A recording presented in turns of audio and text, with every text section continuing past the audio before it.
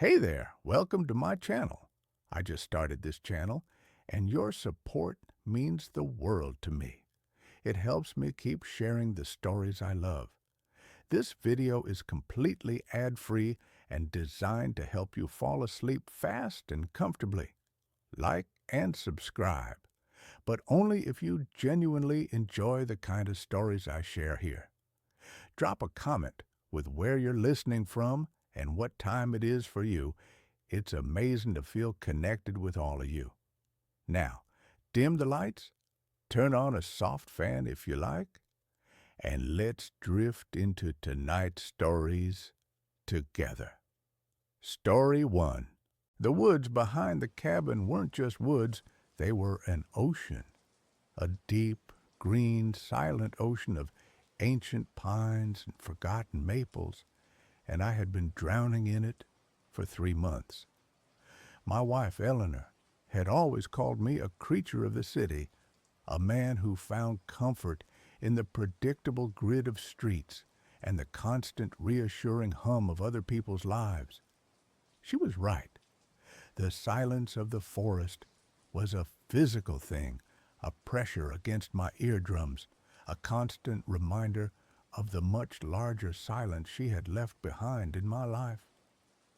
I came here to write, or at least that was the official story, the one I told my concerned friends and my well-meaning but utterly bewildered parents.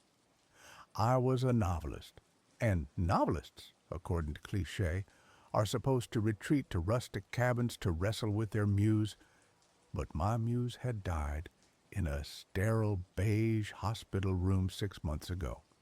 Her final breath, a quiet, unassuming sigh that had somehow sucked all the oxygen out of my world. I didn't come here to write. I came here to disappear. My name is Thomas Weaver, and I was a ghost haunting the life I had failed to save. My days were a featureless landscape of aimless wandering. I would walk for hours, following deer trails that petered out into nothing, my feet sinking into a thick carpet of pine needles and decaying leaves. The forest was a living, breathing archive of death and rebirth, a cycle I could observe but no longer feel a part of. It was on one of these walks, pushing deeper into the woods than I ever had before, that I found it. I was following the ghost of a creek, a dry, rocky bed that snaked its way through a particularly dense thicket of ironwood trees. The air grew still and heavy, the usual chorus of bird song and insect chatter fading into an unnerving silence. And then I saw it, standing in a small, unnaturally perfect clearing. It was a door, not the ruin of a door, not the last remnant of some long-forgotten homestead. It was a perfect, freestanding door, unconnected to any wall, any foundation, any structure at all. It was made of a dark, almost black wood, polished to a deep, lustrous sheen that seemed to drink the dappled sunlight. It was set in a simple, unadorned frame of the same wood, which simply rose from the forest floor and ended, a perfect, impossible rectangle of civilization in the heart of the wild. The doorknob was a heavy, ornate thing of tarnished brass, fashioned in the shape of a sleeping serpent devouring its own tail. My first thought was that it was an art installation, some strange surrealist project left to be reclaimed by nature. I walked around it. The back was as solid and seamless as the front. There were no hinges visible, no seams in the frame. It was a solid, impossible object, as out of place as a cathedral in the middle of the desert. I reached out and touched the wood. It was cool and smooth, vibrating with a low, almost subsonic hum that I felt more in my teeth than in my fingertips.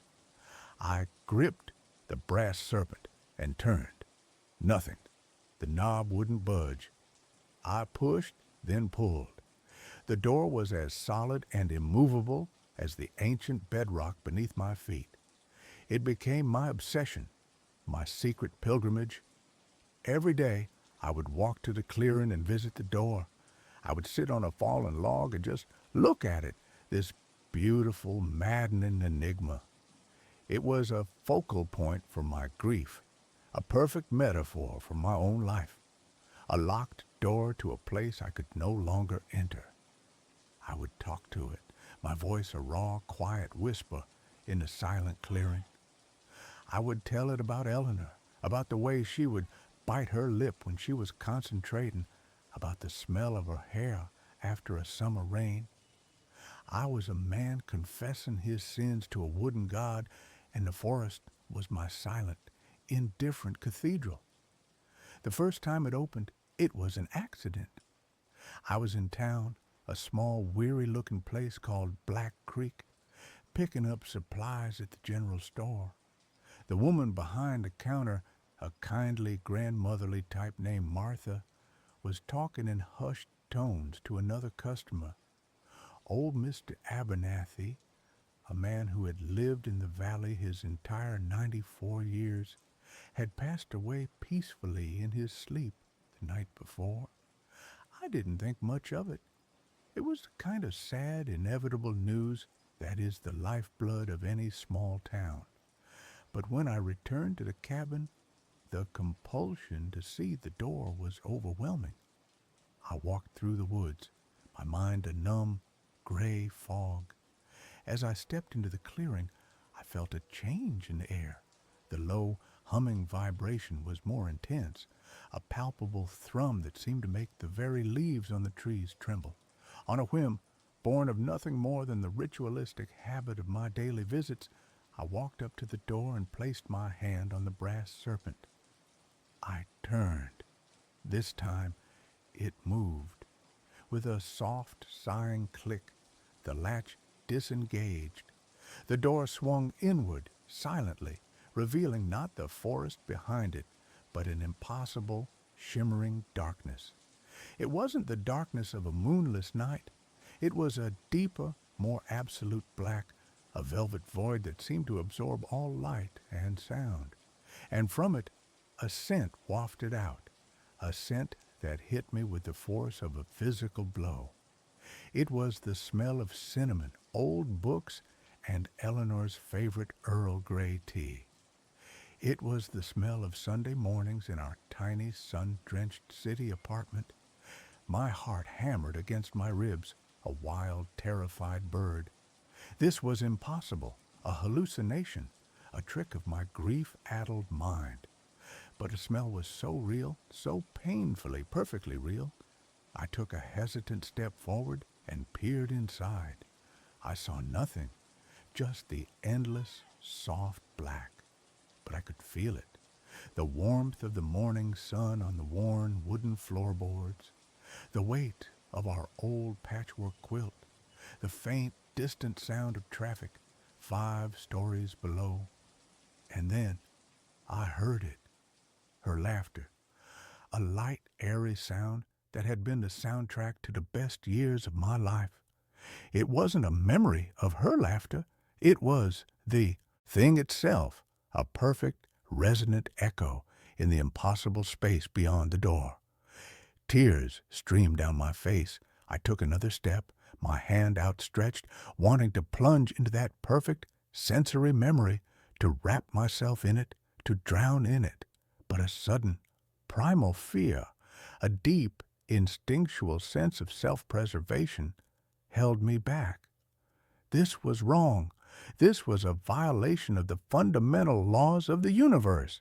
I stumbled back, my heel catching on a root. I fell hard, scrambling away from the open door like a frightened animal. As soon as I was outside the immediate circle of the clearing, the door swung shut with the same soft, final click. I scrambled to my feet and rushed back to it, grabbing the knob, pushing, pulling. It was locked, solid, immovable. The smell was gone. The feeling of warmth was gone. The sound of her laughter was gone. I was alone again in the cold, silent woods. It took me 2 days to make the connection. 2 days of frantic, sleepless obsession, replaying the event in my mind over and over. The door, Mr. Abernathy, the timing. It was a hypothesis so insane, so monstrous, that my rational mind rejected it outright. But the part of me that had seen the impossible, that had smelled a ghost of a perfect Sunday morning, knew it was the truth. The door only opened when someone died. The thought was a venomous, seductive whisper in the back of my mind. I became a ghoul, a vulture of sorrow. I bought a small, cheap police scanner, the kind used by local news reporters and morbid hobbyists. I would sit in my cabin for hours, the static hissing, listening for the coded language of tragedy. A car crash on the interstate, a heart attack at the diner, a hunting accident in the state forest. My grief for Eleanor became twisted, perverted into a hungry, desperate anticipation for the grief of others. I was a man praying for funerals, not so that I could mourn, but so that I could get my fix. Each time a death was reported, I would race to the clearing, my heart pounding with a sick, shameful excitement. And each time the door would be waiting, the low hum, the soft click, the welcoming darkness, and each time the memory would be different. A fatal car crash on Highway 17 brought me the memory of our first date, the taste of the cheap red wine we'd shared, the feeling of a hand, nervous and electric, in my own. The death of a hiker who'd fallen from Black Creek Falls gave me the scent of the salty air on our honeymoon in Maine, the sound of the waves crashing against rocks. The door was a curator of my happiest moments, a library of my lost life, and the price of admission was a stranger's death. I was an addict. The real world became a gray, washed-out waiting room, a place I had to endure between my visits to the vibrant, perfect world beyond the door. The novel I was supposed to be writing lay untouched. I stopped answering calls from my family. I grew thin, my eyes taking on a haunted, feverish glint. The townspeople in Black Creek began to look at me differently, their friendly smiles replaced with wary, cautious glances. I was the strange, gaunt man from the city who bought too much canned food and seemed to be listening to something no one else could hear. And then the deaths stopped. For 3 weeks, the scanner was silent. The town of Black Creek, with a stubborn, infuriating resilience, refused to offer up a sacrifice. The door remained locked. I was in withdrawal, and it was an agony far worse than the initial raw grief. The memories, which had been a comfort, were now a torment, a paradise I had been exiled from. My grief, which I had thought I was processing, came roaring back, amplified and distorted. The door hadn't been healing me. It had been enabling me, keeping me in a state of suspended animation, a perfect, preserved stasis of sorrow. I became desperate. I would spend all day at the door, pleading with it, sometimes screaming at it until my throat was raw, my fists bloody from pounding on the unyielding wood. The silence of the forest mocked me. It was during one of these desperate, frantic visits that I found the bird. It was a small brown sparrow lying at the base of the door, its wing bent at an unnatural angle. It was still alive, its tiny chest heaving, its black, bead-like eyes filled with a silent animal terror. A thought, ugly and reptilian, slithered into my mind. I tried to push it away, but it was too strong. The addiction was too strong. I told myself it was a mercy. The bird was dying anyway. It was a kindness. My hands trembled as I picked it up. Its tiny heart beat a frantic, terrified rhythm against my palm. I closed my eyes, and with a quick, brutal twist, I broke its neck.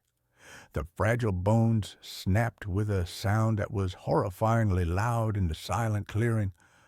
I stood there for a long moment, the small, warm, limp body in my hand, a wave of self-loathing so profound it almost buckled my knees. I had crossed a line. I had taken a life, however small, for my own selfish, pathetic need. With a trembling hand, I reached for the doorknob. It turned. The door swung open. The scent of cinnamon and old books washed over me. But it was different this time. Fainter. The feeling of warmth was gone, replaced by a subtle, creeping chill. And Eleanor's laughter. It had a thin, brittle quality, an echo of an echo. It was a flawed, corrupted memory, a cheap imitation. I stumbled back, the dead bird falling from my numb fingers. I understood then. The door was not just a passive gateway. It was a connoisseur. It was a parasite that fed on death, and the quality of its meal mattered. The peaceful, natural death of an old man, the sudden, tragic death of a stranger, these were one thing. The deliberate, cold-blooded killing of an innocent creature was another. The door had opened, but it was punishing me. It was telling me that the price for a perfect memory was higher. It wanted a more significant sacrifice. The next few months were a descent into a private, methodical madness. I became a hunter. I started with small animals, squirrels caught in traps, a raccoon by the side of the road that I mercifully put out of its misery with a tire iron. Each time I would justify it, a mercy, a kindness. And each time I would run to the door, a desperate, pathetic supplicant, and each time the memory of Eleanor would be a little more faded, a little more distorted, a little more soulless. The door was starving, and I was feeding it scraps. It was making me hungrier, more desperate. The day I found the deer was the day I knew I was lost. It had been caught in a barbed wire fence at the edge of my property, its leg torn and bloody, its eyes wide with panic and pain. It was a large, beautiful buck, full of a powerful wild life force, and my first thought, the one that rose unbidden from the dark, twisted pit of my soul, was, "This one will be enough." I went back to the cabin and got the hunting rifle that had come with the rental, a dusty relic I hadn't even known was there. I told myself the same lie. It was a mercy. I couldn't let it suffer, but as I raised the rifle, my hand steady, my eye looking down the sight, I knew it was not about mercy. It was about me. It was about my need. The shot was deafening, a profane violation of the forest's sacred quiet. The deer fell, and as I stood over its magnificent dying body, watching the life drain from its dark liquid eyes, I felt nothing, no pity, no remorse, just the cold, clinical anticipation of the addict about to get his fix. I left the deer where it lay and ran to the clearing. The humming of the door was a triumphant, resonant thrum. I turned the knob. It swung open. The memory was perfect. It was our wedding day, the scent of the white roses in Eleanor's bouquet, the feeling of the cool gold ring on my finger, the sound of her voice as she said her vows, strong and clear and full of a love that I had believed was eternal. It was so real, so powerful, that I fell to my knees, sobbing, completely lost in the sensory perfection of the moment. When the door closed, and I was once again on my knees in the dirt and the cold, I knew, with a chilling, absolute certainty, what the door wanted next. The progression was logical, inevitable. It wanted a human life. It wanted me to become a monster. And the most terrifying part was that a part of me was considering it. The town of Black Creek was full of old, lonely people, people who might not be missed. The thought was a flash of pure demonic insanity, and I recoiled from it, horrified at the thing I was becoming. I was a man trapped in a feedback loop of grief and horror, and the only escape seemed to be to descend deeper. I decided to leave, to run. I packed my car in a frantic, paranoid haze, throwing my books and clothes into the back seat. I would drive west. I would never stop. I would put a continent between myself and that cursed clearing. I just had to visit it one last time. I had to say goodbye, not to the door, but to her. I walked through the woods, a man on his way to his own execution.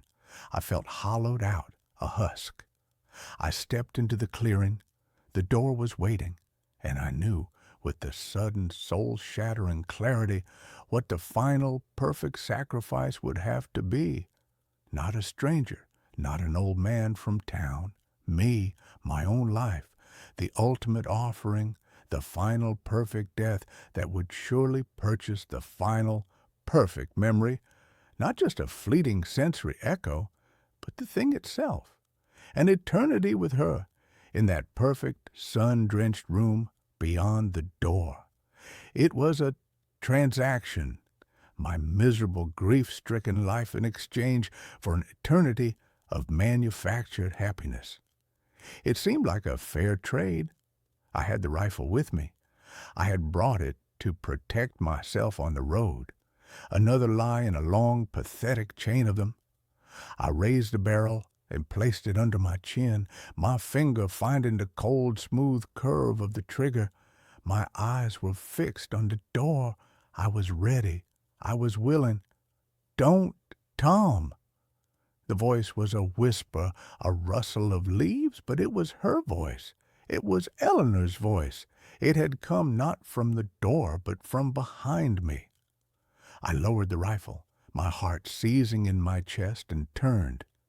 She was standing at the edge of the clearing, half hidden by the shadows of the ancient pines. It was not the vibrant, sun-kissed Eleanor of my memories. This was a pale, translucent echo of her, her form wavering like a heat haze, her eyes filled not with love, but with a profound, bottomless sorrow. "Eleanor?" I breathed. The name a prayer, a curse. "It's a trap, Tom," she whispered, her voice a fragile, distant thing. "It's not a memory. It's a cage. It feeds on life, but it traps the echo of a soul. Every time you open that door, you fed it, and you twisted my key in its lock." I stared at her, my mind refusing to comprehend. "What are you talking about? I was with you." "You were with a lure," she said, a single, translucent tear tracing a path down her spectral cheek. "A puppet, made from your own memories and my stolen essence. It's a parasite, a lonely, ancient thing that has been here since the first tree fell in this forest. It promises comfort, but it only offers oblivion. It promises reunion, but it only creates prisoners. Your death would be the final lock on the door. It would give it both of us forever." The truth hit me with the force of a physical blow. The beautiful, perfect memories were a lie, a bait. I had not been visiting my wife. I had been desecrating her memory, feeding her soul piece by piece to a monstrous, timeless entity. My grief had not been a key. It had been the hook on which I had been caught.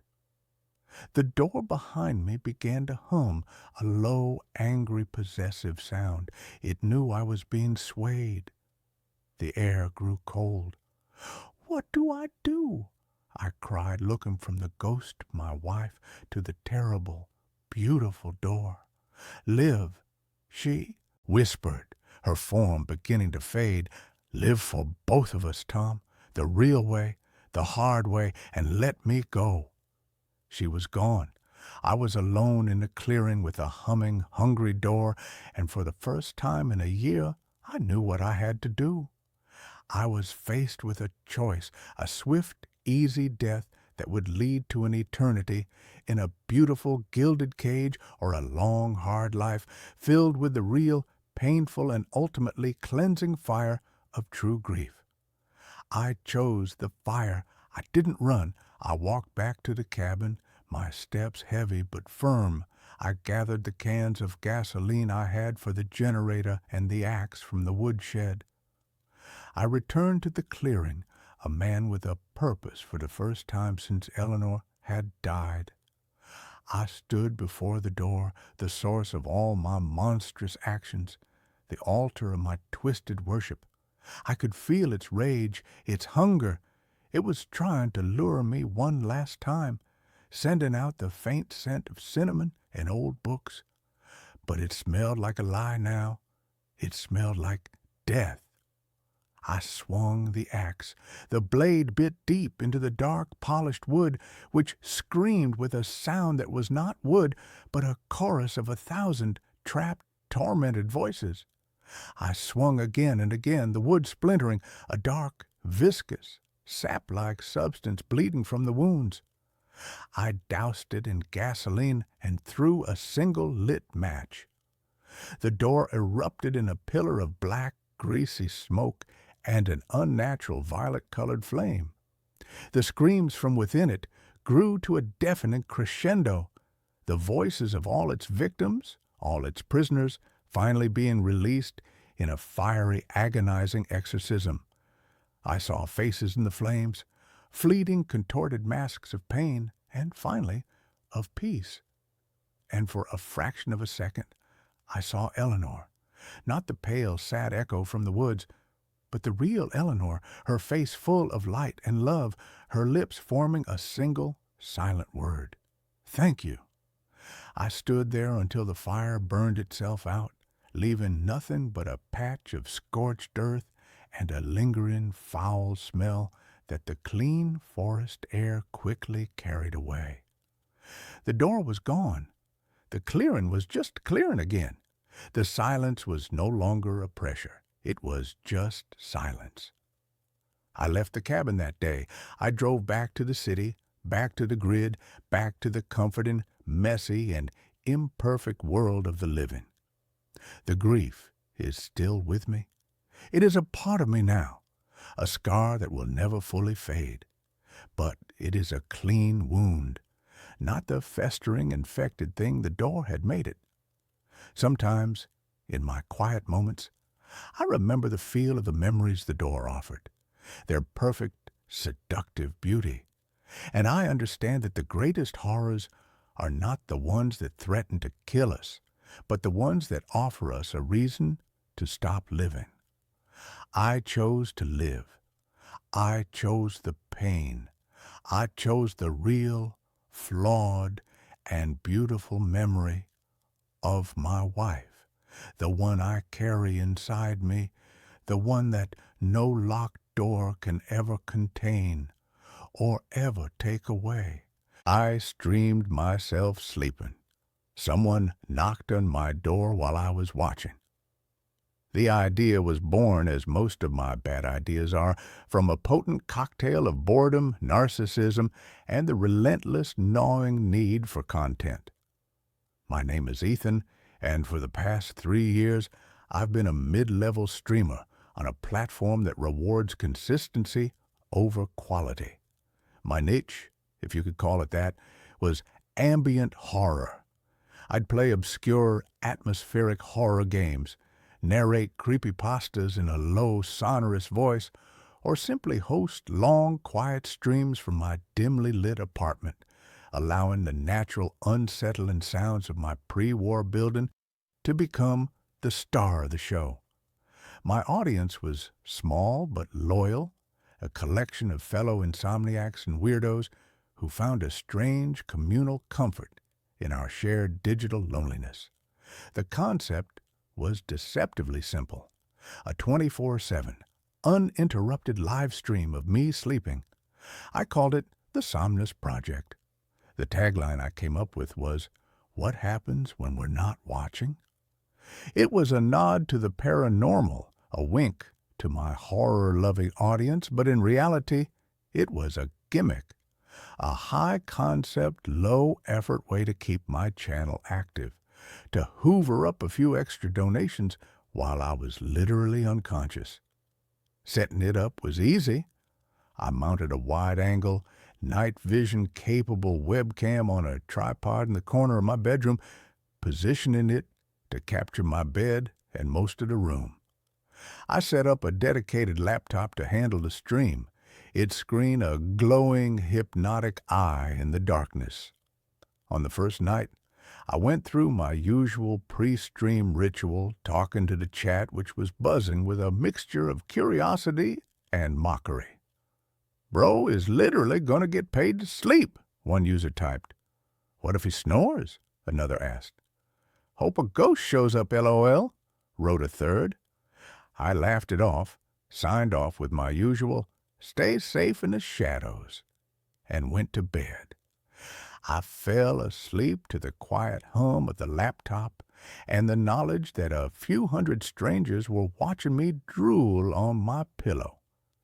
It was a profoundly weird, quintessentially 21st century feeling.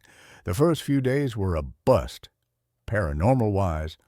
I snored, I tossed and turned. I once mumbled something about a missing spreadsheet in my sleep.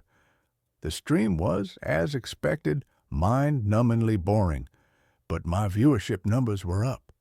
People would leave the stream on in the background, a kind of bizarre human white noise machine. The donations trickled in, small amounts with messages like, "For your electric bill, Sleep King," or "Hope you're having sweet dreams." It was working. I would spend my waking hours in my living room, which doubled as my office, editing videos, answering emails, and, of course, watching the stream. It was a strange, out-of-body experience to be sitting on my sofa, drinking coffee, while simultaneously watching a live feed of my own empty, unmade bed. The bedroom door was always visible in the shot. It was a heavy, solid oak door, and I had a habit of closing it firmly every night. The first anomaly occurred on the fourth night. I was up late reviewing the VOD, video on demand, from the previous night, looking for any highlights I could clip for social media. A particularly loud snore, a funny sleep mumble. I was fast-forwarding through the long, static hours of darkness when I saw it. At exactly 3:13 a.m., the bedroom door, which I had distinctly remembered closing, slowly, silently, crept open. I stopped the playback, my heart giving a sudden hard thump against my ribs. I rewound it and watched again, in real time. The movement was almost imperceptible. A thin black sliver appeared between the door and the frame, widening by a millimeter every few seconds, until the door was opened by a good 6 inches. There was no sound, no creak of hinges. It was like the door was made of smoke. It stayed open for the rest of the night. My blood ran cold. My building was old, the floors uneven.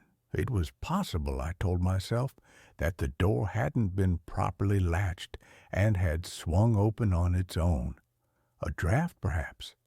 It was a rational, logical explanation, and I clung to it like a life raft. But I had never known that door to swing open on its own before. It was a heavy, well-fitted door. That night, before I went to bed, I made a point of not just closing the door, but locking it. I even gave the knob a hard jiggle on camera for the chat to see. "Just making sure we don't have any drafts tonight, guys," I said with a nervous laugh. I watched the VOD the next day. The door had stayed closed. I felt a wave of relief, followed by a pang of disappointment. A small, content, hungry part of me had been hoping for a ghost. But the next night, something else happened. Something I couldn't explain away with drafts or uneven floors. I was watching the Viad from the night before. At 2:47 a.m., one of the books on my bedside table, a heavy hardback copy of House of Leaves, slid off the table and fell to the floor with a soft, muffled thud. I hadn't even noticed it when I woke up. I had just picked it up and put it back without a second thought. But watching it on the replay, it was unnerving. It didn't just tip over, it slid, as if pushed by an invisible hand, moving a good 2 inches horizontally before it fell. The chat, which was watching the Viad along with me, went wild. You WTIF was that, okay, that's not a draft. Demon, confirmed. I was skeptical, but I was also a streamer. I knew content when I saw it. I clipped the video of the fallen book and the opening door and posted them online. The clips got more views than anything I had ever produced. My follower count started to climb. I was no longer just the Sleep King. I was the guy with the haunted apartment. The phenomena grew in intensity, but they were always subtle, always deniable. A shadow that would move in a way that didn't match any light source. A soft, whispering sound that was barely audible on the microphone. A sound I always dismissed as audio. Artifacting. My alarm clock, a digital one, would sometimes be set to a different time when I woke up, always just a few minutes off. I was living a strange, bifurcated life. During the day, I was the excited, slightly spooked host, analyzing the footage with my growing audience, speculating about ghosts and poltergeists. But at night, when I had to actually go into that room and sleep, a real gnawing fear began to take root. The room felt different. The air was heavier, colder. I felt like I was sleeping on a stage, not just for my viewers, but for an unseen, silent audience that was already in the room with me. I started talking to it, not on stream, but in the quiet of the room before I went to bed. If you're here, I'd whisper into the darkness, give me a sign, a real one. It was a stupid, horror movie trope thing to do, but I couldn't help myself. I felt like I was losing my mind, caught between the performance of being haunted and the terrifying possibility that it was real. The real sign came on a Tuesday, 2 weeks into the Somnus Project. It was one of the rare nights I decided not to review the Viad from the night before. I had been out with friends, a brief, desperate foray into the normal world. I came home late, exhausted. I glanced at the stream on my phone. My bed was empty, the room silent. I went to bed, closed and locked the door, and fell into a deep, dreamless sleep. The next morning, I woke up feeling watched. It was a palpable, physical sensation, like the feeling of static electricity on your skin. I sat up in bed. Everything seemed normal. The door was still closed. The books were on the table, but the air was thick with a kind of resonant, humming silence. I went into the living room and pulled up the stream on my main monitor. I wasn't going to review the whole VOD. I was just going to check on something. A new paranoid ritual I had developed. I would check the moment I got into bed and the moment I woke up, just to make sure no time was missing, that there were no gaps in the recording. I scrubbed the timeline back to the moment I had entered the room last night. There I was, walking into frame, getting into bed, pulling up the covers. Everything was normal. Then I scrubbed forward to this morning, to the moment I had woken up. I watched myself sit up, look around, and then get out of bed. Normal. But something was nagging at me, a sliver of unease. I decided to watch the whole night, on 2x speed, The hours flew by in a blur of me tossing and turning in the ghostly green-tinged glow of the night vision. The digital clock in the corner of the stream ticked by. 2 hours a.m., 3 hours a.m., 4 hours a.m. Nothing. And then, at 4:22 a.m., it happened. My sleeping form on the bed suddenly went rigid. Not the kind of stiffness from a bad dream, but an unnatural board-like rigidity. And then my body began to levitate. I stared at the screen, my coffee cup frozen halfway to my lips. It was not a hoax.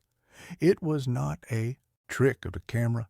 My body, my sleeping, unconscious body, was lifted a good foot off the mattress, held there for nearly 30 seconds by an unseen force, and then gently, slowly, lowered back down. There were no wires. There was no one else in the room. I just floated. My coffee cup slipped from my numb fingers and shattered on the floor. I didn't even flinch. I just kept staring at the screen, at the impossible, undeniable evidence of what had happened in my room while I slept. The whispers, the moving objects, they weren't prelude. They were the opening act. This was the main event. I replayed the clip a dozen times. My mind, a frantic, drowning thing, tried to find a rational explanation, a dream, a hallucination. But I wasn't asleep when I was watching this. This was a recording. It was real. The thing in my apartment wasn't just moving my books, it was moving me.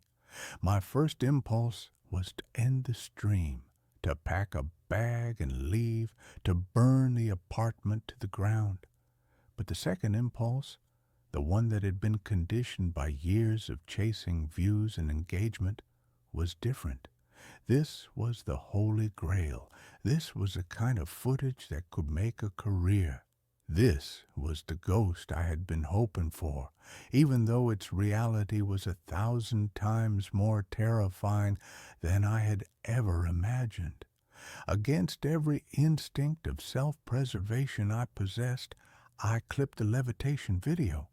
I posted it to my social media with a single, trembling, all-caps caption. I need help. This is not a joke. My channel exploded. The clip went viral, ricocheting across the internet. It was debated on Reddit, analyzed on YouTube, and even picked up by a few mainstream paranormal news sites.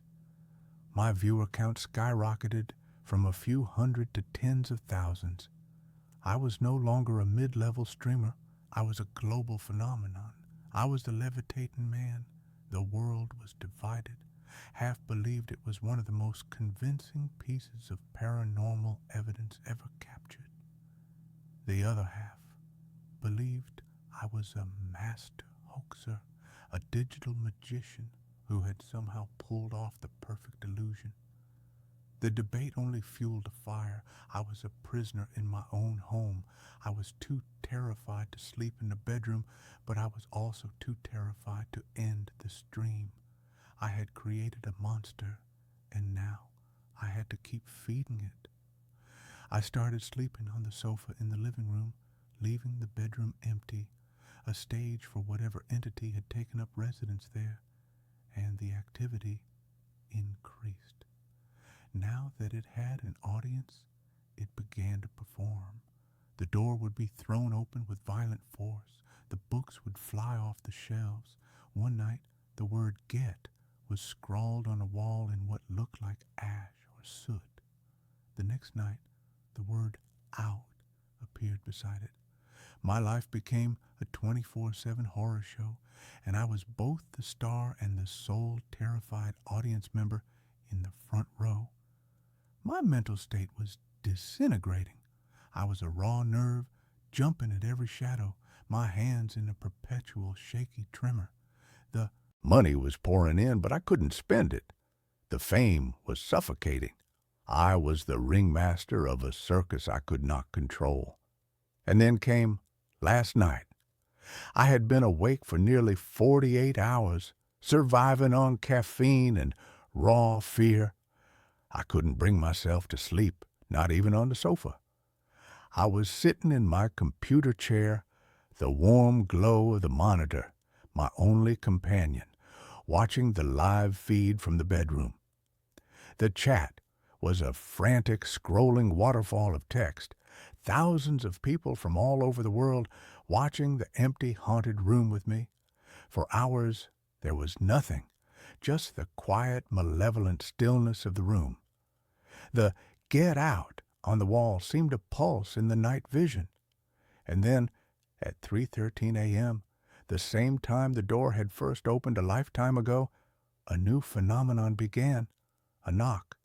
A soft, hesitant, three-beat knock. Knock, knock, knock. It was not coming from the bedroom. It was coming from my front door. I froze, my blood turning to ice. My apartment was on the 3rd floor. My neighbors were a quiet, elderly couple who were in bed by 9. No one ever knocked on my door this late. The chat exploded. Did anyone else hear that? Someone's at the door. Don't answer it, Ethan.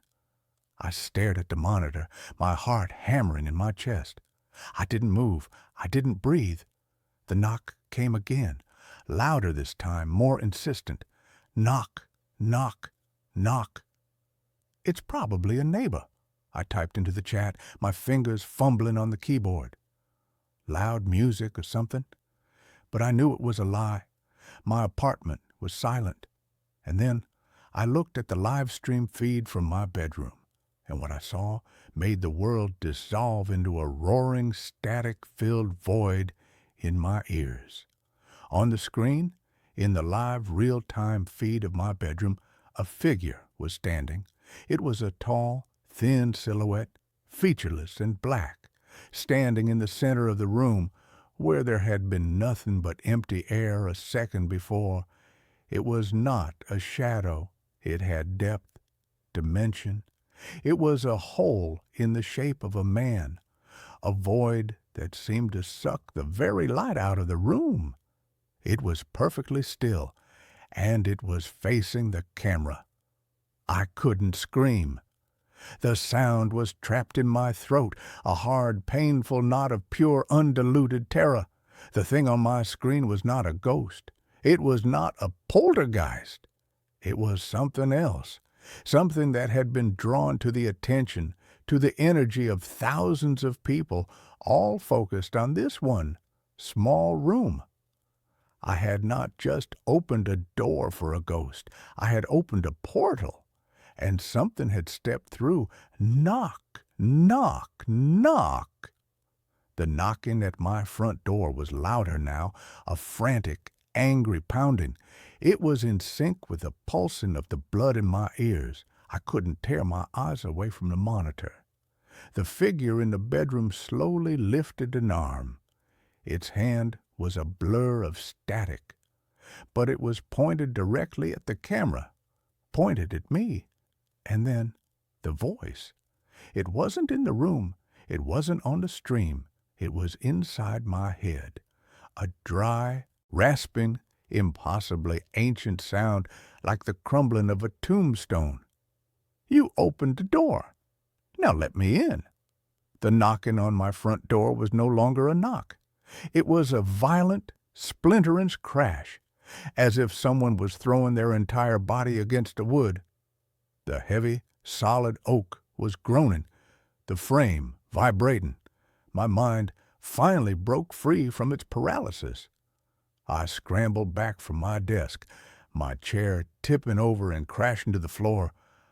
I looked wildly around my living room, my sanctuary, which now felt like a death trap.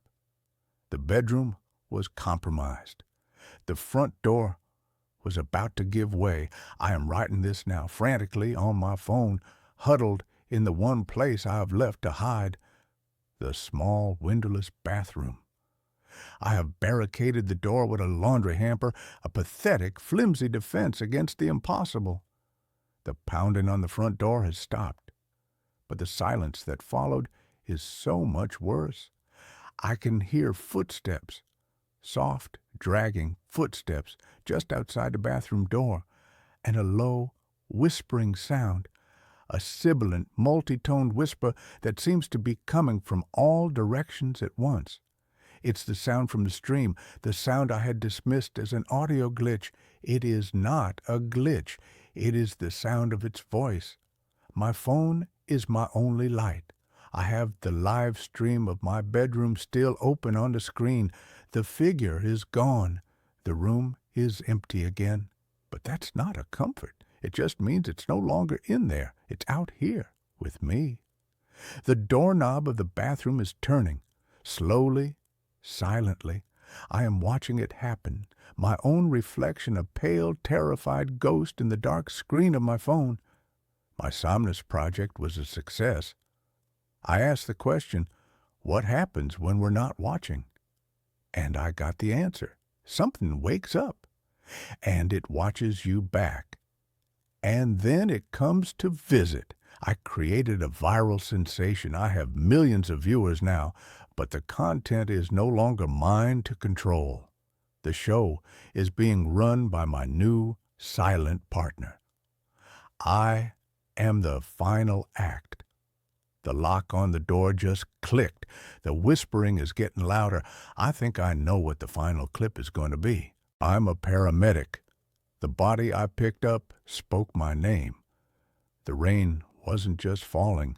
It was a solid, percussive thing, an endless drum solo on the roof of the ambulance.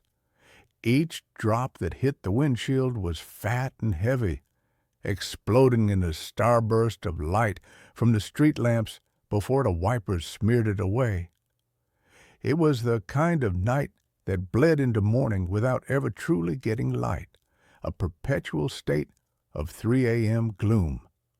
My name is Alex, and for the past 8 years, the soundtrack to my life has been a siren, the rhythmic beep of a heart monitor, and the weary sigh of my partner Sarah after a particularly nasty call. We work the night shift in a city that never really sleeps but often dies in its bed. You get used to it. You have to. The horror, the grief, the sheer, sticky mess of human fragility. You build a callus over your soul, a thick, protective layer that allows you to intubate a dying man without your hands shaking and declare a stranger dead without your voice cracking. Tonight was a slow bleed, a fender bender, a drunk who'd fallen down a flight of stairs, a kid with a febrile seizure. The usual smorgasbord of urban misery. We were parked in our designated spot outside the ER. The smell of antiseptic wipes and stale coffee thickened the cab. Sarah was scrolling through her phone, the blue light making her face look hollow. I was staring out at the rain, letting the rhythmic squeak of the wipers lull me into a state of semi-consciousness. Then the radio crackled, a burst of static followed by the calm, disembodied voice of dispatch. Unit 73, respond to a wellness check. 1432 Blackwood Avenue. Repeat, 1432 Blackwood. Police are on scene. No answer at the door. Neighbor reports a foul odor. A wellness check with a foul odor. That was code. It meant we weren't going to be saving anyone. We were going to be dealing with the aftermath, the lonely, quiet end that nobody wants to think about. I keyed the mic. 73 responding. Sarah sighed, pocketing her phone. Blackwood Avenue? Isn't that out by the old mill district? The very same, I said, putting the ambulance in gear. The part of town the city forgot to pave. The drive was quiet. The rain intensified, and the world outside became a blurry watercolor of bleeding reds and yellows. Blackwood Avenue was a street of ghosts. The houses were old Victorians, most of them in a state of terminal decline, their paint peeling like sunburnt skin, their porches sagging like the jaws of old men. 1432 was the worst of the lot. It was set back from the road. partially consumed by an overgrown garden of weeds and thorny bushes that scraped against the side of the ambulance as I pulled into the driveway. A single police cruiser was parked at the curb, its lights off, making it look like an abandoned wreck. Two officers, a rookie named Evans and a veteran I recognized as Miller, met us on the porch. The smell hit us as soon as we stepped out of the cab. It was sweet and cloying, the unmistakable scent of decay. It's a smell you never forget and one that clings to the inside of your nostrils for hours. "He's in the living room," Miller said, his face impassive. "Looks like he's been there a while. Name's Arthur Pendleton. Neighbor hadn't seen him in about a week." We donned our gloves and masks, the thin layer of latex and paper, a pathetic shield against the reality we were about to face. The front door was already ajar, splintered around the lock where the police had forced it open. Inside, the house was a time capsule. Dust motes danced in the beams of our flashlights, illuminating furniture draped in white sheets, yellowed wallpaper peeling at the seams, and stacks of old newspapers that reached the ceiling. It was the home of a man who had been alone for a very, very long time. He was in an armchair, facing a dead television.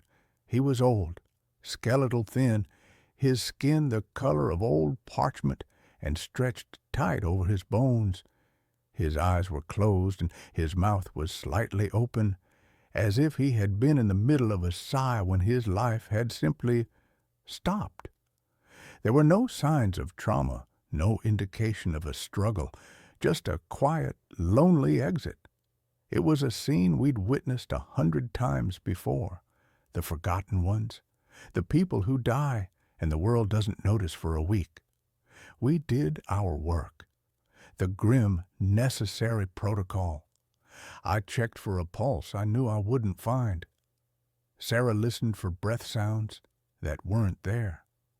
We hooked him up to the monitor, a formality for the paperwork, and watched the flat, unwavering line march across the screen. Time of death was impossible to determine. We just wrote down the time we'd found him. "All right," I said, my voice muffled by the mask. "Let's get him on the gurney." We brought in the body bag and the gurney. It was always the worst part. The transition from a person, a former life, into cargo. We positioned ourselves on either side of the armchair. Sarah took his shoulders and I took his legs. The body was stiff, rigor mortis having come and gone, leaving a strange plastic-like flexibility in the limbs. "On 3, I said. 1, 2, 3. We lifted. He was lighter than he looked, almost bird-like. As we maneuvered him out of the chair, his head lolled to the side, turning towards me. His thin, papery eyelids fluttered. I froze. It was a common phenomenon, a result of shifting post-mortem gases or muscle relaxation. I'd seen it before, but it was always unnerving. "You good?" Sarah asked, her voice strained from the weight. "Yeah," I grunted. "Just weird angle." We lowered him into the body bag. He was lying on his back, his face now pointing up at the ceiling. I reached for the zipper, my hand hovering over his chest. That's when it happened. His lips, dry and cracked like a sun-baked riverbed, pulled back from his teeth. A soft, airy sound escaped, a puff of putrid air that carried a single, impossible word. "Alex." It wasn't a shout. It wasn't even a full-voiced whisper. It was a rasp, a dry rustle of dead leaves, the sound of a voice that hadn't been used in a long, long time. But it was my name, unmistakably my name. My blood turned to ice water. Every hair on my arm stood on end. My breath caught in my throat, a sharp painful hitch. I stared down at the dead man, at his still, silent mouth. Had I imagined it? The stress, the long night, the oppressive atmosphere of the house. My mind had to be playing tricks on me. What was that? Sarah's voice cut through my paralysis. My head snapped up. I looked at her, my eyes wide above my mask. You heard that? I whispered, my voice trembling. She was staring at the body, her face pale. I don't know. It sounded like the wind. But she didn't look convinced. She looked as scared as I felt. I looked back down at Arthur Pendleton. His face was placid again, a mask of serene decay. There was no sign that he had just shattered my understanding of reality. My training, my experience, everything I knew about life and death told me it was impossible. Dead men don't speak, and they certainly don't know your name. I zipped the bag. The sound of the zipper was unnaturally loud in the silent house, a final, definitive act. But nothing felt final. It felt like the beginning of something terrible. The trip to the morgue was the longest 10 minutes of my life. I drove, my hands clenched so tightly on the steering wheel that my knuckles were white.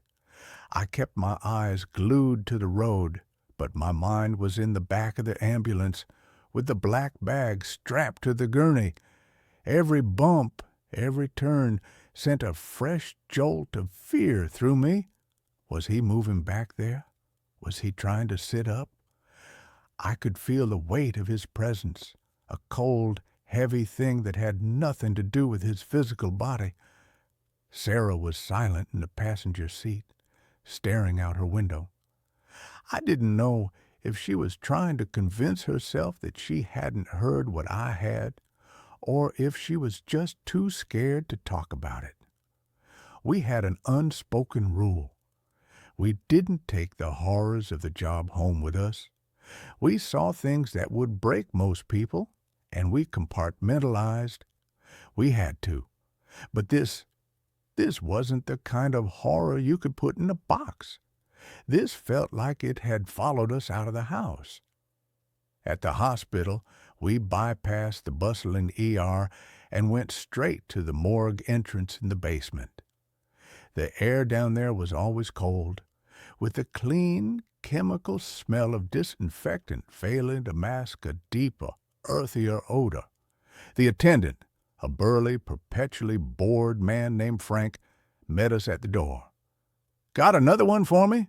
he asked, not looking up from his crossword puzzle. "Yeah, Frank. DOA from Blackwood Avenue," Sarah said, her voice a little too high. We wheeled the gurney in. The room was sterile and bright, all stainless steel and white tile. It was a place designed to be devoid of emotion, a clean, efficient processing center for the dead. But tonight, it felt like the most terrifying place on earth. As we transferred the bag from our gurney to one of Frank's tables, I could have sworn I felt a faint vibration from inside, a subtle shifting of weight. I let go so quickly my hand recoiled as if I'd been burned. Frank tagged the bag with the name Arthur Pendleton. Then he wheeled him over to one of the refrigerated units, a wall of identical steel doors. He pulled one open, a cloud of cold vapor billowing out. With a practiced heave, he slid the body inside. The door closed with a heavy metallic thud, and the lock clicked into place. It was over. He was gone. But as we walked back to the ambulance, I felt a cold draft on the back of my neck, and I heard it again, as clear as if someone were standing right behind me, a faint, sibilant whisper on the edge of my hearing. "Alex." I spun around, my heart hammering against my ribs. The hallway was empty. Sarah was already climbing into the driver's side of the ambulance. She hadn't heard it. This time, It was just for me. The rest of the shift passed in a haze. We had 2 more calls, a drug overdose and a car accident, but I moved through them like an automaton. My body was there, my hands were performing to familiar tasks, but my mind was miles away, trapped in that dusty house, replaying that impossible moment over and over again. I kept telling myself it was a hallucination, a product of exhaustion and a morbid scene.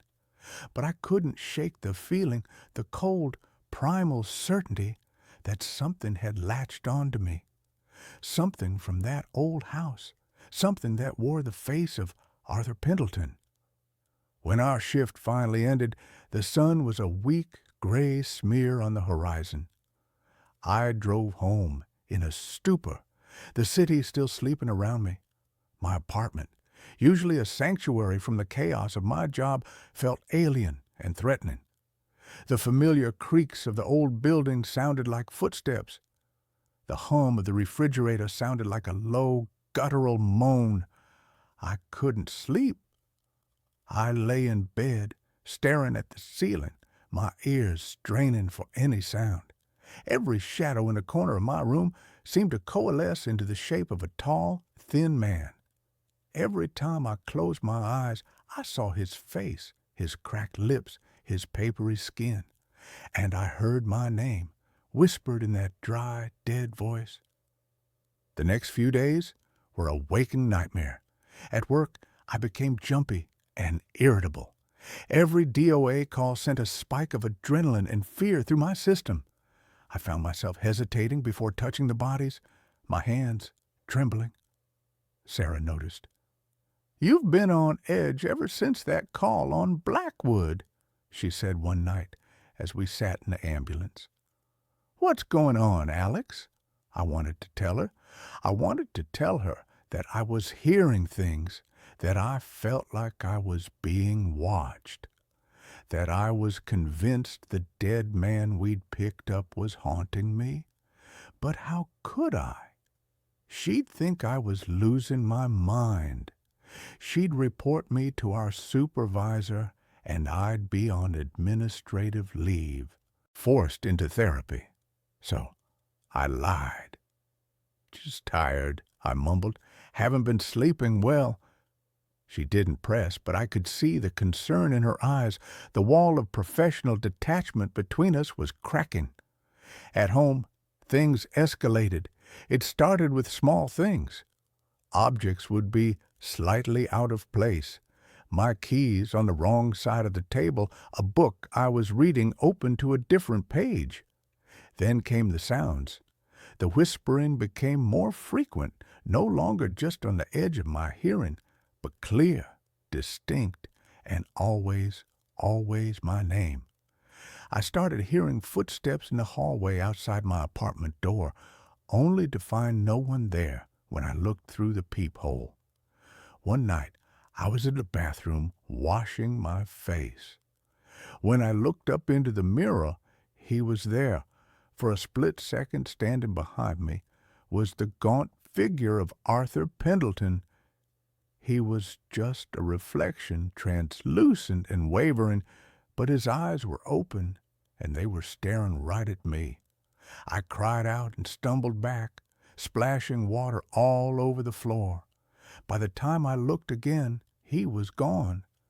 That was when the denial finally shattered. This wasn't stress. This wasn't my imagination. This was real. I was being haunted. My rational mind, the part of me that was a paramedic, that dealt in facts and evidence, screamed for an explanation. I had to know who Arthur Pendleton was. What had he been in life that had allowed him to cling to me so tenaciously in death? Breaking protocol, I used my access to the hospital's record system. I pulled up the file from our call. Arthur Pendleton, age 87, no listed next of kin, no emergency contacts. He was a ghost even before he died. I dug deeper, cross-referencing his name and address in public records databases. I spent hours scrolling through digitized archives of old newspapers, property deeds, census records, and then I found it. A small article from a local newspaper dated 1958. The headline read, "Local Man Claims Contact with the Other Side." The article was about a young Arthur Pendleton who had caused a stir in the community by claiming to be a medium. He held seances in his house on Blackwood Avenue, claiming he could speak to the dead. He also spoke of a theory he called solic transference, the idea that a consciousness at the moment of death could imprint itself onto a receptive living person, a vessel, and continue to experience the world through them. The article dismissed him as a charlatan and a crank. But as I read his words, a cold dread washed over me. He wasn't just a forgotten old man. He was a man who had spent his life obsessed with cheating death. And I had been the first person to touch him when he finally succeeded. The knowledge didn't bring me peace. It brought terror. I wasn't just being haunted by a ghost. I was being targeted by a consciousness that wanted to use me. The activity in my apartment intensified dramatically. The whispers were now full sentences, fragmented and nonsensical, but in that same dry, rasping voice. "So cold? Let me in. I see with your eyes." One evening, I was heating up soup on the stove. I turned my back for a moment to grab a bowl. And when I turned back, every cabinet and drawer in my kitchen was wide open. Another night, I woke up to find all the faucets in my apartment turned on, the sound of rushing water filling the silence.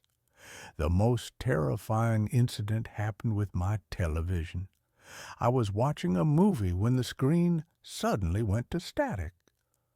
A face began to form in the swirling black and white dots.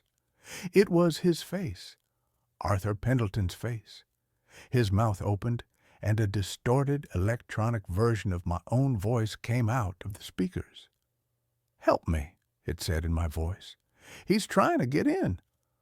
I was losing my grip. I was afraid to be in my own home. I was afraid to go to sleep. My work suffered. I made a mistake on a call, gave the wrong dosage of a drug. Sarah caught it and corrected me, saving me from a potentially fatal error. That night, she cornered me in the hospital parking lot. "That's it, Alex," she said, her arms crossed. "I'm not letting you brush this off anymore. You almost killed someone tonight. You're not just tired, you're falling apart. Talk to me now." The dam broke. I told her everything, about the whisper in the dead man's house, about hearing my name in the morgue, about the reflection in the mirror, the whispers, the television. I told her about the old newspaper article and Arthur Pendleton's insane theory. I expected her to recoil, to tell me I was crazy. But she just listened, her expression growing more and more grim. When I was finished, she was silent for a long time. "I heard it too, you know," she finally said, her voice barely a whisper. "In the house. I heard him say your name. I've been trying to convince myself I didn't, but I did." A wave of relief washed over me, so potent it almost brought me to my knees. I wasn't crazy. Someone else knew. I wasn't alone in this. But our shared knowledge made the situation infinitely more real and therefore more dangerous. The haunting was no longer just my problem. It was ours, and it was getting stronger. The next shift, we were responding to a call when the radio in the cab crackled. It was dispatch, but the voice was distorted, overlaid with a dry, rasping sound. "Unit 73, Alex, where are you going?" Sarah and I looked at each other, our faces ashen. Even dispatch called back, asking if we had a problem with our radio. Arthur was no longer confined to my apartment. He was following me, bleeding into the technology I used every day, using my own voice to taunt me. He was getting closer, trying to push me out and take my place. We knew we couldn't go to the police or our supervisors. They would put us on psych leave so fast our heads would spin. We were on our own. We spent our days off in the library, researching the occult, spiritualism, anything we could find on Sulik transference or consciousness imprinting. Most of it was nonsense, but we found recurring themes, fragmented bits of lore about entities that anchor themselves to the living. The consensus was grim. The longer the connection lasted, the stronger the entity became, and the weaker the host's own consciousness grew. Eventually, the host would be pushed out entirely, their body becoming a vessel for the invading spirit. We realized we had to do something drastic. We had to go back to where it all started. We had to go back to 1432 Blackwood Avenue. The house was even more decrepit than I remembered. A yellow "No Trespassing" sign had been slapped on the door, but the police tape was torn and fluttering in the wind. We broke in through a side window, the sound of shattering glass echoing in the silent street. Inside, the air was stale and cold. The dust was thicker, the silence heavier. It felt like the house was holding its breath, waiting for us. We had a vague plan, cobbled together from the pseudo-religious texts we'd found. We needed to perform a kind of severance, a ritual to break Arthur's connection to me. We brought salt, candles, and an old iron railroad spike we'd found, which one of the books claimed could pin down a restless spirit. It felt absurd, like we were LARPing a horror movie, but we were desperate. We went to the living room, to the armchair where he had died. As I stepped into the room, the temperature dropped precipitously. The air grew thick and heavy, and an overwhelming sense of despair washed over me. This was his place. This was the heart of his power. "I can feel him," I whispered to Sarah, my teeth chattering. "I know," she said, her voice tight with fear. "Let's just do this and get out." She began to pour a circle of salt around the armchair while I set up the candles. As I lit the first one, a wind swept through the sealed room, extinguishing the flame. I tried again. This time all the candles flared up at once, their flames burning unnaturally tall and bright. And then the whispers started, not just my name anymore, a cacophony of voices, swirling around the room, echoing from the walls. They were the voices of the dead, the spirits Arthur had claimed to speak to, all trapped here with him. "He is one of us now," a woman's voice hissed. "You cannot take him," a man's voice boomed. The house began to shake. The stacks of newspapers toppled over, sending up clouds of dust. The white sheets on the furniture were ripped off by an unseen force. In the center of the room, above the armchair, the air began to shimmer and coalesce.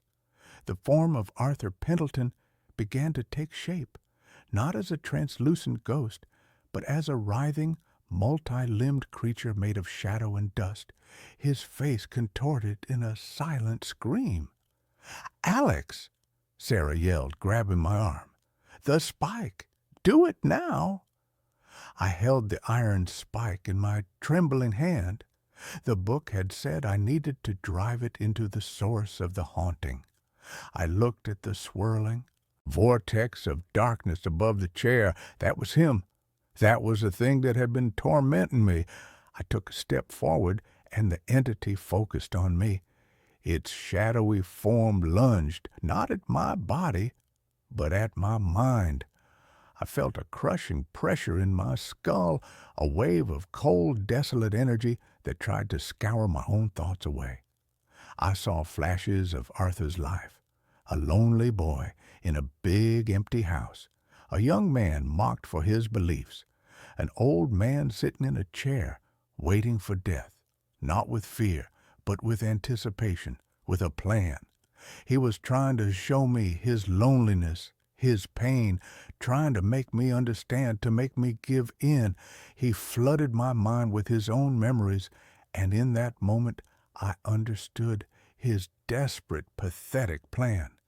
He didn't want to just possess me. He wanted me to become him, to trade my life for his willingly. "No," I gasped, stumbling back. "Don't listen to him, Alex," Sarah shouted. "Fight him." I knew I couldn't overpower him.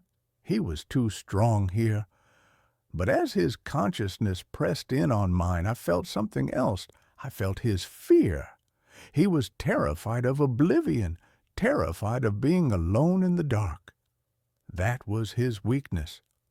I stopped fighting him directly. Instead of pushing back, I focused my mind. I thought about my own life. I thought about the first time I saved someone, a little girl who had been pulled from a swimming pool, her skin blue. I remembered the feeling of her heart starting to beat again under my hands. I thought about Sarah, the bond we shared, the countless hours we'd spent together, the unspoken trust between us. I thought about the sun on my face, the taste of coffee, the sound of rain on a window pane when I was safe in my bed. I flooded our shared mental space with the vibrancy, the warmth, the messy, beautiful chaos of being alive. The shadowy form recoiled, screeching, a sound that was both in the room and inside my head. My life, my connections, my will to live, it was like poison to him. "You are nothing but a memory," I shouted, my voice raw. "You are dead, and you will stay that way." I surged forward, pushing through the wall of cold, and plunged the iron spike deep into the cushions of the armchair, into the very spot where his body had sat. The moment the spike sank into the fabric, the entity let out a final, agonizing shriek that shattered the remaining windows in the house. The shadowy form imploded, collapsing in on itself, and the room was plunged into an abrupt, deafening silence. The candles went out. The shaking stopped. The oppressive cold vanished, replaced by the natural musty chill of the abandoned house. We stood there panting in the near darkness, surrounded by salt and shattered glass. It was over. I could feel it. The presence in my mind was gone. The cold spot on my soul had vanished. I was alone in my own head for the first time in weeks. We didn't stay to clean up. We scrambled out the broken window and ran, not stopping until we were back in the car, speeding away from Blackwood Avenue. We never spoke of what happened in that house. We didn't need to. We had faced the impossible together, and we had survived. I left my job a month later. I couldn't do it anymore. I couldn't walk into a stranger's house, not knowing what lingered there. I couldn't touch a dead body without a flicker of that old fear returning, the fear that it might open its eyes, that it might know my name. Sarah stayed on. She was stronger than me. We're still friends, but there's a distance between us now, a shared trauma that we can't ever truly move past. I moved to a new city, got a new job, a quiet, boring office job. I tried to build a new life, to forget the rasping voice and the face and the static. Most days I succeed, but sometimes, on a quiet night, when the wind is blowing just right, I'll hear a sound, a dry rustle of leaves that sounds almost like a whisper. And in those moments, I freeze and I listen, and I pray that I don't hear my name. I broke the connection, I'm sure of it, but I also know that I was a vessel once, and some part of me will always be afraid that I left the door open just a crack, and that somewhere, in the cold and the dark, Arthur Pendleton is still waiting, still whispering, still hoping that one day I'll let him back in.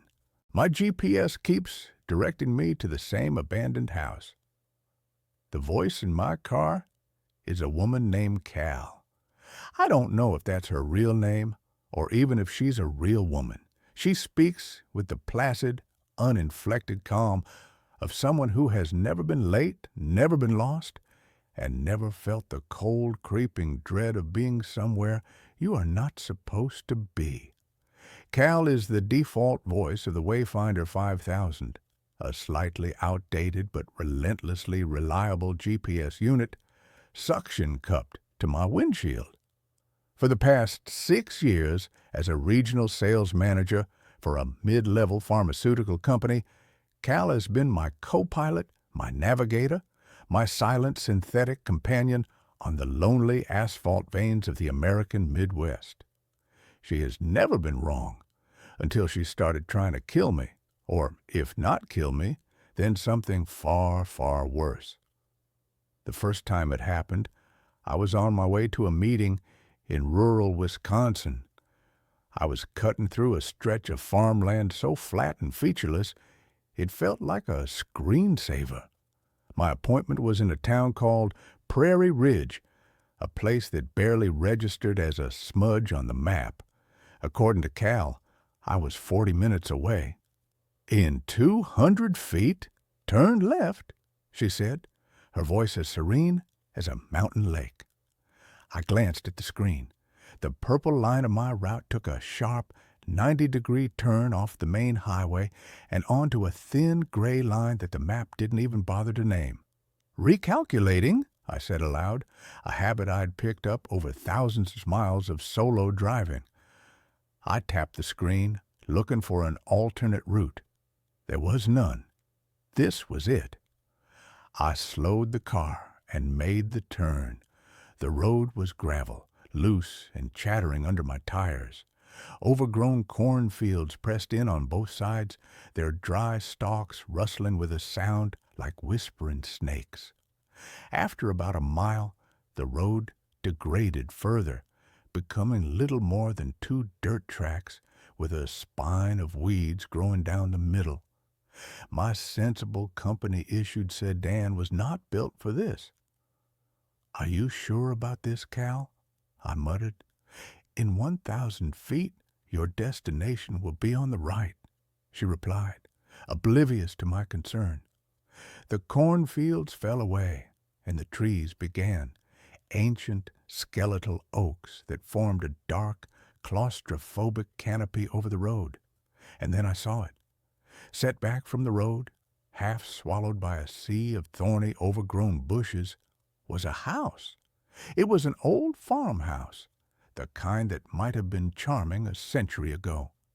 Now it was a study in decay. The white paint had peeled away in long, leprous strips, revealing the gray, weathered wood beneath.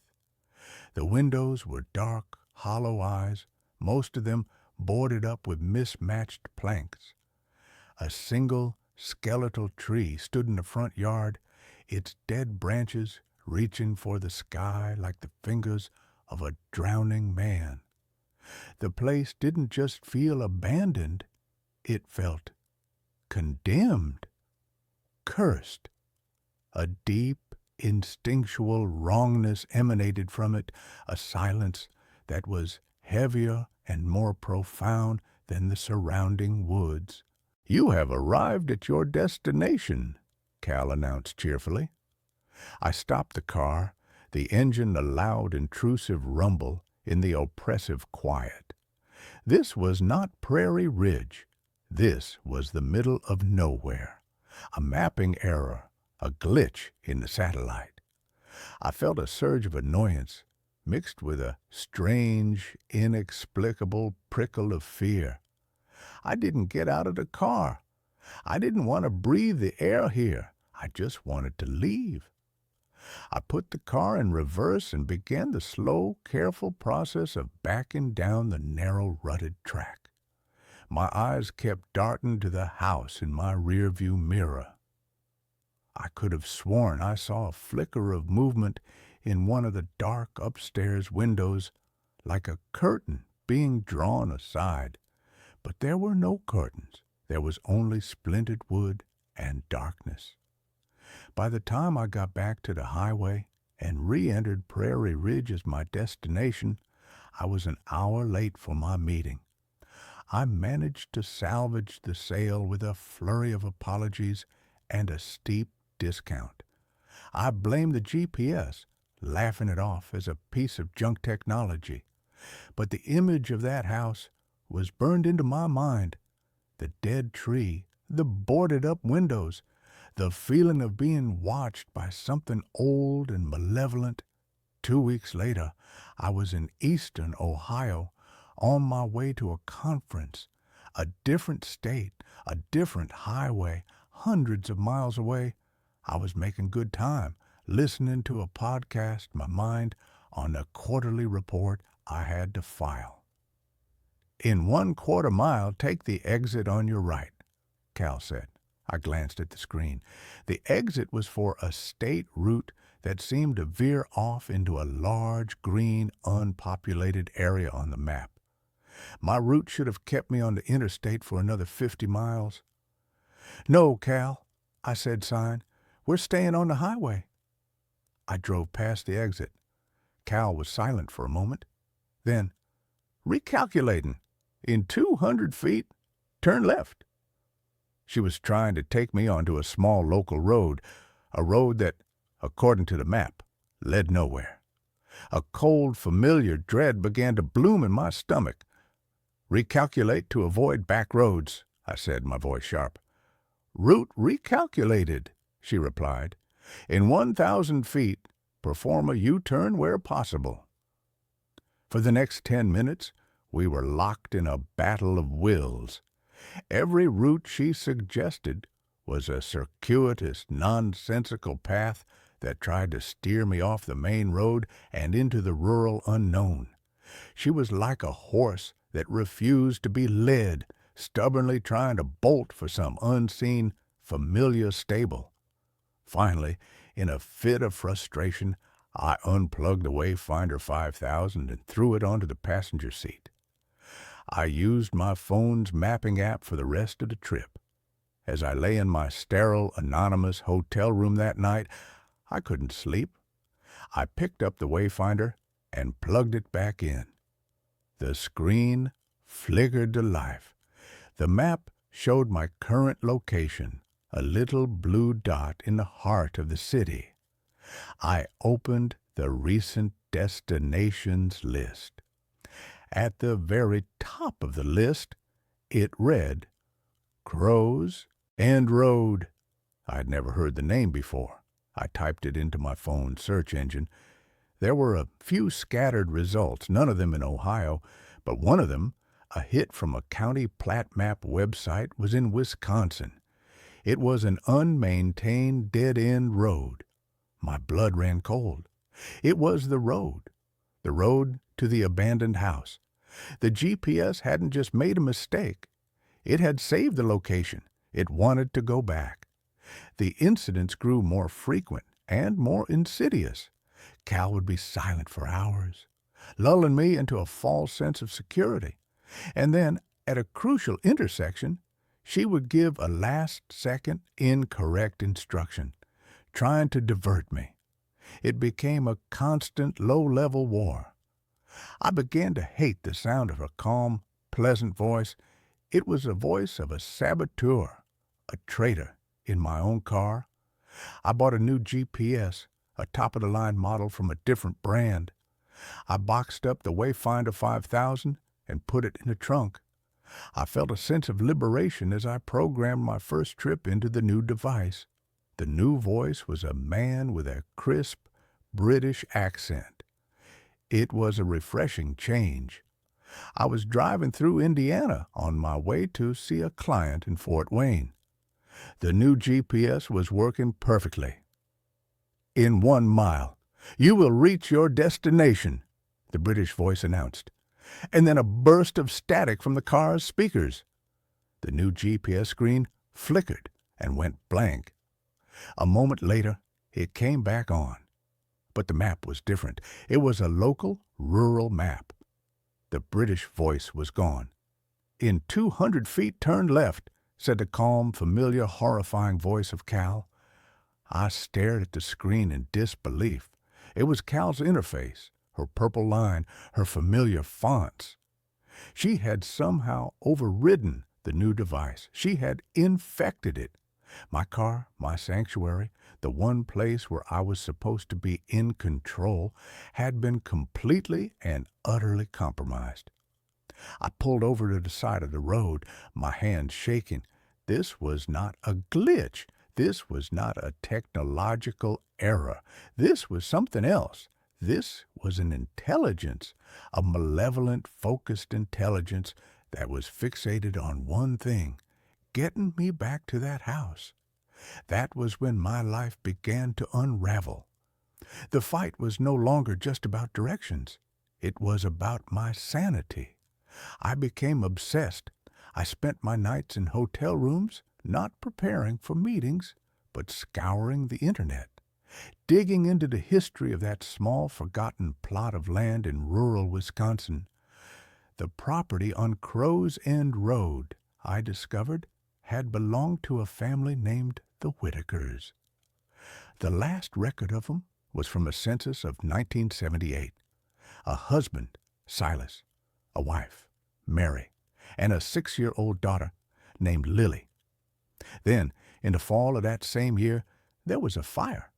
The official report, which I found in a digitized archive of the local newspaper, was brief and tragic.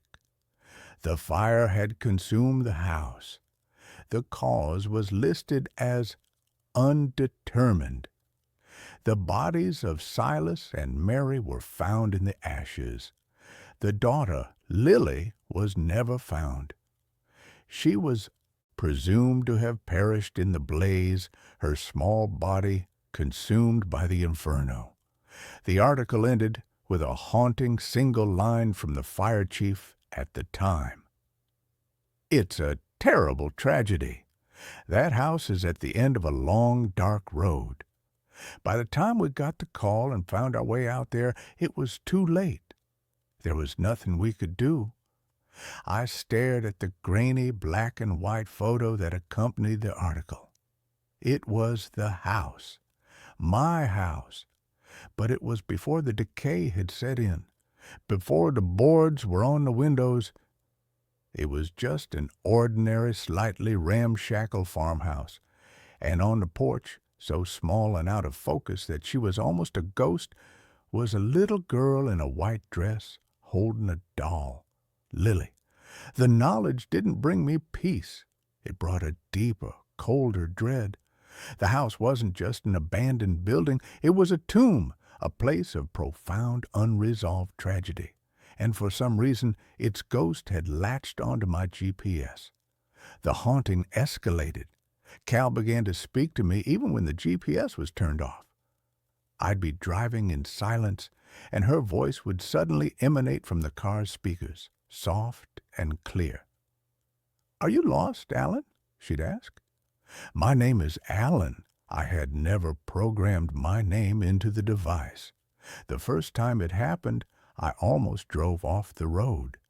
I tore the GPS from the windshield, unplugged it, and threw it in the trunk, burying it under a suitcase. But her voice still came through the speakers. She was in the car's Bluetooth system, in its very wiring. She began to use details from my life. "Sarah is wondering when you will be home," she said one night as I was driving through a rainstorm. Sarah was my wife. "Emily has a piano recital on Friday. You shouldn't miss it." Emily was my 7-year-old daughter. The voice was using my own life, my love for my family, as a weapon against me, a way to anchor my fear to make it more real. My work suffered. I missed meetings. I lost clients. I was constantly exhausted, living on a knife's edge of paranoia and fear. My boss put me on probation. I tried to explain, but how do you tell your boss that your car is haunted by a ghost who is obsessed with a tragic fire from the 1970s? My home life, my sanctuary, began to crumble. Sarah knew something was wrong. I was distant, jumpy, prone to long, silent stares out the window. I had lost weight. I had dark, bruised-looking circles under my eyes. "Alan, what is it?" she asked one night, her voice full of a worry that was beginning to curdle into frustration. "You're like a ghost. You're here, but you're not. Are you having an affair?" The question was so mundane, so normal, it was almost a relief. "No," I said, the word coming out as a choked, hollow sound. "God, no, it's the driving. I'm just burned out." It was a weak, pathetic lie, and we both knew it. The distance between us grew. A cold, silent canyon, carved out by a secret I couldn't share. How could I tell her that I was terrified to get in my car? That I had started taking rental cars to my meetings, only to have Cal's voice eventually bleed through their speakers, too. She was not tied to the device. She was tied to me. The dream started. I would be in the house. It was no longer abandoned, but filled with a thick, acrid smoke that stung my eyes and choked my lungs. I could hear a child crying, a thin, terrified wail that seemed to come from the walls themselves. I would try to find her, stumbling through the smoke-filled rooms, my hands outstretched, but the layout of the house would shift and change, a maddening architectural nightmare. I would always wake up just as I reached the door to the nursery, my hand on the hot brass knob, the sound of the girls weeping on the other side. I knew I was approaching a breaking point. I was losing my job, my wife, my mind. I was a man being haunted into oblivion. I had two choices. I could let it destroy me, or I could confront it. I had to go back to the house. I had to go to Crow's End Road, not as a lost, accidental tourist, but as a man looking for an answer. I had to understand why this was happening to me, why I had been chosen. I told Sarah I was going on a weekend sales retreat. Another lie to add to the growing pile. I got in my car. This time, I didn't fight it. I plugged in the Wayfinder 5000. Its screen cracked from one of my more violent attempts to silence it. "Navigate to last destination," I said, my voice a resigned, trembling whisper. "Navigating to Crow's End Road," Cal replied, her voice sounding for the very first time something like satisfied. The drive was 5 hours. Cal was silent the entire way, a quiet, expectant presence.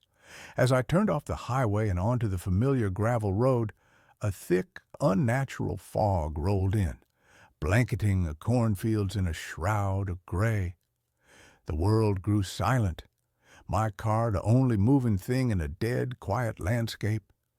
When I arrived, the house looked different. The decay was the same, but the wrongness I had felt before was now a palpable, physical presence. It was a low, humming vibration in the air, a pressure against my eardrums. It was the feeling of a place that was awake and waiting. I got out of the car. The air was cold and smelled of damp earth and something else. Smoke. A faint, phantom smell of old, cold smoke. I walked up the rotten, sagging steps of the porch. The front door was ajar, hanging from a single rusted hinge. I pushed it open and stepped inside. The interior was a wreck. Dust as thick and soft as gray snow, covered everything. The furniture was draped in cobwebs that looked like funeral shrouds. In the center of the living room, there was a large dark stain on the floorboards where the fire had burned hottest. My eyes were drawn to the staircase. It led up into a darkness that felt solid, absolute. The child's weeping from my dreams echoed in my memory. "Why am I here?" I shouted, my voice swallowed by the oppressive silence. "Are you lost, Alan?" The voice wasn't Cal's. It was in my head. A man's voice, rough and low like stones grinding together. I spun around. The room was empty. "You're not supposed to be here," the voice whispered in my mind. "This is my house. She is my daughter." A cold, creeping terror, far worse than anything I had felt before, began to seep into my bones. This was not the ghost of a lost little girl. This was something else. This was Silas, the father. I stumbled back, my hand finding the wall to steady myself. My fingers brushed against a patch of peeling wallpaper. Underneath it was a dark, almost black wood.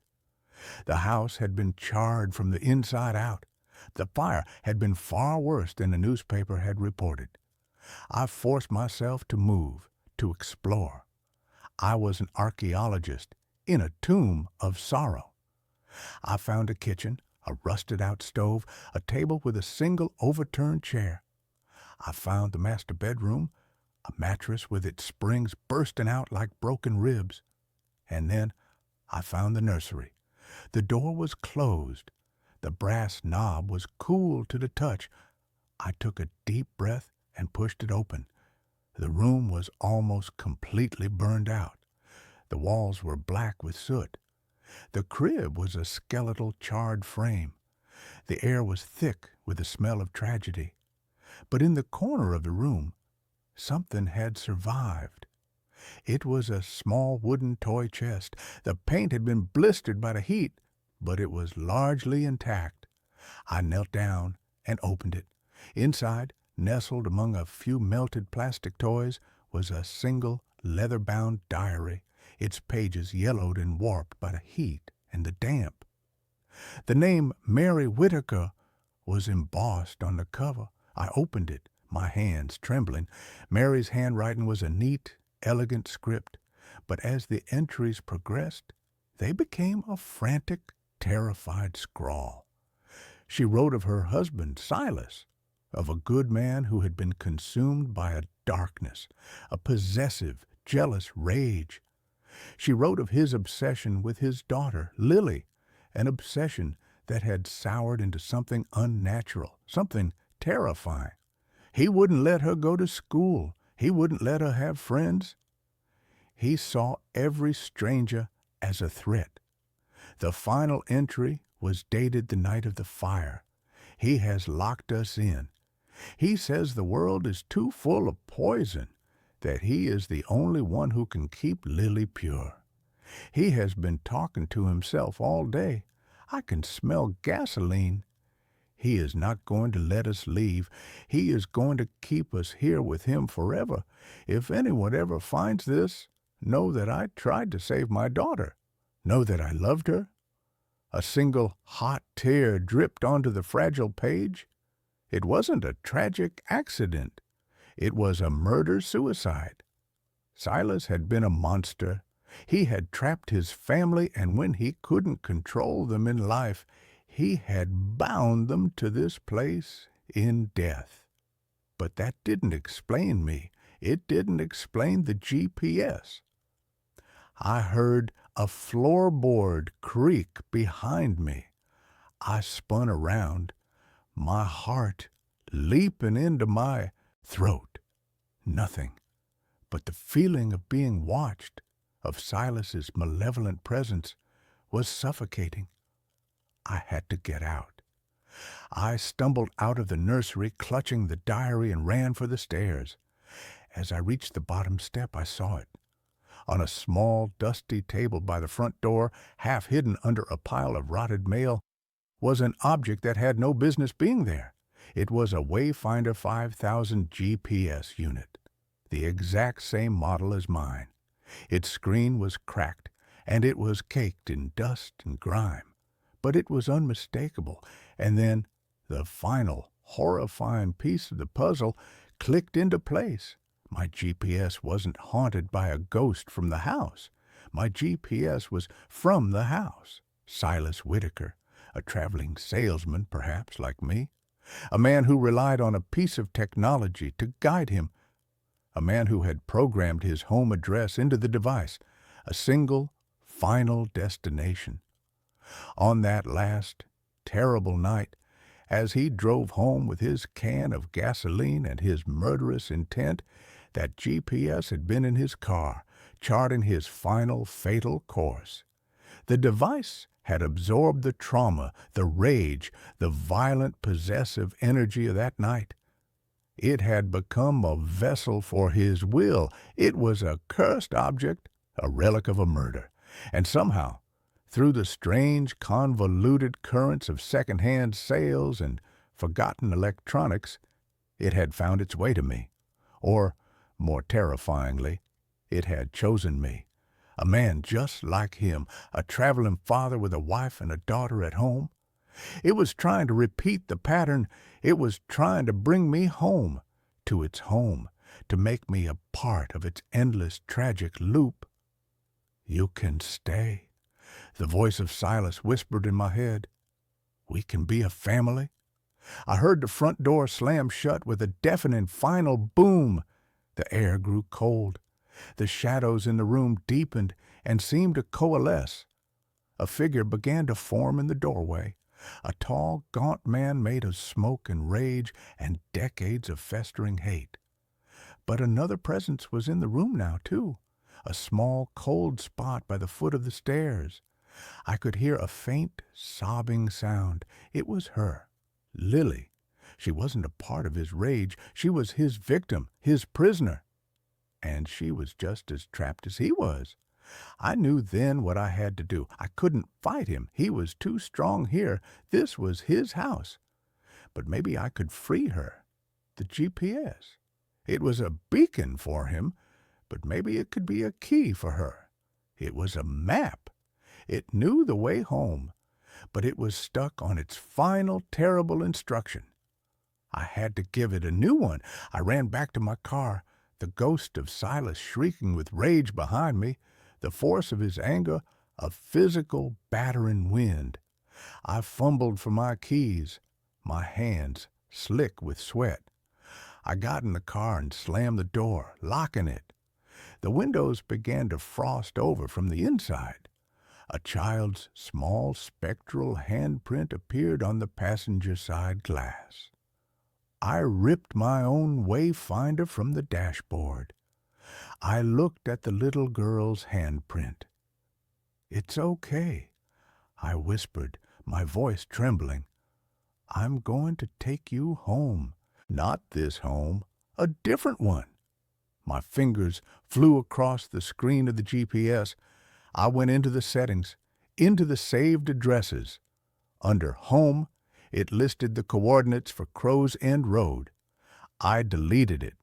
Then I typed in a new address. My address. The address where my wife and daughter were waiting. The address that, for the past few months, I had been too terrified to even think about. "Set destination to home," I said, my voice firm. The screen flickered. The ghost of Silas roared, and the car shook violently, as if in the grip of a giant, unseen hand. For a moment, the map showed the twisted, impossible route back to the farmhouse. But then something shifted. A new, clean, purple line appeared on the screen, leading away from this place of horror, leading back towards the highway, back towards the world of the living. "Navigating to home," Cal said. Her voice was different. The cold, synthetic edge was gone. It was just a voice now, a tool. The curse had been broken. The pressure on the car vanished. The frost on the windows melted away. The small, spectral handprint faded. I looked in my rearview mirror. The house on Crow's End Road was just a house again, a sad, rotting structure in a dying wood. The profound, malevolent wrongness was gone. I had not defeated the ghost of Silas Whitaker. I had simply taken away his map. I had stolen his ride. I drove away from that place and didn't look back. The 5-hour drive home was the quietest, most peaceful drive of my life. I threw the Wayfinder 5000 into a gas station trash can 100 miles away. When I walked through my front door, the smell of Sarah's cooking, the sound of Emily practicing a clumsy, beautiful song on the piano, it was the most sacred, wonderful sensory experience of my life. I held them both, my face buried in their hair, and I wept. They didn't understand why, not really, and I would never be able to tell them. I quit my job. I found a new one, a local one. I don't drive much anymore. My world has become smaller and infinitely more precious. I am a man who has looked into the abyss, a place where love becomes a cage and home becomes a tomb. I am a man who was chosen by a ghost to be his replacement.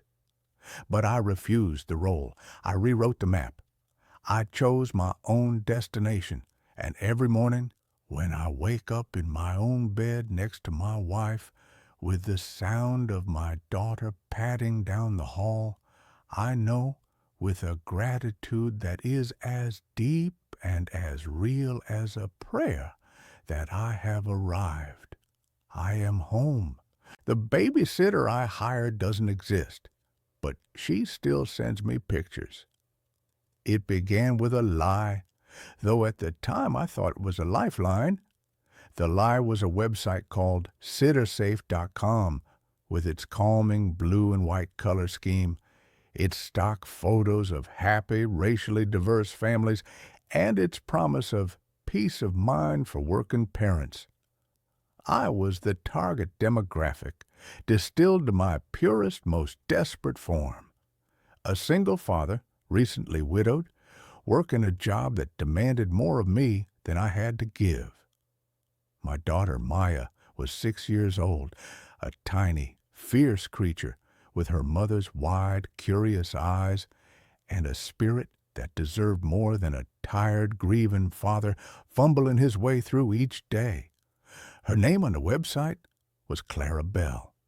Her profile was a masterpiece of curated trustworthiness.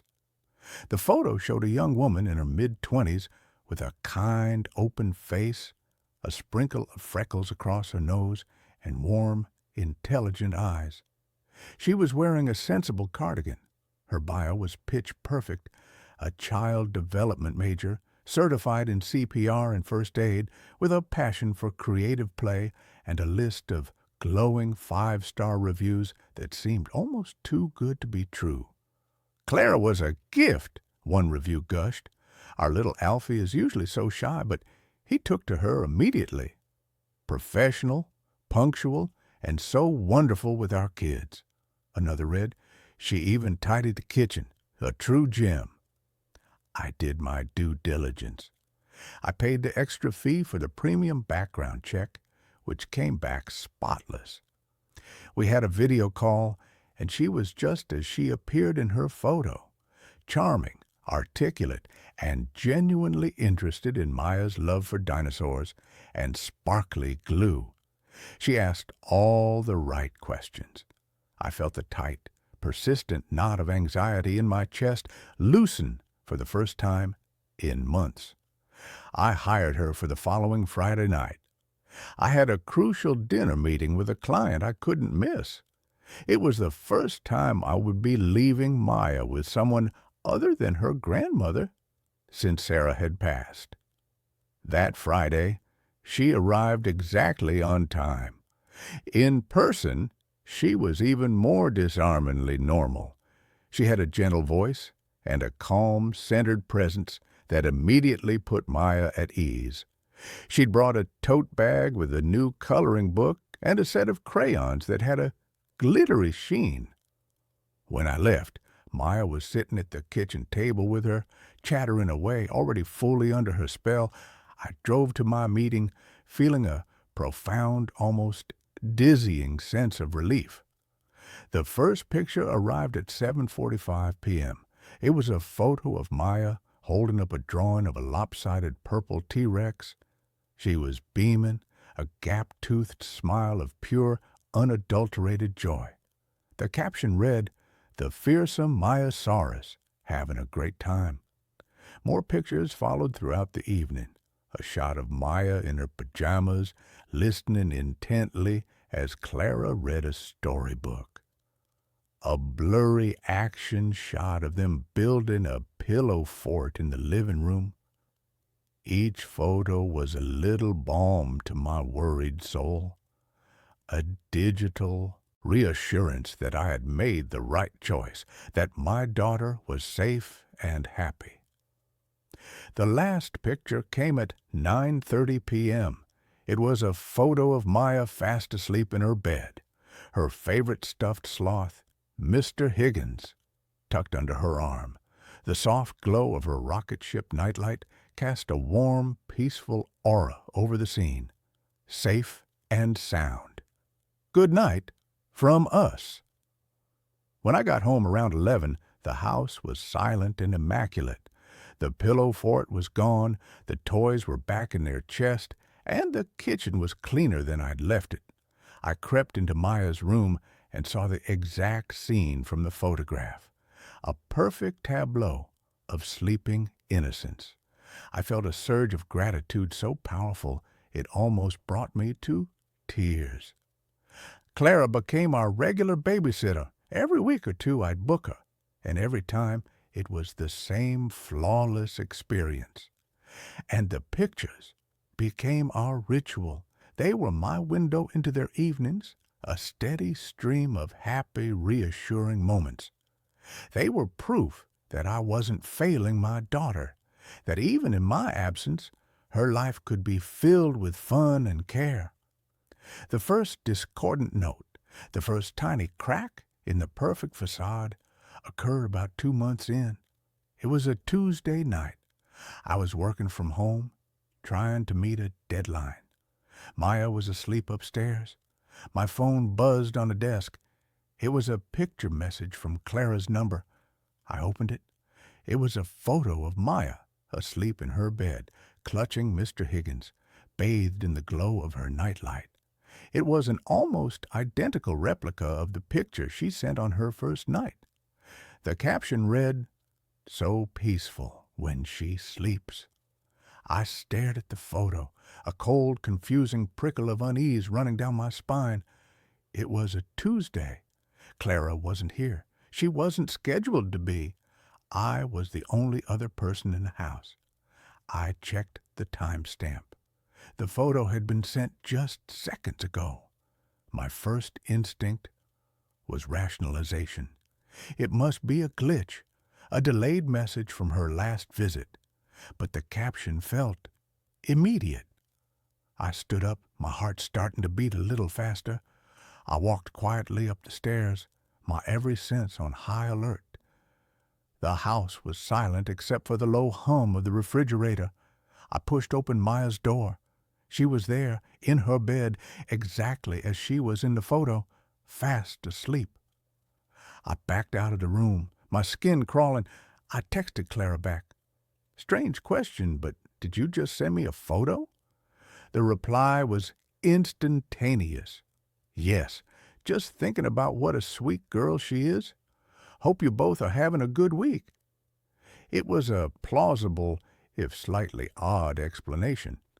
Maybe she was looking through old photos on her phone and sent one by mistake, then tried to play it off. It was weird, but not impossible. I tried to dismiss it, but the image of that photo, sent from outside my house, depicting a real-time event happening within it, was a splinter in my mind that I couldn't quite remove. The following week, I needed to book her again. I logged on to sittersafe.com and searched for her. Profile, nothing. I tried different search parameters. Still nothing. A profile not found error message appeared on the screen. A knot of dread tightened in my stomach. I went to our old messages on the site's platform. The conversation thread was there, but when I clicked on her name, the same error message popped up. Her profile had vanished. I pulled out my phone and called her number. A generic synthesized voice responded, "The number you have dialed has been disconnected." Panic, cold and sharp, began to seep into my veins. This made no sense. I contacted SitterSafe's customer support. I spent 20 minutes on hold listening to a tinny looping piece of instrumental music that frayed my already raw nerves. Finally, a bored-sounding man named Kevin answered. I explained the situation, gave him Clara Bell's name. He put me on hold again. When he came back, his voice was different, cautious. "Sir, we've checked our records. We have no history of a sitter named Clara Bell ever having a profile on our platform." "That's impossible," I said, my voice rising. "I hired her through your site. I have the messages. I paid for a background check." "We have a record of your payments, sir," Kevin said slowly. "But they were for background checks on 3 other potential sitters, all of whom you declined to hire. There's no record of you ever even viewing a profile for a Clara Bell, let alone hiring her." My blood ran cold. I felt the floor drop out from under me. I hung up the phone, my hand trembling. I was in a nightmare. A woman had been in my house. She had been alone with my daughter. And according to the very service that had supposedly vetted her, she didn't exist. My first overwhelming impulse was to protect Maya. I changed every lock in the house. I bought a state-of-the-art security system with cameras covering every entrance, every angle. I spent the next few days in a state of hyper-vigilant terror, jumping at every creak of the floorboards, my phone clutched in my hand like a talisman. The pictures stopped. For 3 weeks, there was silence. I started to breathe again. I told myself it was some elaborate, terrifying scam, a phantom hacker who had created a ghost profile to get my credit card information. I told myself the danger had passed. Then the pictures started again. It was a Monday morning. I had just dropped Maya off at school. As I was pulling away from the curb, my phone buzzed. An unknown number. The picture was of Maya on the school playground. She was on the swings, her head thrown back in laughter. It was a beautiful, candid shot, except for the angle. It was taken from high up, as if from the roof of the school, a place no one should have been. And the photo was unnervingly intimate, a stolen moment of pure joy. Beneath it, a single line of text. "She has your laugh." I almost crashed the car. My vision tunneled. My lungs felt like they were collapsing. It wasn't a scam. It wasn't over. Whoever or whatever Clara was, she was still watching us. The pictures became more frequent, more invasive.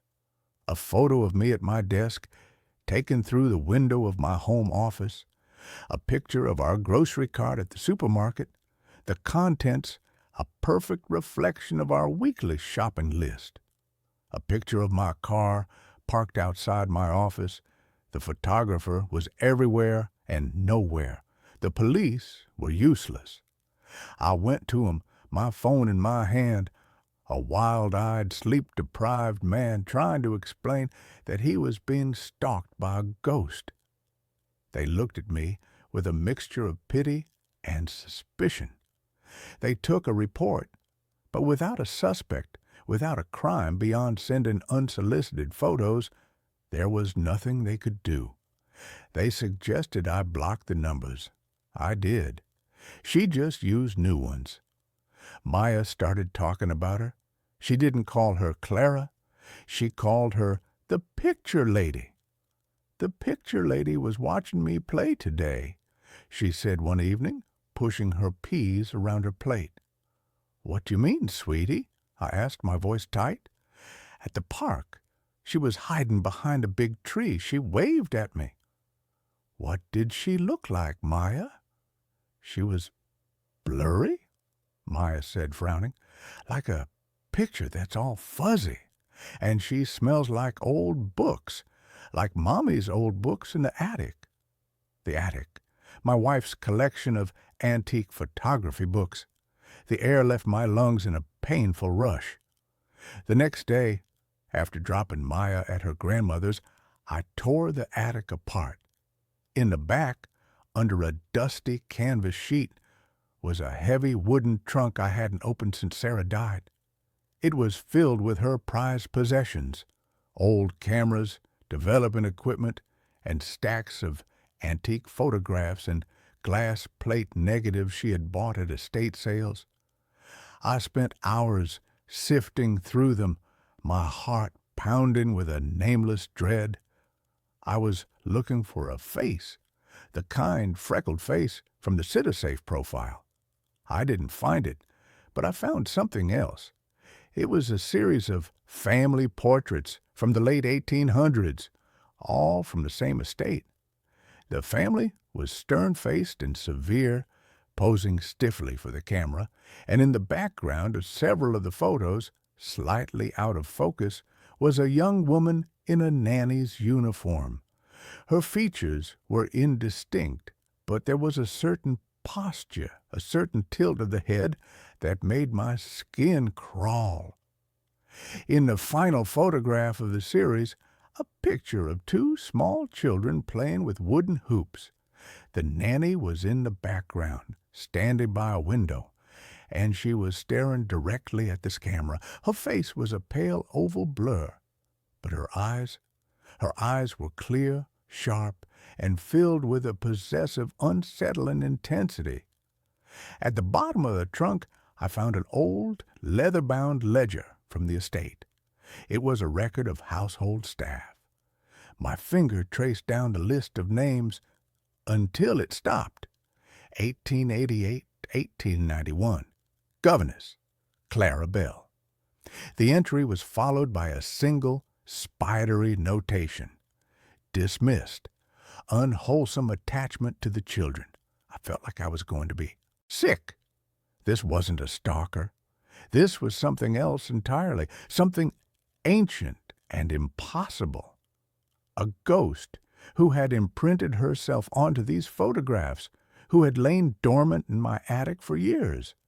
Had our grief, our loneliness, somehow woken her up? Had my desperate search for a caregiver on the internet provided her with a new medium, a new way to manifest? The pictures changed. They were no longer just of our present. One morning, I received a photo of me as a child, playing in the front yard of my childhood home. A home that was 1,000 miles away. A home my parents had sold 20 years ago.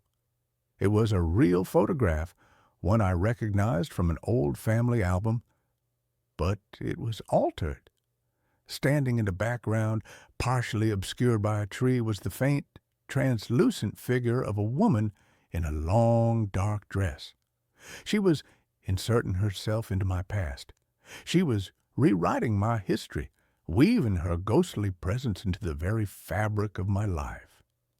The final straw came last night. My phone buzzed on my nightstand. I've become conditioned to the sound, reacting to it with a Pavlovian jolt of fear. I knew what it would be, but I was compelled to look. The picture that loaded on my screen was not from the past. It was not of the present. It was of a future I couldn't comprehend. It was a family portrait. I was in it, standing beside an older, grayer version of myself. Maya was there, too, a young woman now, with the same sad, vacant expression as the man who was her father. We both looked pale, drained, like faded copies of ourselves, and standing between us, her arms wrapped around both of our shoulders in a gesture of maternal possession, was Clara Bell. Her face was perfectly clear, no longer a blur, no longer a photo on a website. She was solid, real, and she was smiling, a wide, triumphant, terrifying smile. She wasn't just watching us anymore. She was joining us. She was feeding on our lives, our memories, our very vitality. The caption beneath the photo was the most chilling of all. Soon we'll all be together, a perfect family, forever. I'm writing this now because I don't know what else to do. I've packed a bag. Maya and I are leaving. We're going to drive until we run out of road. I'm going to throw my phone into a river. I'm going to get a new one, a new number, a new life. But I know it won't matter. She's not tied to a place, not anymore. She's not just a ghost in the attic or a phantom on the internet. She's attached to us. She's a virus in our lives, and she's been sending me snapshots of our own destruction. I look at my beautiful sleeping daughter, and I know I have to try. I have to run, but I fear with a certainty that chills me to the bone that no matter where we go, her pictures will follow. And one day, I'll receive that final faded photograph, not as a warning, but as a welcome home. I found a hidden room behind my mirror. Someone was living there. I inherited the apartment from my great-aunt Beatrice, a woman whose life had been a meticulous study in quiet routine right up until the point where she wasn't quiet anymore. It was a pre-war brownstone unit, 3 floors up, with impossibly high ceilings, crown molding that looked like carved icing, and a labyrinthine heating system that hissed and groaned like a sleeping dragon.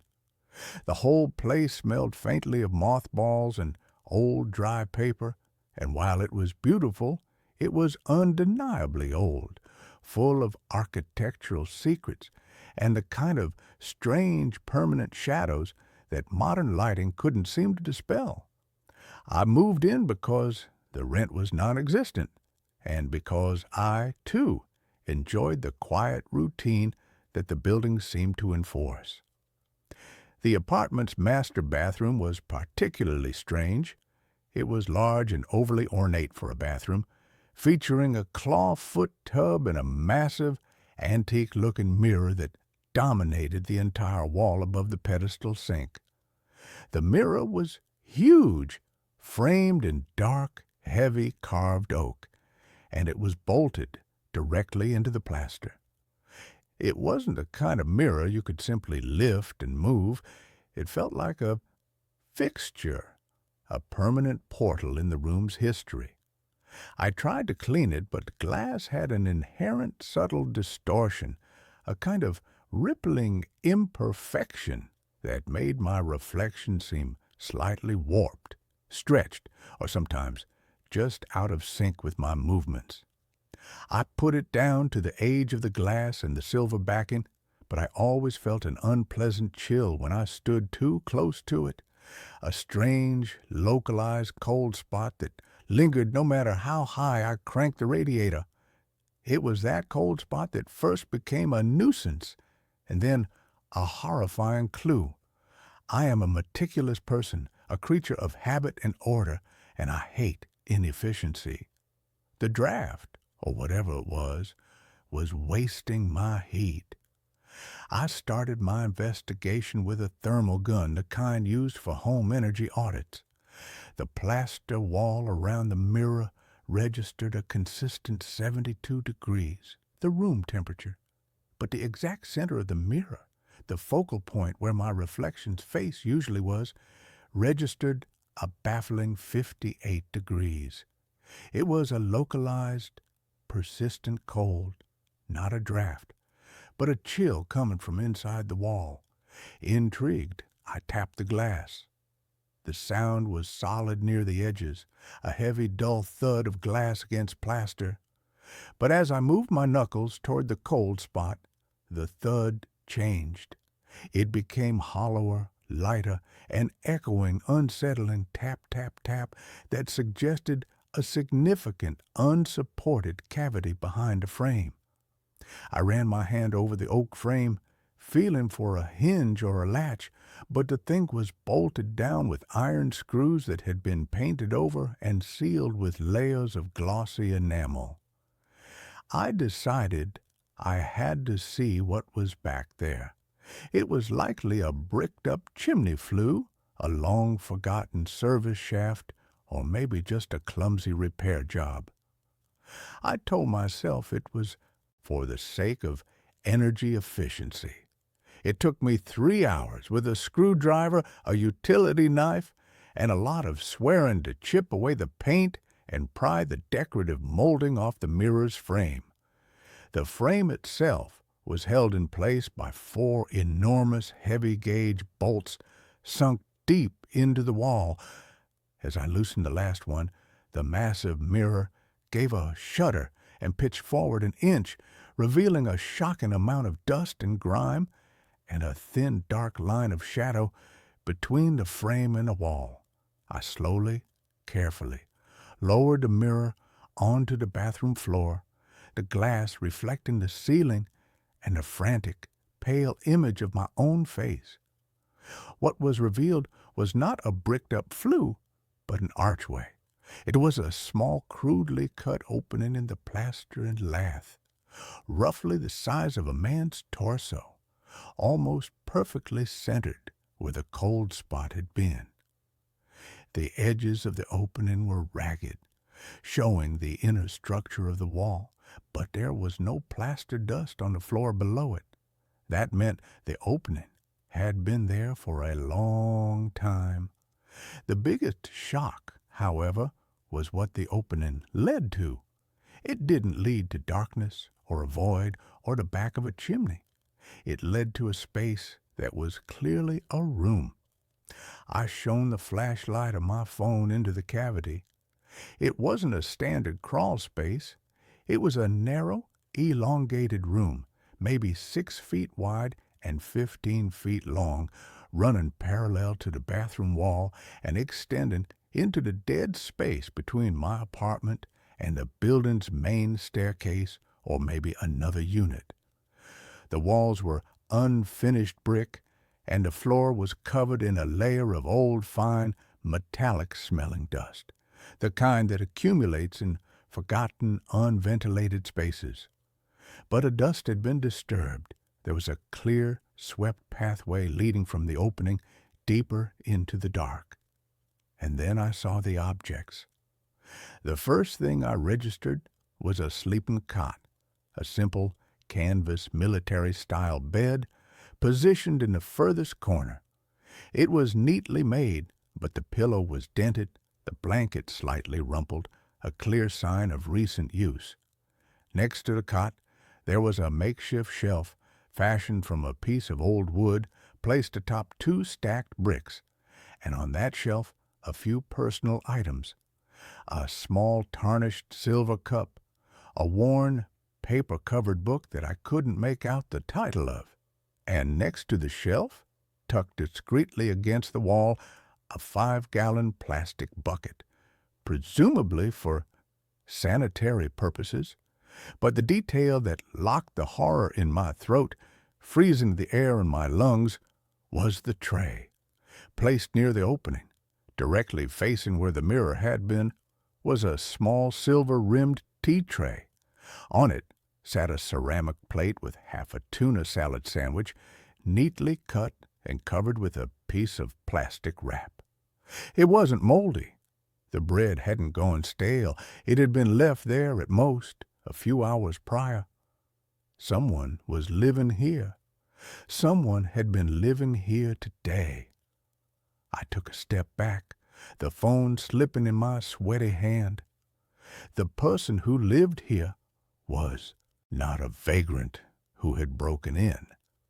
This room was an architectural anomaly, a permanent hidden space accessed through a secret hole in my wall, a hole that was covered by a massive, centuries-old mirror. The occupant had to have known the architecture, had to have a key, or an incredible talent for stealth. Then my eyes snapped back to the opening, and specifically to the inner side of the mirror frame that was now resting on my floor. I ran my fingers over the glass. On the side that had faced the wall, where the archway was, there was a patch of clear, pristine glass about the size of a small window pane. The rest of the backing was opaque and silvery, but this one section had been chemically stripped, replaced by a specialized translucent film. It wasn't a mirror on that side at all. It was a cleverly disguised one-way window. The realization hit me like a physical blow, a rush of nausea that made the already close air of the bathroom feel suffocating. I hadn't just been looking at my reflection for the past 2 months. I had been observed. Every morning, shaving, brushing my teeth, staring into the glass, I hadn't been alone. The person inside had been watching me, their cot positioned perfectly so that my face, my routine, the minutiae of my solitary life were their entertainment, their window to the outside world. The slight distortion I had always complained about was the result of the crude one-way film, not the age of the glass.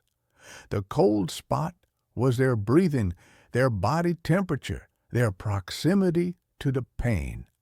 I scrambled out of the bathroom, shutting the door and locking it with a desperate, frantic click of the cheap brass bolt. I called the police. When they arrived, they were skeptical. They were thorough, though, and they crawled into the space. They found a cot, the bucket, the shelf. But the sandwich was gone. The plate was empty, wiped clean. The book was closed and pushed further back on the shelf. The police found no fingerprintable surfaces, no documents, no evidence of a crime beyond trespassing. They theorized it was a transient, a squatter who knew the old building's layout, who had been hiding there, and who had fled when I started removing the mirror. They taped off the area, filed a report that mentioned a likely unhoused individual, and left. I knew they didn't believe the part about the one-way mirror, suggesting I was overreacting due to the shock. I didn't replace the mirror. I couldn't. Instead, I boarded up the archway with 2x4s and several layers of drywall, sealing the opening with a thick coat of plaster, the smell of which was meant to replace the metallic dust I had smelled. I tried to convince myself it was over, that the person had fled the building, but the knowledge of the hidden room had irrevocably altered my reality. That's when the sounds began. They weren't coming from the sealed-up mirror room, or at least not only from there. They came from the walls, not the loud, familiar creaks of an old building settling, but soft, dry, insidious noises. A faint, rhythmic scrabbling like fingernails on dusty plaster, or the movement of a tiny animal, but too controlled, too deliberate to be a mouse. A soft, measured thump-tap slide, a sound that seemed to be traveling in the dead spaces between the joists, the service shafts, and the vertical pipes of the ancient heating system. I would be reading in my living room, and the sound would be directly behind the bookcase. I would be in my kitchen, and it would seem to emanate from the space between the cupboard and a wall. I realized the mirror room wasn't the person's only space. It was their observatory, their home was the entire forgotten, hidden infrastructure of the building, a complex, dark network of architectural dead space that was only accessible to someone impossibly small, flexible, and utterly silent.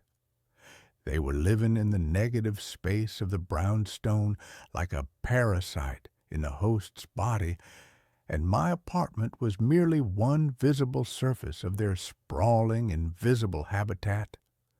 The terror became an exquisite, personalized form of psychological torture. My things would be subtly moved. I would leave my wallet on the hall table and later find it pushed half an inch further toward the wall. I'd be certain I'd close the window latch before leaving for work, only to find it slightly ajar when I returned. One evening I reached for my toothbrush and noticed it was distinctly wet when I knew I hadn't used it for hours. These were not the signs of a burglar or a vandal. They were the signs of an intimate observer, someone who had learned my habits so well they could use the briefest moments of my absence to slip out, move freely, and then retreat back into the silent, dusty labyrinth. The ultimate psychological attack came one night when I was asleep. I woke up suddenly with that visceral jolt of someone watching you. The room was black, silent, the kind of absolute darkness that presses down on your eyelids. I held my breath, listening, the frantic hammering of my own heart deafening in my ears. And then I heard it, a soft, dry, almost papery cough that came from the wall directly behind my headboard. It was the cough of a person, but one whose lungs were choked with old dust and the dry air of unventilated space. It was right there. I shot out of bed, slammed on the light, and stared at the beige, innocuous wall. Nothing. No vent, no crack, no seam. Just the solid, painted plaster. I stopped trying to escape the reality. I accepted terrible truth. I was sharing my life with an elegant, silent shadow, a forgotten dweller of the city's unseen spaces who used my apartment as a source of warmth and human observation. I went to the sealed-up bathroom. The freshly plastered archway looked solid, but I could hear a faint, high-pitched, scritching sound coming from within the wall. I grabbed a Sharpie and a piece of paper, and I taped the note to the newly painted wall directly over where the one-way mirror had been. The words were a mix of desperation and challenge. Who are you? Please, stop. Why are you here? You need help. The next morning, the note was gone. The tape was still there, a pale frame around nothing. In its place, stuck to the plaster with a tiny, nearly invisible dab of what looked like dried mud, was a small, meticulously folded piece of paper, no bigger than a matchbook. I had to use tweezers to retrieve it. The handwriting was thin, elegant, almost spider-like, a script from a forgotten century, yet completely legible. The message was 3 chilling, impossible words. I am your silent twin. You are too loud. The insult wasn't just in the words. It was in the revelation that my life, my quiet life, was an intolerable racket to this person. My movements, my breathing, the sound of my television, the scraping of my chair, all of it was a cacophony disrupting their perfect, absolute silence. I knew I had to see them. I had to know what kind of human being could exist in such a space. I had to face my silent twin.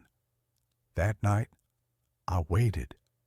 I set up my phone on a tripod with the flash off, recording video, and I sat on the floor of the bathroom, a blanket wrapped around me, a heavy wrench lying uselessly beside me. The main lights were off, the only illumination coming from the thin sliver of light beneath the door. Hours passed. The building settled. The heating system finally fell silent. I was a man of routine, and my routine was to sleep. Despite the fear, despite the adrenaline, my body betrayed me. I slumped against the wall, and exhaustion, my old enemy, finally claimed me. I woke with a jolt. The air in the room was suddenly drastically colder. I hadn't heard a sound. I fumbled for my phone, my hand shaking, and looked at the time. 3:17 a.m. I had been asleep for maybe 20 minutes. I stared at the sealed archway, expecting to see a fresh hole, but the plaster was intact. The scrabbling sound, however, was back, and it was loud, no longer behind the plaster, but right next to me. I realized the sound was coming from the air vent near the floor, the old cast-iron grill on the baseboard that fed the heating system. I spun around, wrench in hand, and focused the dim light of the phone screen on the vent. It wasn't just a sound. The vent cover was slightly ajar, tilted outward at a small, impossible angle, and from the thin black gap created by that angle, something was moving. It was a person, impossibly thin, dressed in layers of old dusty gray fabric that seemed to blend perfectly with the shadows and the dirty plaster. Their face was a pale, wedge-shaped mask, their hair matted with dust, but their eyes were the thing that held me.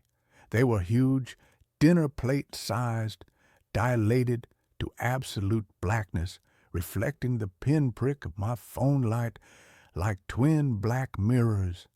They were the eyes of a creature accustomed to near absolute, perpetual darkness, eyes that found my faint illumination blinding. They were not menacing. They were terrified. They froze, seeing me, the light, the weapon. For a single, terrifying second, our lives intersected, the man of the light, the man of the dark. And then, with an impossible fluidity, a speed that defied the limits of the human skeleton, the creature slid backward, not running, but smoothly retreating, pulling their thin, dusty body through the narrow ventilation grill. I heard the sound of dry, brittle bones flexing and the rustle of old cloth. The cast-iron grill, which was heavy and usually required a screwdriver to move, pulled itself shut with a soft, decisive click. I sat there for an hour, the light blazing, the wrench still in my hand, staring at the perfectly closed vent. I knew I couldn't report this. I knew the police would institutionalize me. I knew I was not safe. I moved out the next day. I left the furniture, the keys, everything. I moved to a sleek, modern glass and steel apartment tower, a sterile world of new construction where there are no hidden spaces, no old service shafts, no architectural dead zones for a shadow dweller to hide. I live on the 22nd floor, surrounded by sealed walls and new HVAC systems. But I am not free. Every rhythmic thrum of the building's central air conditioning sends a cold wave of panic through me. Every shadow cast by the city lights at night seems to hold a shape that is impossibly thin. I jump at the sound of the elevator moving in the wall, and 1 month ago, a letter was forwarded to my new address from the old brownstone. It was a standard-sized envelope, the paper smelling faintly of ozone and old metallic dust. Inside, there was a single, meticulously folded piece of paper, the same spider-like script. I miss the quiet routine of your sleep. The new walls are too thin. You are still too loud. My terror is now complete. He is not in the walls of the brownstone anymore. He is not a squatter. He is a predator, or perhaps a shadow twin, and he has been following me. He has learned my quiet routine, and I know that somewhere in the dead space between the insulation, the vents, and the concrete of my new modern high-rise, there is a pair of black, dilated eyes watching me, waiting for me to be still enough, quiet enough, for him to slip out and finally introduce himself. And I know with crushing certainty that I will never be truly alone again. The first time I noticed the lag, I dismissed it as a trick of the light. My apartment is an old one, a pre-war cavern with floors that sigh and windows that rattle out a mournful off-key tune when the wind blows in from the river. The mirror in my bathroom is as old as the building itself, a heavy, beveled-edge rectangle with a fine, spidery tracery of desilvering around the edges like a slow, creeping frost. I've always been fond of its imperfections. It gives my reflection a kind of melancholic antique quality, a tintype ghost of my own tired 30-something face. My name is Leo. I'm a professional translator, a man who spends his days in the quiet, meticulous, and sometimes maddeningly precise world of semantics. I work from home, a life of monastic, self-imposed solitude. The mirror is often my only real point of face-to-face contact for days on end. The lag. It was a Tuesday morning. I was brushing my teeth, my movements a familiar, half-conscious ballet of foam and bristles. I moved the brush from the left side of my mouth to the right. And my reflection? It was late.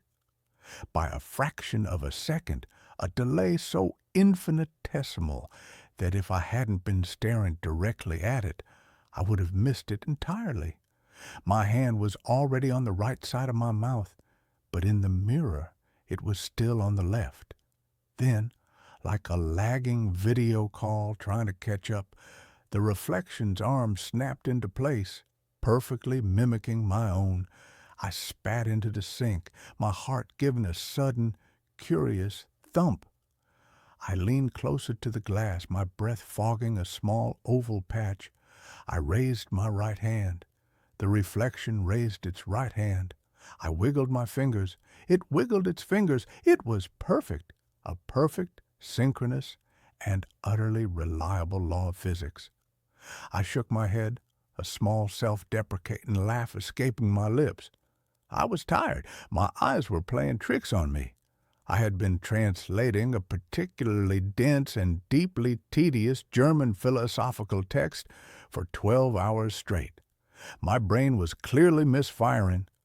But the next morning, it happened again. This time, I was combing my hair. I lifted the comb to my head, and the reflection was a beat behind. A tiny, almost imperceptible, but undeniably present delay. It was like watching a movie where the sound was a few frames out of sync with the picture. The dissonance was subtle, but deeply, profoundly unnerving.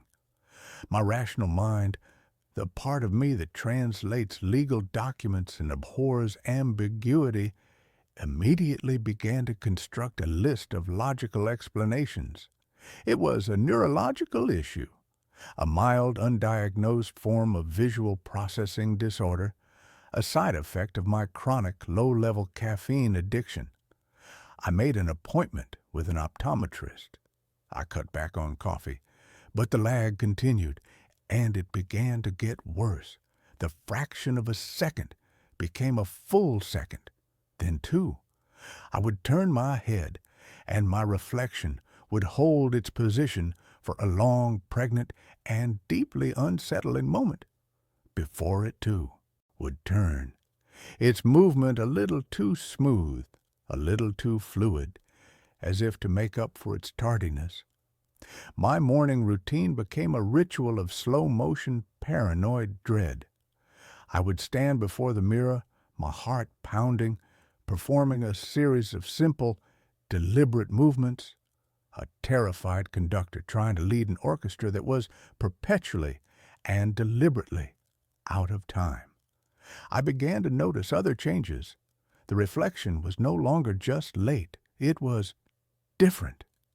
The dark, tired circles under my eyes, a permanent fixture of my own face, were fainter on the reflection. The small, worried frown line between my eyebrows was absent. The reflection looked better, more rested, more confident. It was me, but it was a version of me that had been getting a full, uninterrupted 8 hours of sleep. I stopped using the bathroom mirror.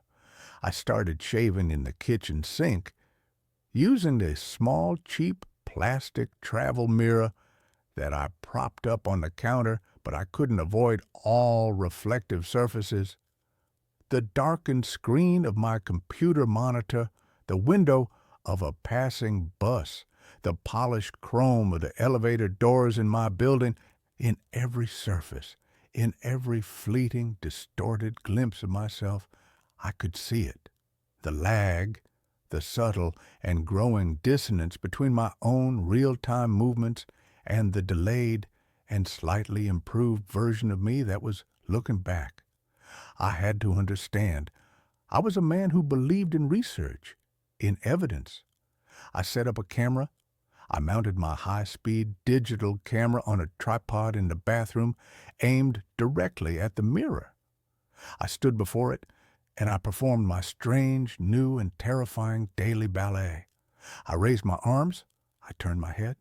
I smiled, a pained, forced, and deeply unnatural grimace. I loaded the footage onto my computer and slowed it down, frame by agonizing frame.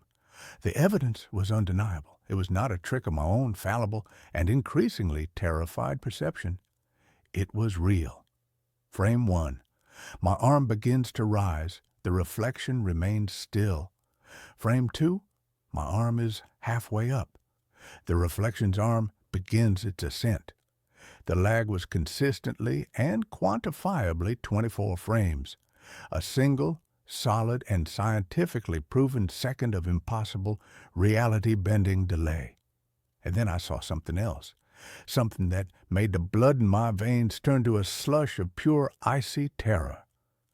As I was lowering my arm for a single, solitary frame, just before the reflection began its own delayed descent, it smiled. My own face in the foreground of the shot was a mask of tense, worried concentration. But the face in the mirror, for 1/24th of a second, was wearing a slow, easy, and deeply, deeply malevolent grin. My apartment, my quiet, solitary, and safe little world, was no longer my own. It was a shared space. I was living with a roommate who lived on the other side of the glass, a roommate who was becoming more and more confident, more and more independent with every passing day. My research became an obsession. I dove into the dark, strange, and esoteric corners of physics and philosophy. I read about quantum entanglement, about parallel universes, about the holographic principle. I was a man drowning in a sea of theories, looking for a single, solid piece of driftwood to cling to. I found a strange and deeply unsettling paper by an obscure and largely discredited physicist from the 1970s named Dr. Eris Thorne. He had postulated a theory he called psychic inertia. He believed that a strong, focused consciousness could, over time, leave a kind of energetic residue on its immediate and most frequently observed environment. He believed that mirrors, especially old mercury-backed ones, were particularly susceptible to this phenomenon. He theorized that a mirror in a person's home over the course of decades did not just reflect a person's image, it absorbed a faint, echoic, and cumulative impression of their identity. He believed that, under certain rare and deeply traumatic circumstances, this stored psychic energy could cohere.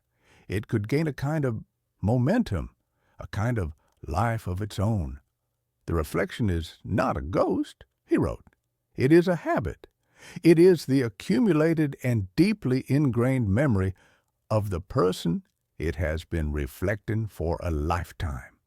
And if the original should undergo a sudden and profound psychological or emotional shift, a deep grief, a debilitating depression, the reflection, the habit, may be stronger than the original. It may, in a very real sense, refuse to change. It may choose to continue being the person it has always been, the person it remembers rather than the broken, altered version of the person it is now seeing. The words on the page were a cold, hard, and perfectly fitting key to the lock of my own private madness. My life had been one of deep and profound and deeply ingrained routine. And then 6 months ago, my mother had died. It had not been a sudden, tragic death, but a slow, cruel, and deeply undignified wasting away from a cancer that had consumed her, and in the process had consumed my own quiet and carefully ordered life. I had been her primary caregiver for the last terrible year, and her death had not been a release. It had been an amputation. The grief had hollowed me out, had replaced the quiet, thoughtful, and sometimes even happy man I had once been with this new, gray, and perpetually tired ghost. My reflection had not changed with me. It was still him, the old Leo, the better Leo, and it was, it seemed, fighting to reassert itself. The lag was no longer just a delay. It was a period of silent and deeply unsettling rebellion. I would walk away from the mirror, and my reflection would stay for a full 10 seconds, its head tilted, its expression a mixture of pity and contempt, before it would turn and walk, not out of frame, but deeper into the strange, silvered, and two-dimensional world of its own. The physical phenomena began. The temperature in the bathroom dropped. A cold, palpable, and deeply unnatural chill seemed to emanate from the glass itself. I would hear a soft, whispering sound at night, a sound that was not quite my own voice, but a clearer, more confident, and more articulate version of it. It would be speaking in French or in German, the languages I translated, but it would be speaking them with a fluency, a poetry, that I, in my own waking and deeply insecure life, had never been able to achieve. He was not just a reflection anymore. He was a presence, and he was growing stronger, more defined, while I, in the real world, felt like I was fading, becoming more and more like a faint and poorly rendered copy of him. I knew I had to get rid of it. The mirror. I had to smash it. I had to break the connection. But I was afraid. My own superstitious and deeply irrational mind was filled with the old childish fears. 7 years of bad luck. But it was more than that. I was afraid that if I broke the mirror, I would not be destroying him, but releasing him, or that I would be destroying the last, remaining, and better part of myself. The night he finally spoke to me, the voice was not in the room. It was in my head, a clear, calm, and deeply rational thought that was not my own. I was standing before the mirror, the nightly morbid ritual now an ingrained and deeply masochistic habit. He was there, his image clear and steady, the lag now a full and deeply and profoundly and unsettlingly and terrifyingly and strangely and beautifully and tragically and comically and, I'm sorry, the words, they are difficult.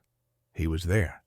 The lag was a full 30 seconds, a half a minute of my own personal and deeply real time that he now possessed. He was looking at me, his expression calm and deeply and profoundly and unsettlingly and strangely and beautifully and tragically and comically and, "It doesn't have to be this way, Leo," the thought whispered in the quiet, empty, and suddenly crowded space of my own mind. You are so tired. You are so sad. Let me help you. Who are you? I whispered, my voice a dry, rattling, and deeply and profoundly and unsettlingly and strangely and beautifully and tragically and comically and I am you, the thought replied. The you that you were meant to be. The you that existed before the world broke you. I am the blueprint. You are the flawed and fading copy. But we can be whole again. We can merge. I can fix you. He raised his hand and pressed it to the surface of the glass. And I felt a cold, tingling sensation on my own chest, as if his fingers were reaching through the glass, through the air, and into my very soul. I stumbled back, a raw, ragged, and deeply, and profoundly, and unsettlingly, and strangely, and beautifully, and tragically, and comically, and I stumbled back. The connection broke. The feeling was gone. He was not trying to help me. He was trying to replace me. He was a psychic vampire, a ghost of my own, former self, and he was trying to reclaim his old life, his old body. I knew then that I had to fight. I had to do what I should have done weeks ago. I went to the garage. I found a hammer, a heavy steel, and deeply and profoundly and unsettlingly and strangely and beautifully and tragically and comically, and it was a hammer. I walked back to the bathroom. He was there in the mirror waiting for me, and he was smiling. He knew what I was about to do, and he was not afraid. You can't destroy me without destroying yourself, he thought, his voice a calm and deeply and profoundly and unsettlingly and strangely and beautifully and tragically and comically, and it was a confident voice. I am your past. I am your strength. I am all the good and strong and unbroken parts of you. You are nothing without me. I looked at him, at the better me, the me who had not spent a year watching his mother die, the me who had not inherited her deep and profound and deeply and profoundly and unsettlingly and strangely and beautifully and tragically and comically and her sadness. And I understood. He was right. He was all the parts of me that had not been touched by the grief, by the pain, by the messy and beautiful and heartbreaking and real and deeply and profoundly and unsettlingly and strangely and beautifully and tragically and comically and the real parts of life. He was not the better me. He was the lesser me. He was the me that had never truly lived. You are not my strength, I said, my own voice, for the first time in a year, clear and steady and strong. You are my anchor. You are the ghost of a man I am no longer, and I am letting you go. I raised the hammer. He did not flinch. He just smiled, a sad and deeply and profoundly and unsettlingly and strangely and beautifully and tragically and comically, and it was a pitying smile. And I did not bring the hammer down on the mirror. I turned, and I brought the hammer down with all the strength and all the grief and all the pain and all the rage and all the love I possessed on my own, real and deeply and profoundly and unsettlingly and strangely and beautifully and tragically and comically, and I smashed the sink.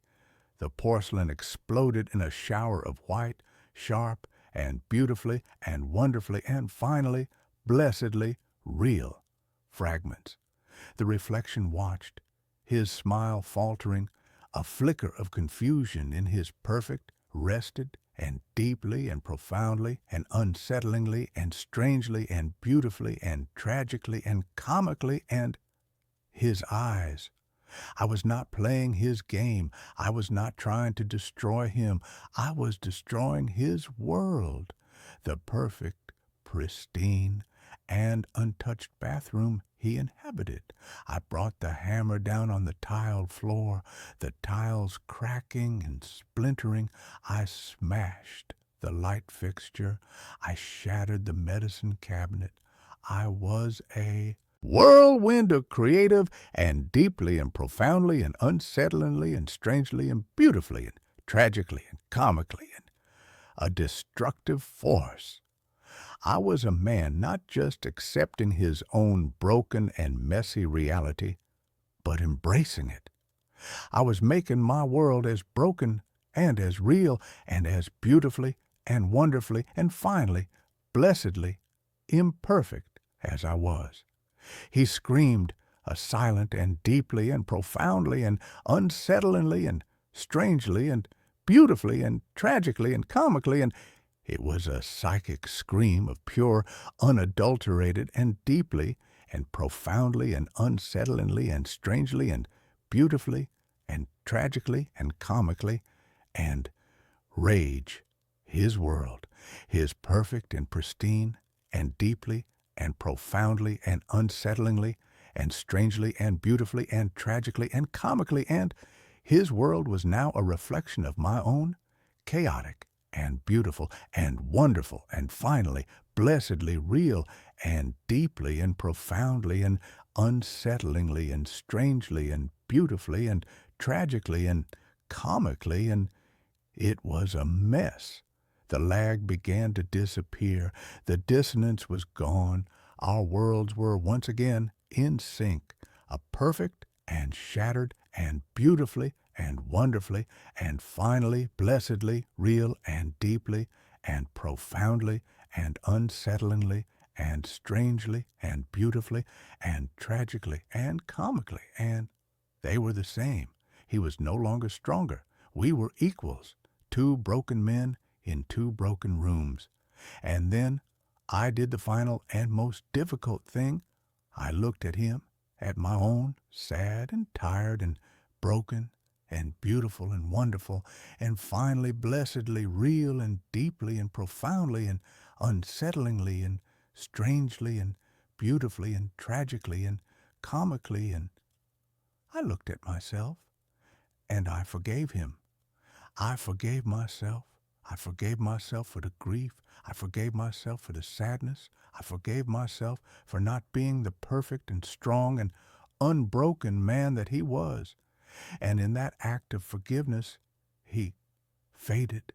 He was not destroyed. He was reabsorbed. The echo was reconciled with the source. The habit was broken.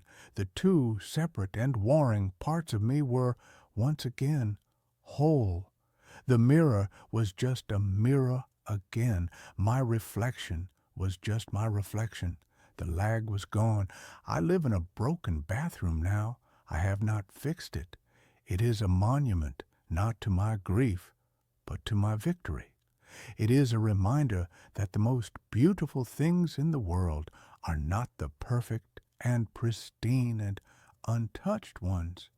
They are the ones that have been broken and have been put back together.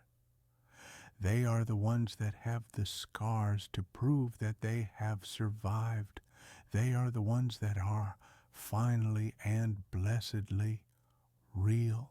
My daughter's imaginary friend knows too much about our past. The first time Lily mentioned peaches, it was a sun-drenched Tuesday in June. Sunlight, thick and golden as honey, poured through the bay window of our new living room, illuminating the dust motes dancing in the air like tiny, blissful spirits. My wife, Sarah, was unpacking a box of books, her brow furrowed in concentration as she tried to decide where the Dickens collection should go. I was on the floor struggling with the notoriously vague instructions for a Swedish-designed bookshelf. Lily, all of 5 years old, with hair the color of spun corn silk and eyes the deep, serious blue of a twilight sky, was having a tea party on the Persian rug we'd bought as a celebratory splurge for the new house. Her guests were a one-eyed teddy bear named Barnaby and a perpetually smiling rag doll called Daisy, and apparently a new addition. "No, Peaches, you can't have more sugar," she said, her voice a stern, motherly whisper. "It's bad for your teeth." I glanced over at her, a smile tugging at my lips. "Who are you talking to, Sweet Pea?" "Peaches," she said, as if it were the most obvious thing in the world. She carefully poured a drop of imaginary tea into an empty spot on the rug. "He's very greedy." Sarah looked up from her books, her face softening into the kind of warm, maternal smile that had made me fall in love with her a decade ago. "Oh, we have a new friend? What does Peaches look like?" Lily tilted her head, considering the question with the gravity of a seasoned philosopher. "He's long," she said finally, "and he wears patchy clothes, like a scarecrow. And he's sad, I think. His face is all smudgy. An imaginary friend. The parenting books we'd devoured had told us to expect this. It was a normal, healthy part of a child's development, a sign of a vibrant imagination. We smiled at each other over Lily's head, a silent, shared moment of parental pride. Our little girl was creative. She was bright. She was normal. After everything we had been through, normal was the most beautiful word in the English language. We'd bought this house to be our fortress of normal. It was a 2-story colonial on a quiet, tree-lined street in a town where nobody knew our names. It was a deliberate, calculated escape from the city, from the ghosts of our old life, from the constant low-level hum of anxiety that had become the soundtrack to our marriage. This house, with its fresh coat of dove-gray paint and its sprawling backyard, was meant to be a new beginning, a place where the past couldn't find us. For a few weeks it was. Peaches became a fixture in our home. An extra, invisible place was set at the dinner table. Lily would leave the bathroom door ajar so Peaches could get out. She would tell us stories about him, strange, disjointed narratives. "Peaches lived in the walls," she said. "He used to live in a dark, wet place. He was always cold." We'd nod and smile, playing along, marveling at the intricate world she was building. The detail about him being smudgy and sad was a little melancholic, maybe, but kids have a flair for the dramatic. We wrote it off as a harmless quirk. The first tremor, the first sign that the foundations of our new, normal life were built on something deeply unstable, came on a rainy Saturday. We were supposed to go to the town's Founders' Day picnic, but a sudden thunderstorm had trapped us indoors. I was trying to teach Lily how to play checkers, and she was, as usual, making up her own far more interesting rules. "Daddy," she said, moving one of my red checkers diagonally and then taking it off the board. "King me." "That's not how it works, sweetie," I laughed. "You have to get to my side of the board first." She looked down at the board, her little brow crinkled. Then she looked up at me, her blue eyes eerily focused. "Peaches says you don't like to play by the rules either." My hand, which had been hovering over the board, froze. A faint, cold prickle ran up my spine. "What do you mean, honey?" "He says you took a shortcut once," she continued, her voice a perfect mimicry of innocent conversation. "On the old road, the one with all the rocks. You were in a hurry." She pushed another one of my checkers off the board. "You were going very, very fast." The air in the room suddenly felt thin and sharp. The sound of the rain against the windows faded to a dull roar in my ears. The old road, the one with all the rocks, the old quarry road. It had been 7 years, but the memory was branded onto the inside of my skull, a dark, winding ribbon of asphalt, slick with rain, hemmed in by woods on one side and a sheer drop on the other. A shortcut we should never have taken. I forced a laugh. It came out sounding brittle and strange. I don't know what you're talking about, Lilybug. Peaches has a funny imagination. I looked over at Sarah, who was curled on the sofa with a magazine. She had heard. I could see it in the way her shoulders had tensed, in the way her hands were gripping the magazine so tightly her knuckles were white.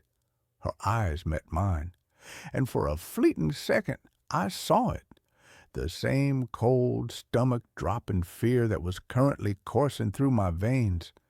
But she blinked, and it was gone, replaced by a practiced, placid neutrality.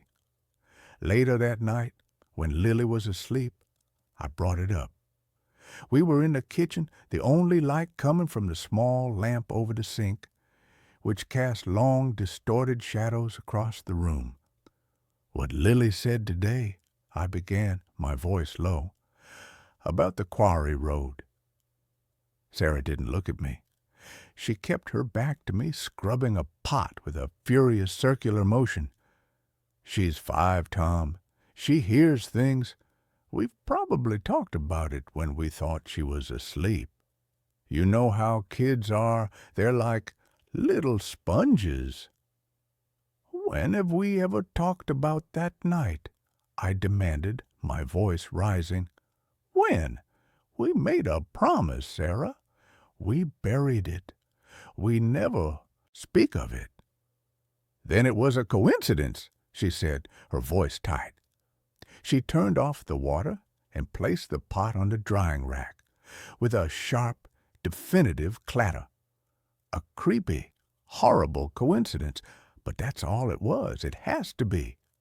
She turned to face me, and her eyes were pleading.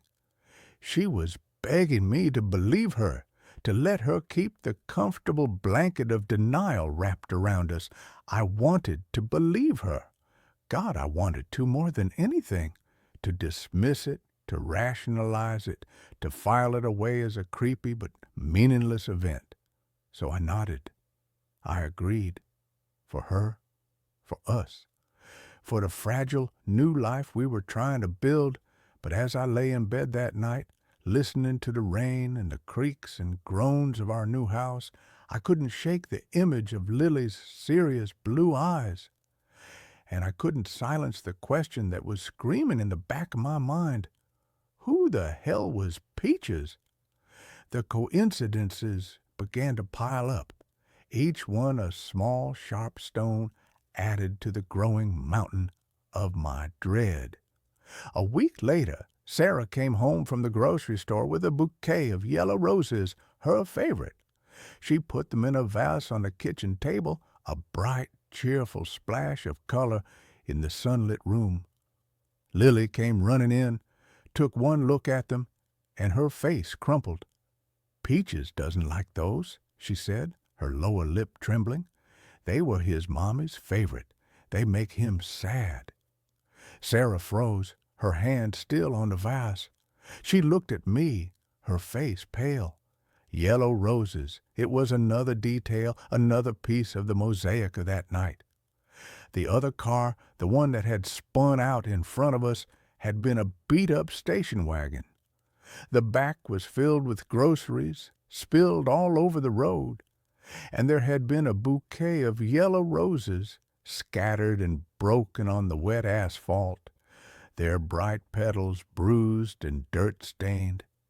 It was a detail I hadn't even realized I remembered until that very moment. "How could she know that, Tom?" Sarah whispered later, after we'd managed to calm a hysterical Lily down by moving the flowers outside. "How?" "She couldn't," I said, my voice hollow. The rationalizations were getting harder and harder to construct. The coincidences were straining the laws of probability to their breaking point. Peach's presence grew stronger, his descriptions more vivid. He wasn't just long and patchy anymore. According to Lily, his hair was the color of mud. He had a big, ugly cut on his forehead that never went away, and one of his shoes was missing. He was always looking for his other shoe. I started watching Lily obsessively. I'd stand in the hallway just out of sight and listen to her one-sided conversations in her playroom. Her voice would be light and cheerful, but the things she said, the things Peaches was supposedly telling her, were chilling. No, I can't ask them that, Peaches. That's a secret, because secrets are supposed to be quiet. I don't know why they didn't stop. Maybe they were scared. My blood ran cold.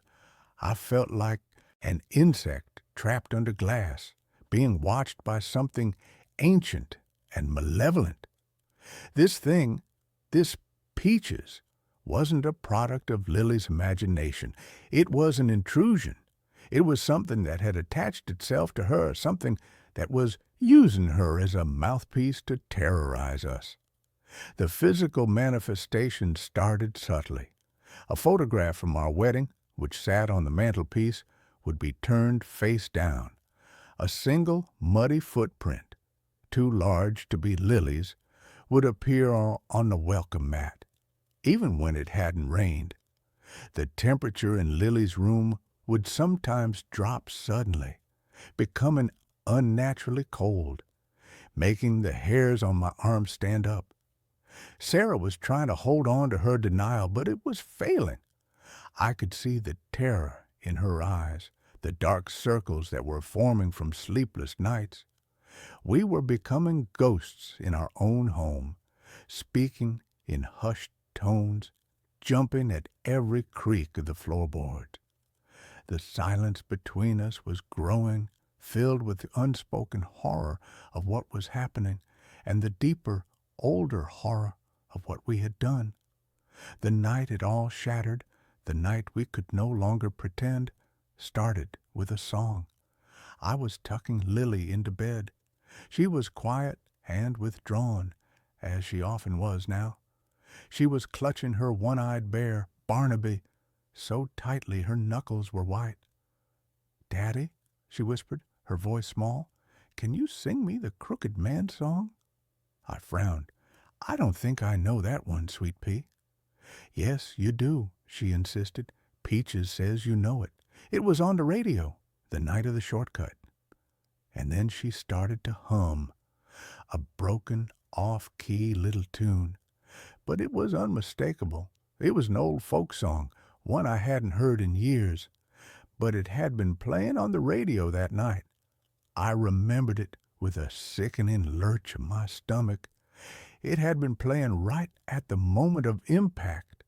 The cheerful, jaunty melody had been a grotesque counterpoint to the screech of tires and the sickening crunch of metal on metal. My breath hitched in my chest. I couldn't move. I just stared at my daughter, this perfect, innocent little girl who was humming the theme song to the worst moment of my entire life. "He wants you to remember the other man, Daddy," Lily whispered, her eyes wide in the dim light from the hallway. "Peaches says you left him. You left him in the dark, and he was so cold." That was it. That was the moment the floor gave way. I fled the room, stumbling down the hallway, my heart hammering against my ribs like a trapped bird. I found Sarah in the living room, standing by the window, staring out into the darkness. She turned as I entered, and she didn't have to ask. She could see it on my face. "Tom," she breathed. "She knows," I choked out, the words feeling like shards of glass in my throat. "She knows everything. The song, the other driver, leaving him there, this thing, it's telling her everything." The dam of our shared silence, 7 years in the making, finally broke. The story, the one we had buried so deep we could almost pretend it never happened, came rushing out. We were 24, young, stupid, and a little drunk from a friend's wedding. I was driving. It was raining, a torrential downpour that made the world outside the windshield a blurry, impressionistic nightmare. Sarah was navigating, and she pointed me down the old quarry road, a shortcut she'd heard about. I was driving too fast, showing off, feeling immortal in the way only a 24-year-old can. He came out of nowhere, a station wagon pulling out from a hidden side road. I swerved, but it was too late.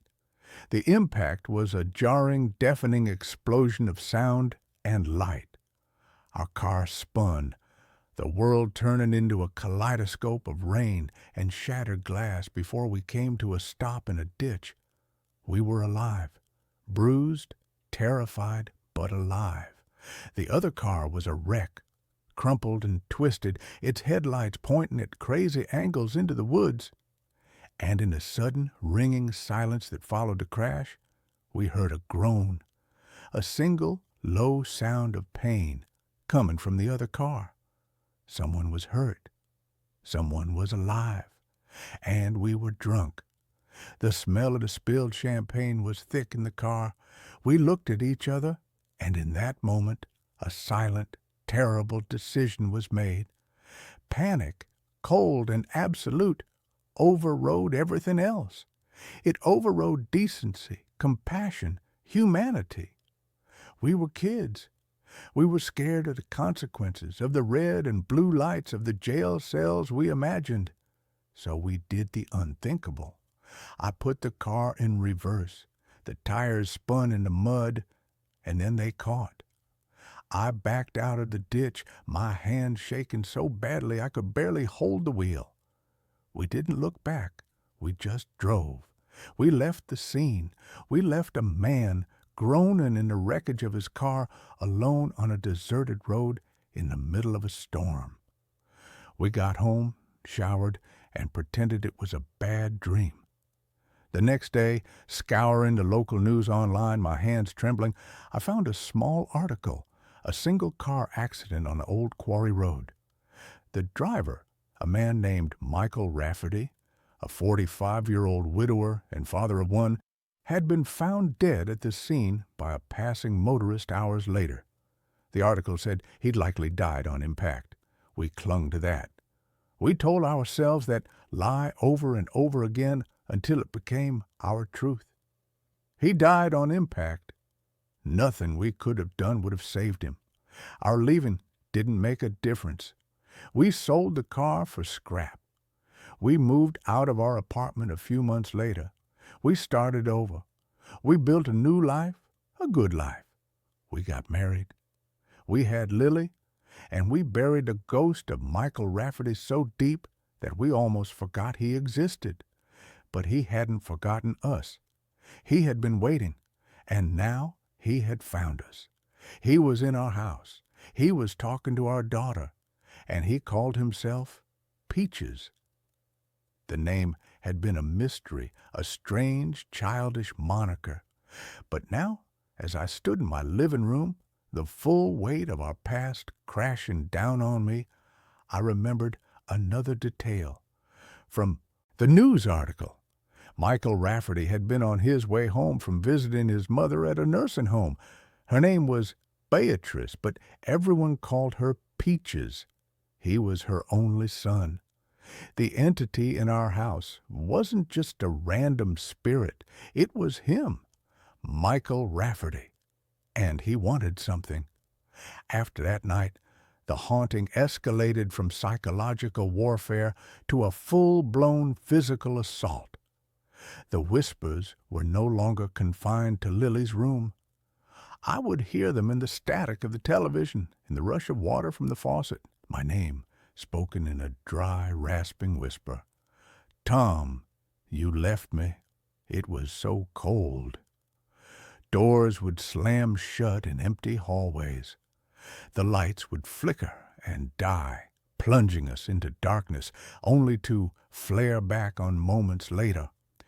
One morning, I came downstairs to find every cabinet and drawer in the kitchen hanging open, their contents spilled onto the floor. On the kitchen wall, traced in a thin layer of spilled flour, was a single shaky word. Why? Lily was changing. Our bright, bubbly little girl was becoming a shadow. She stopped playing. She would just sit in her room for hours, staring at the wall, sometimes murmuring to herself. The dark circles under her eyes mirrored our own. She started drawing pictures, disturbing childish scribbles in black and red crayon, a drawing of a stick figure lying next to a mangled car, a drawing of a tall, patchy man with a sad, smudgy face standing at the foot of her bed. We were prisoners. The beautiful house we had bought as our sanctuary had become our jail, and Michael Rafferty was the warden. He was feeding on our fear, on our guilt. We knew we had to do something, but what? We couldn't call the police. We couldn't call a priest. We weren't religious, and it felt like a hollow, desperate gesture. We were alone with the monster we had created. The breaking point, the moment I knew we were in danger of losing not just our sanity but our daughter, came a week later. I was in my home office trying to work, though I couldn't concentrate. The house was quiet, too quiet. A sudden primal instinct, a father's intuition, screamed at me that something was wrong. I ran upstairs to Lily's room. The door was closed. I threw it open. The room was cold, unnaturally so. Lily was standing on a chair, which she had pushed up against the open window. She was leaning out, her small body silhouetted against the gray afternoon sky. "Lily!" I screamed, my voice cracking with terror. She turned, and for a split second, it wasn't her. Her face was slack, her eyes vacant and dark. Her voice, when it came out, was not the high, sweet voice of a 5-year-old. It was a low, rasping whisper, a sound that was both old and full of a terrible, wet-sounding pain. "He wants to show you how it feels," the voice said, coming from my daughter's lips. "How it feels to fall, how it feels to be broken." I lunged across the room, my heart exploding in my chest. I grabbed her around the waist and pulled her back, stumbling, falling to the floor with her in my arms. She started to cry, real terrified sobs this time. The presence was gone. It was just my daughter, trembling and weeping in my arms. "Daddy, I was scared," she cried. "Peaches was telling me to jump. He said it would be like flying." I held her, rocking her back and forth, my own body shaking uncontrollably. This was it. He wasn't just trying to scare us anymore. He was trying to take our daughter. He was going to make us feel the same pain he had felt, the pain of losing a child. We had left him to die, and now he was going to take the one thing that made our lives worth living. That night, after Lily was asleep in our bed, barricaded between us, Sarah and I finally faced the truth. "We have to leave Tom," she said, her voice a shattered whisper in the dark.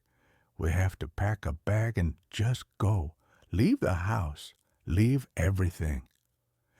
"And go where?" I asked, my own voice hollow with despair. "Don't you see, Sarah?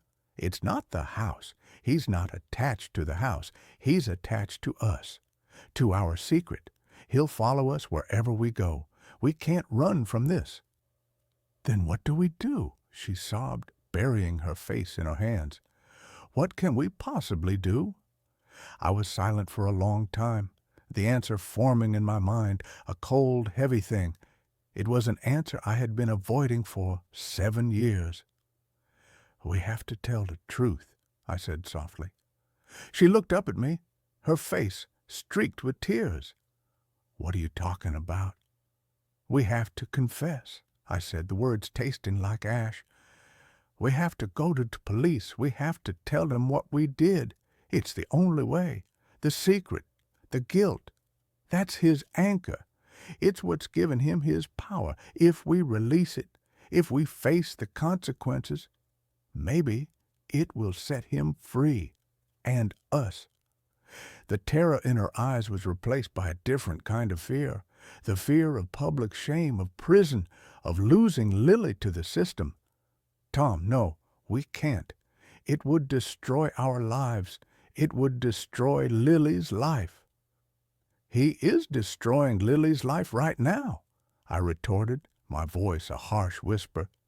He tried to make her jump out of a window today. What's he going to do tomorrow? We have no choice, Sarah. We either face the justice of the living, or we will be tormented by the justice of the dead for the rest of our lives, and we will lose our daughter in the process. We didn't sleep that night. We just lay there holding each other, with our daughter sleeping between us, the silent, terrible weight of our decision settling over us. As dawn broke, painting the sky in pale, watery shades of gray and pink, we knew what we had to do. But first, there was one more thing.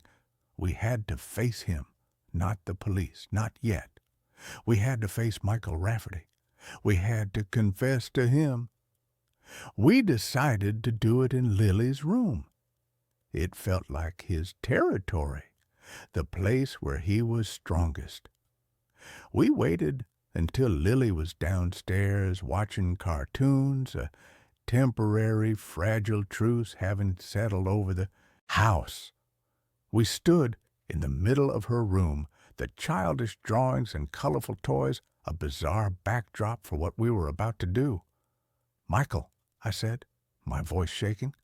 "Michael Rafferty, we know you're here." The room grew cold. A floorboard creaked behind me. The air grew thick and heavy with a palpable sense of sorrow and rage. "We are so sorry," Sarah whispered, tears streaming down her face. "We were just kids. We were scared. It's not an excuse. There are no excuses. But we were so scared." "We should have stopped," I continued, my own voice thick with unshed tears. "We should have called for help. We should have stayed with you. Maybe we could have saved you. We'll never know. And we have to live with that for the rest of our lives." The temperature dropped further. A little plastic horse on Lily's dresser flew across the room and shattered against the wall. A low moan seemed to emanate from the walls themselves. He was listening. "We left you," I said, forcing myself to say the words that had been buried for so long. "We hit you, and we left you to die alone in the dark. It was a cowardly, monstrous thing to do, and we are going to pay for it. Tomorrow, we're going to the police. We're going to confess everything. We're going to tell them what we did to you." The room was silent. The oppressive presence seemed to lessen, the anger replaced by a profound, bottomless well of sadness. "We can't give you back your life," Sarah sobbed. "We can't undo what we did. All we can do is tell the truth and ask you to please leave our daughter alone. She's innocent. This is on us, not her. Punish us, but let her go." For a long moment, nothing happened. The silence stretched, thin and taut. Then, on the wall opposite us, a single word was traced in the condensation that had suddenly formed on the cold surface. It wasn't angry. It wasn't threatening. It was just one heartbreaking word. Lonely.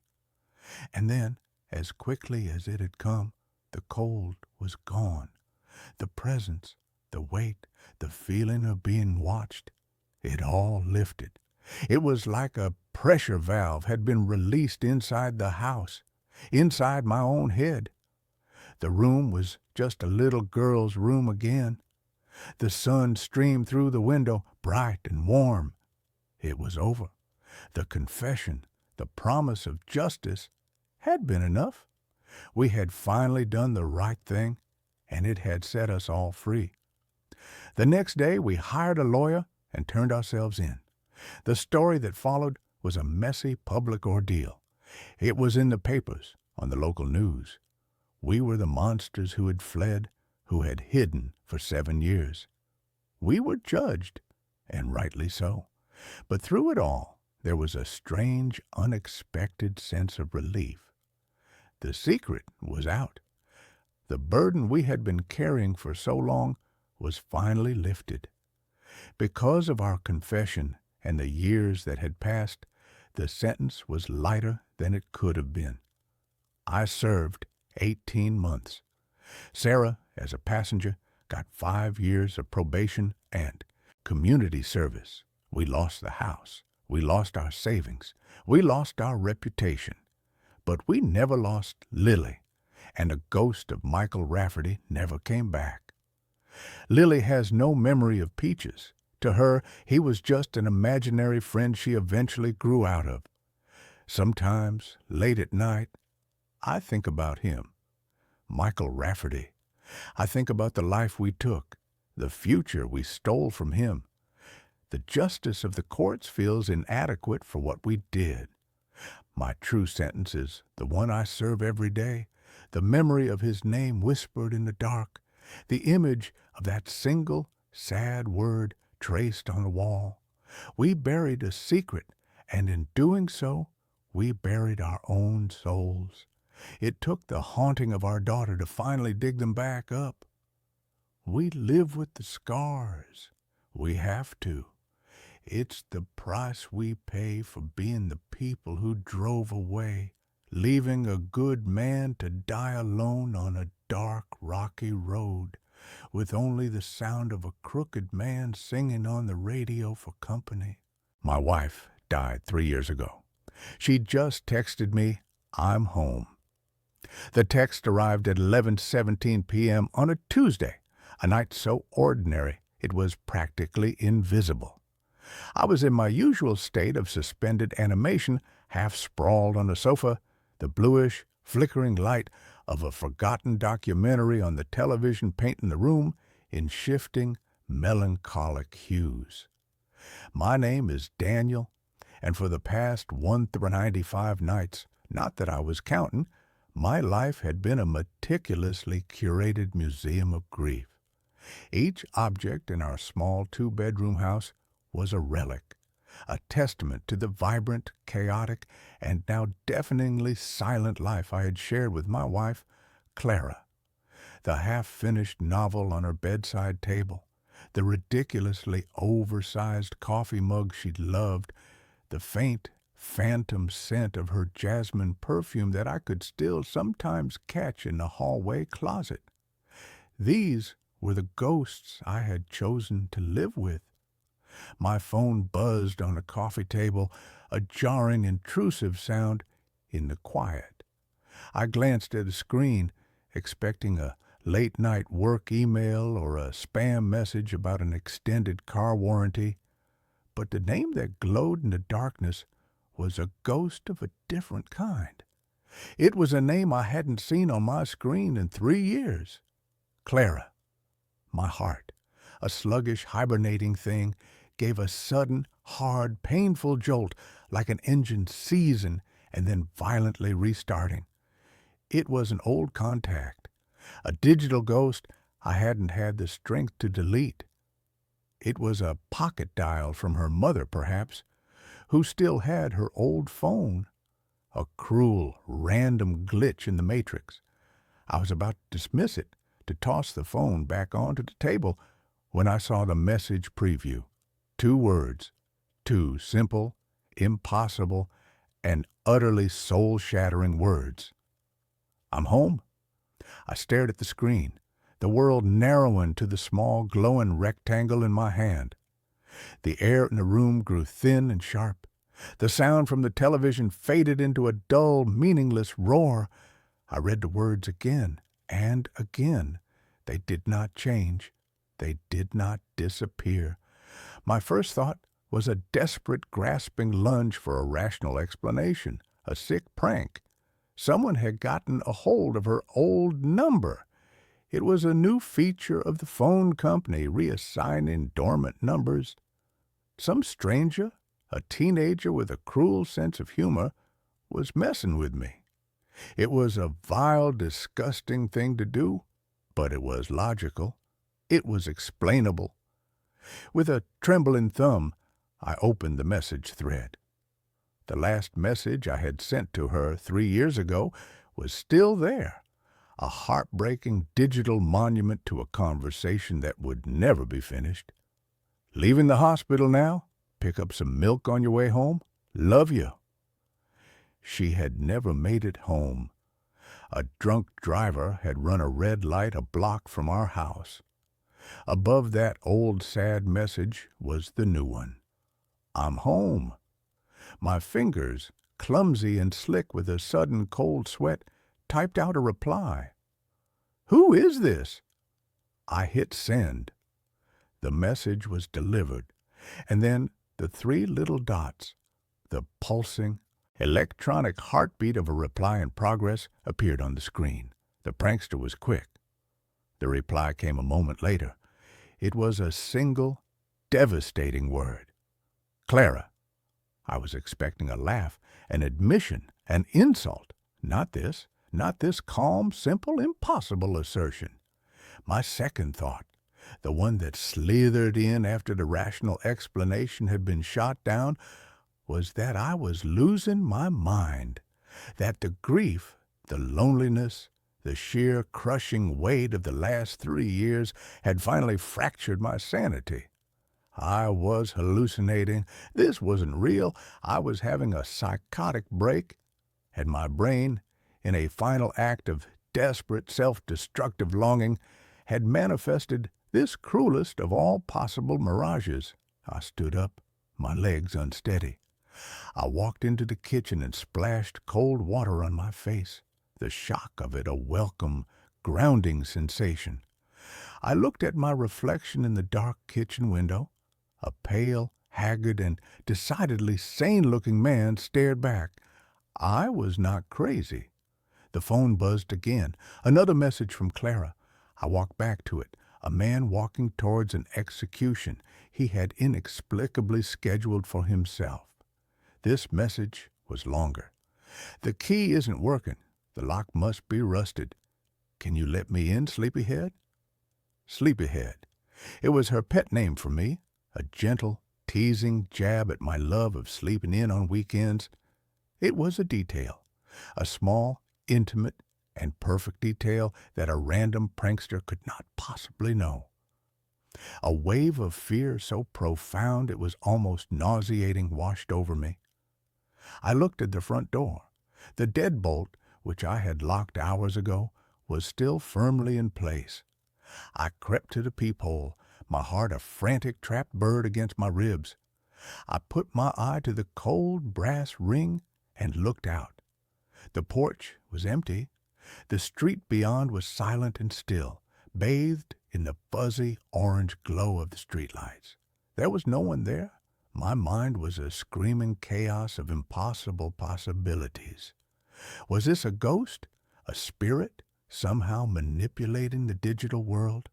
Was this a test? A cruel, elaborate game being played by a god I no longer believed in? I typed another reply, my fingers fumbling on the small glass keys.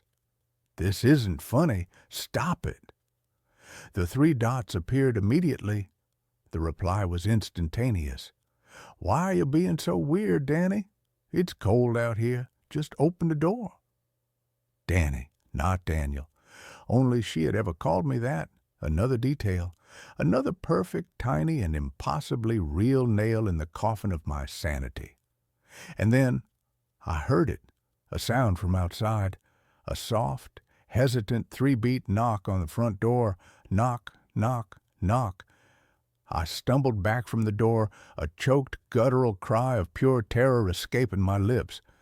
This was not a digital ghost. This was not a prank. This was real.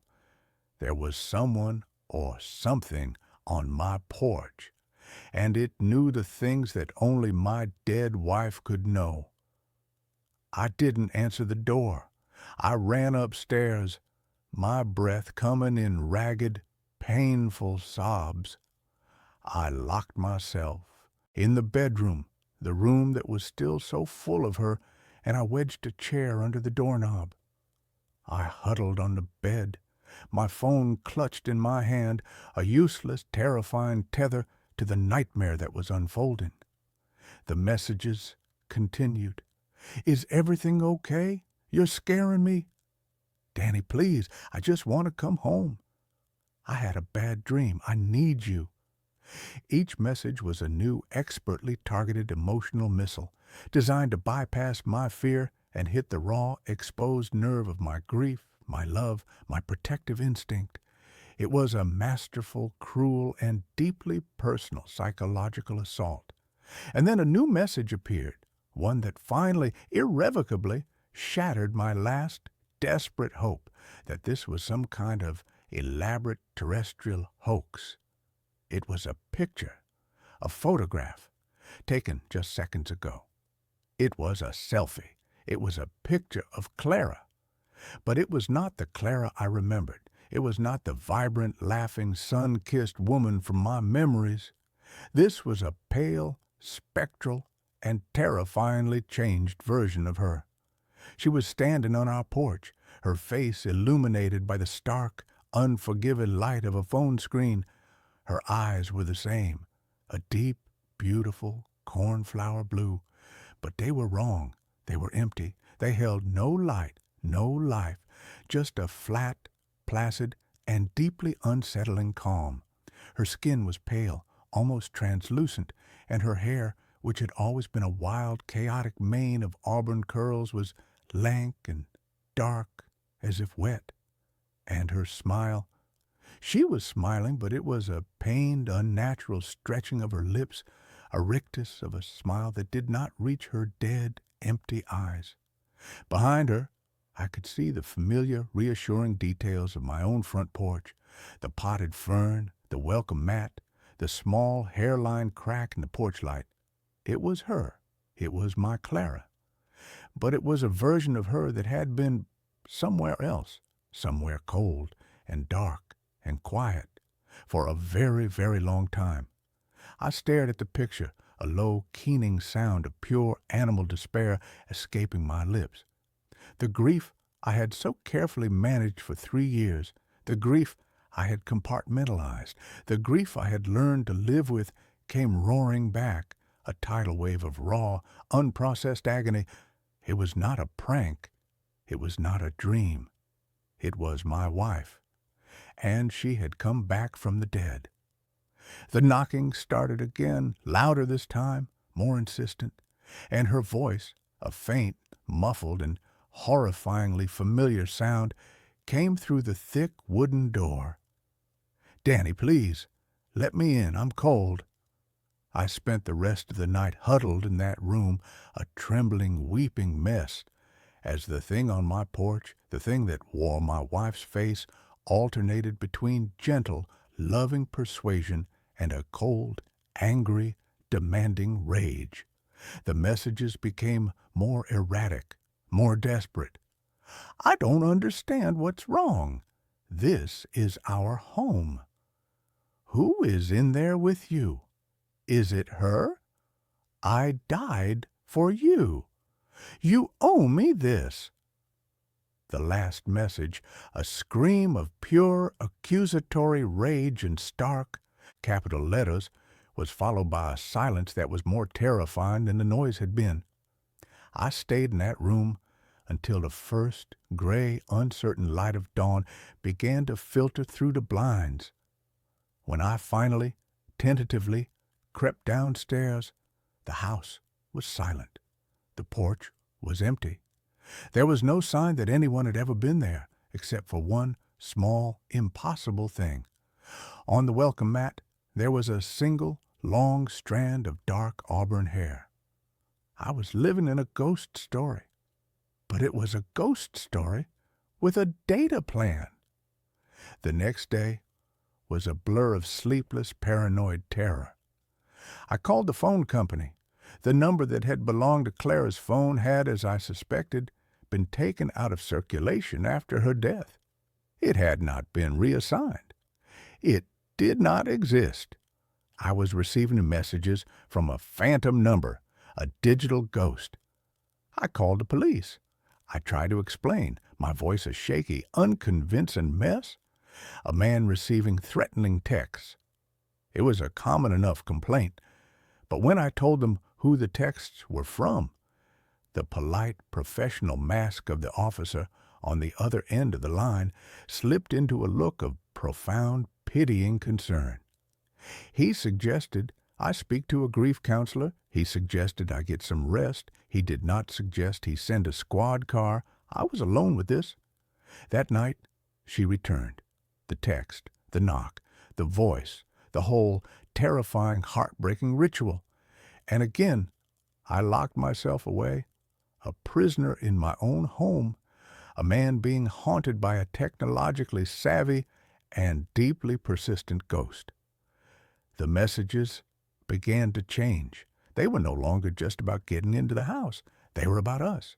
She sent me old pictures of us, pictures that had been on her phone when she died. A picture of us on our honeymoon in Italy, grinning like idiots, a smear of gelato on my nose, a picture of us on this very sofa, asleep, her head on my chest. They were weapons perfectly chosen to inflict the maximum amount of emotional damage. And then she began to send me new pictures. Pictures taken from outside the house. A shot of me through the living room window, my face illuminated by the television. A picture of the back of my head taken from the street as I sat in my study. She was not just on the porch, she was all around me. A silent, watching, and deeply patient predator. I was coming apart. I was a man living on a diet of coffee and terror. I was beginning to see her everywhere. A glimpse of an auburn-haired woman in a crowd would send my heart into a frantic, panicked gallop. The sound of a phone buzzing in a quiet room would make me jump out of my skin. I knew I couldn't go on like this. I was being psychologically dismantled piece by painful piece. I had to confront it. I had to understand what it was and what it wanted. My first thought was that this was some kind of punishment, that her spirit was restless, angry at the drunk driver who had killed her, at the universe that had allowed it. But her anger seemed to be directed at me. "You owe me this," she had said. Why? What did I owe her? I began to sift through the wreckage of our life together, looking for an answer. I went through her old things, her letters, her journals. Clara had been a writer, a poet. Her journals were filled with her beautiful, lyrical, and sometimes painfully honest observations on the world, on us. And in the last journal she had ever kept, in an entry dated the week before her death, I found it. A secret she had never shared with me. She had been pregnant. I stared at the words, my vision blurring with a fresh, new, and infinitely more painful wave of tears. A baby. We had been trying for years. It had been the one deep and unspoken sadness in our otherwise happy life. And she had been about to tell me. The entry was a rehearsal, a practice run of the speech she was going to give. "Danny," it began, "we're going to have to get a bigger house." The grief that hit me was a physical thing, a crushing weight that stole the air from my lungs. Not just her, but a child, a future, a whole entire life that had been stolen from me before I had even known it existed. And I understood. Her rage, her persistence, was not the rage of a spirit who had been cheated of her own life. It was the rage of a mother who had been cheated of her child's. And her words, "You owe me this," they were not an accusation. They were a plea. She didn't want revenge. She wanted her child's life back, and she thought somehow that I could give it to her.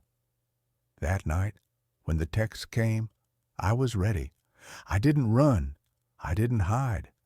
I walked to the door. "I'm here, Danny. Please, it's time to come home." The knock, soft, gentle. I took a deep breath. My hand was on the deadbolt. My heart was a slow, heavy, and steady drum. I was no longer afraid. I was just profoundly and deeply sad. "I know what you want, Clara," I said, my voice a low, steady thing, speaking to the wood of the door. "I know about the baby. I'm so sorry. I am so sorry we didn't have more time." The knocking stopped. The silence on the other side of the door was a living, listening thing. "But this is not the way," I continued, tears streaming down my face. "You can't come in. This is the world of the living, and you are not a part of it any more. Neither of you are." A low, soft, and utterly heartbroken sob came from the other side of the door. It was the first real and truly human sound I had heard from her. "But this is our home," she whispered, her voice a thin, fragile, and ghostly thing. "It was," I said, "and it was beautiful. But it is my home now, and you have to find a new one, both of you. You have to let go, and you have to let me go too." I was not just speaking to a ghost. I was speaking to my own grief. I was giving myself the permission I had never been able to find, the permission to move on.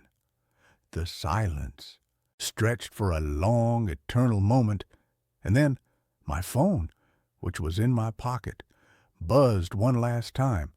I pulled it out. A new message from Clara. It was not a picture. It was not a demand. It was a single, beautiful, and heartbreaking line of text. Tell him I would have named him Samuel. And then the name on the top of the screen, Clara, vanished. The number became just a number again, an unknown and now unreachable string of digits. I looked through the peephole. The porch was empty. The street was quiet. She was gone. I stood there, leaning my forehead against the cool wood of the door, and I wept. I wept for my wife.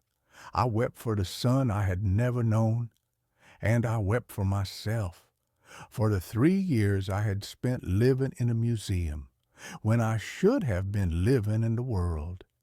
The next day I began to pack. I took down the pictures. I boxed up her clothes. I threw away the half-finished novel and the ridiculously oversized coffee mug. They were not her. They were just things. The real memory of her, the one that mattered, the one that was full of love and laughter and a future that had almost been, was the one I would carry with me in my heart. I sold the house.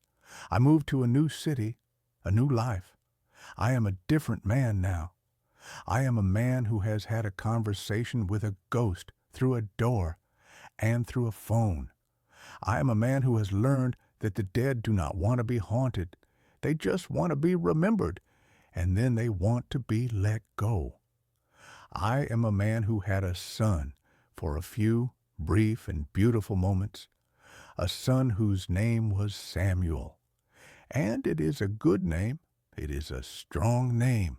It is the name of a man who has survived. It is my name. I was chosen for a sleep experiment. No one told me I'd be the only subject left. The advertisement was unassuming, tucked between a plea for plasma donors and a gig for a part-time dog walker. It was printed in the bland sans serif font of institutional efficiency. Volunteers needed for paid somnology study. Participants must be in good health, age 21-35, with no history of sleep disorders. Compensation, $15,000 for a 2-week commitment. $15,000. To a freelance graphic designer like me, neck deep in student loans and living off ramen that tasted of salty despair, that number wasn't just compensation. It was a lifeline. It was 2 months' rent, a down payment on a reliable car, a chance to breathe. All I had to do was sleep. It sounded like the easiest money I would ever make. My name is Leo, and my capacity for optimism has always been my most dangerous flaw. The intake process took place in a sterile downtown office building that smelled of lemon-scented cleaner and quiet desperation. I sat on a plastic chair, filling out a questionnaire that probed every corner of my life, from my childhood fears to my current caffeine intake. One by one, we were called back to meet the man in charge, Dr. Alastair Finch. He was a man who seemed to have been carved from a block of granite and then polished to a high sheen. He had a perfectly trimmed gray beard, sharp, intelligent eyes that seemed to see right through you, and a smile that was both reassuring and utterly devoid of warmth. "The purpose of Project Morpheus," he explained to me, his voice a smooth, confident baritone, "is to study the effect of a new neurostimulant, which we're calling somnolin. Our hypothesis is that it can dramatically enhance the restorative qualities of REM sleep, allowing the brain to achieve in 4 hours what it normally would in 8. Imagine the applications, Mr. Vance. Increased productivity, accelerated learning, even rapid trauma processing." He made it sound like we were on the cusp of curing the human condition itself. I nodded along, pretending to be fascinated by the science, but all I could see were dollar signs. There were 4 other subjects chosen alongside me.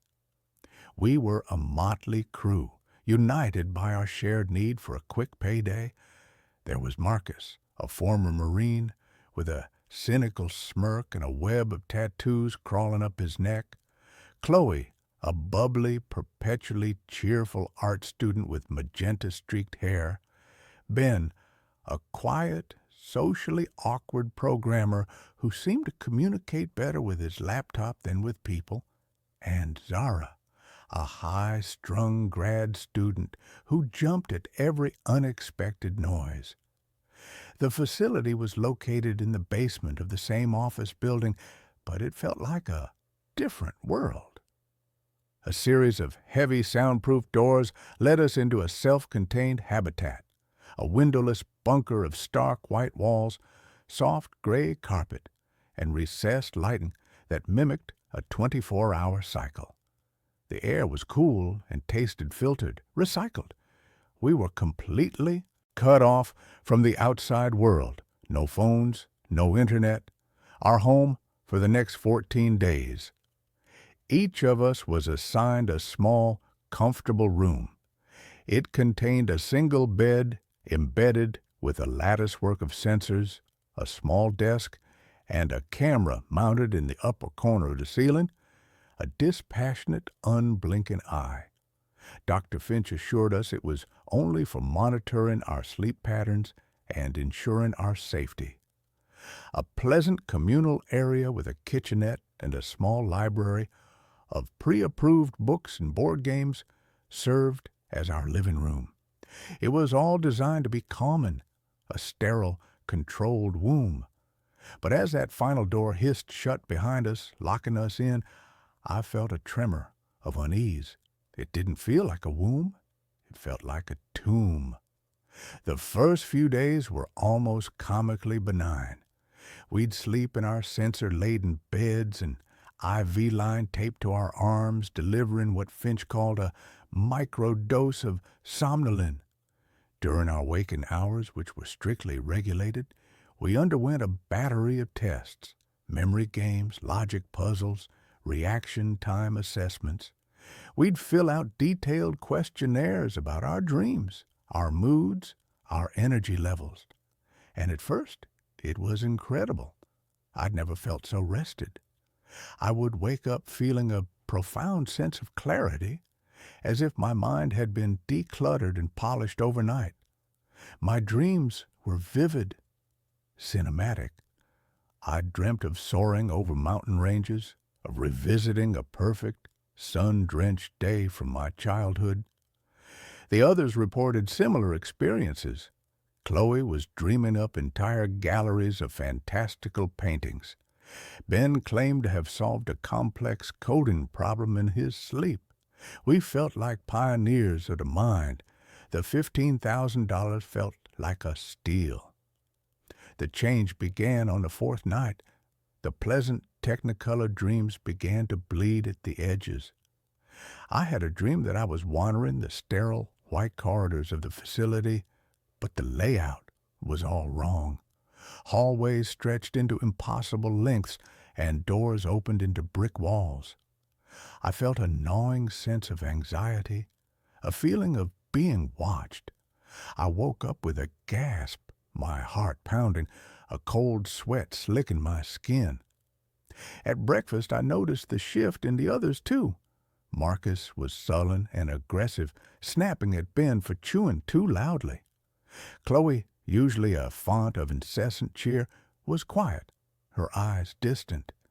She had a sketchbook open on the table, and on the page was a disturbing abstract drawing of a tall, stick-thin figure made of swirling, chaotic lines. "I keep seeing him," she whispered, her voice trembling slightly. "At the edge of my dreams. He just watches." That night, my dream picked up where the last one left off.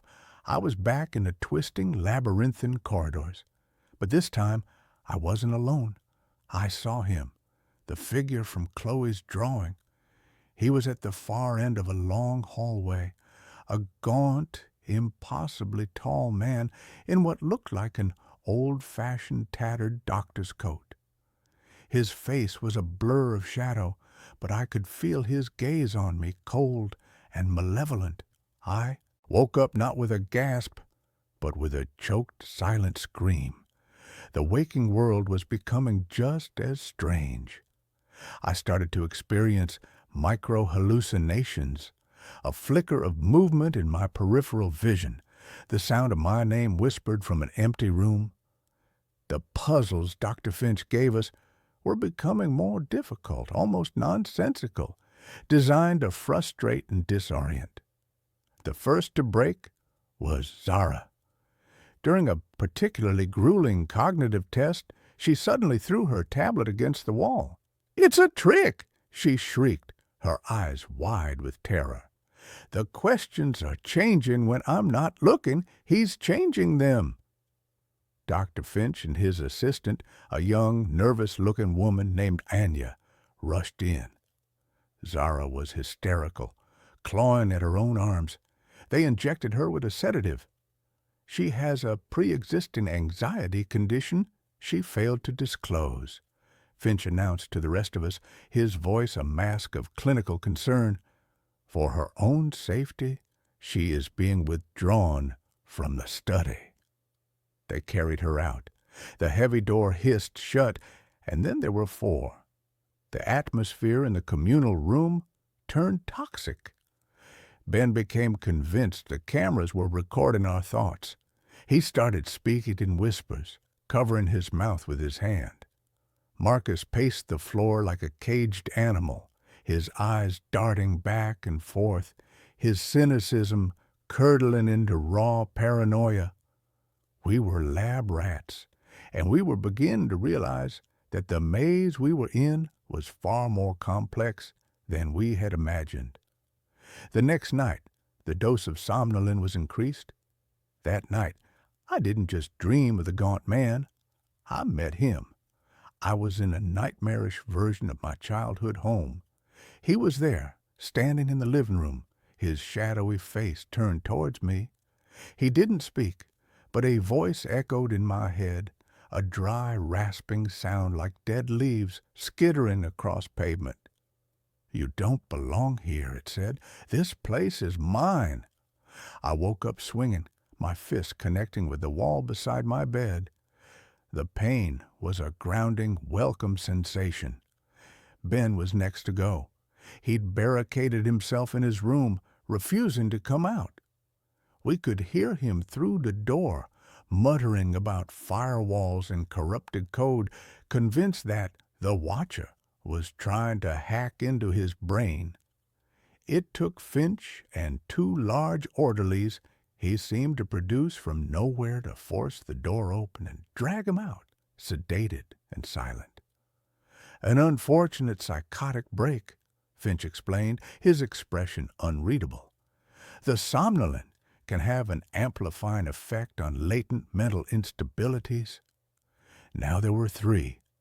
Fear was a constant metallic taste in my mouth.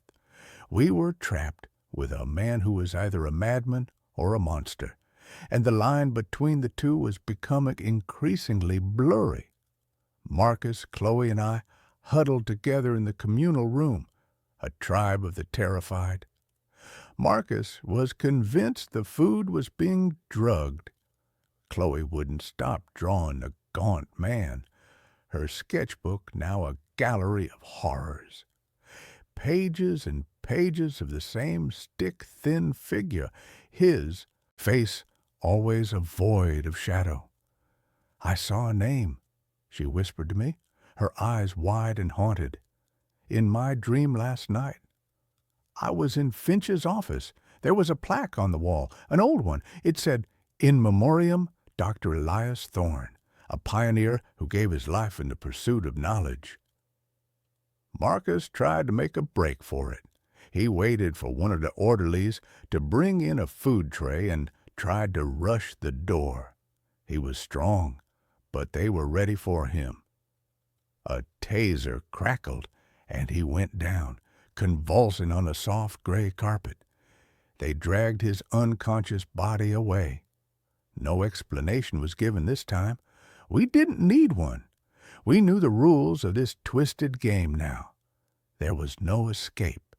And then there were 2. Chloe and I were the only ones left. We were ghosts haunting the sterile white halls of our prison.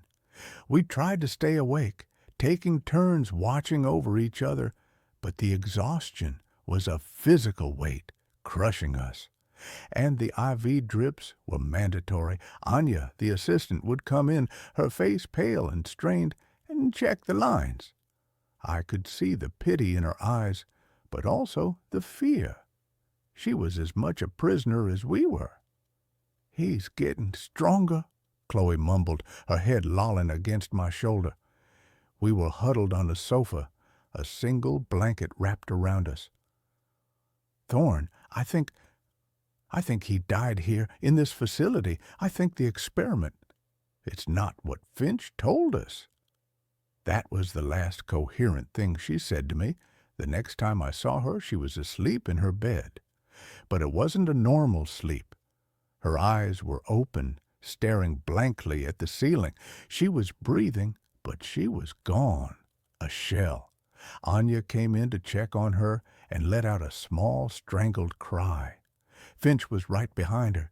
He showed no emotion as he shone a penlight into Chloe's unblinking eyes.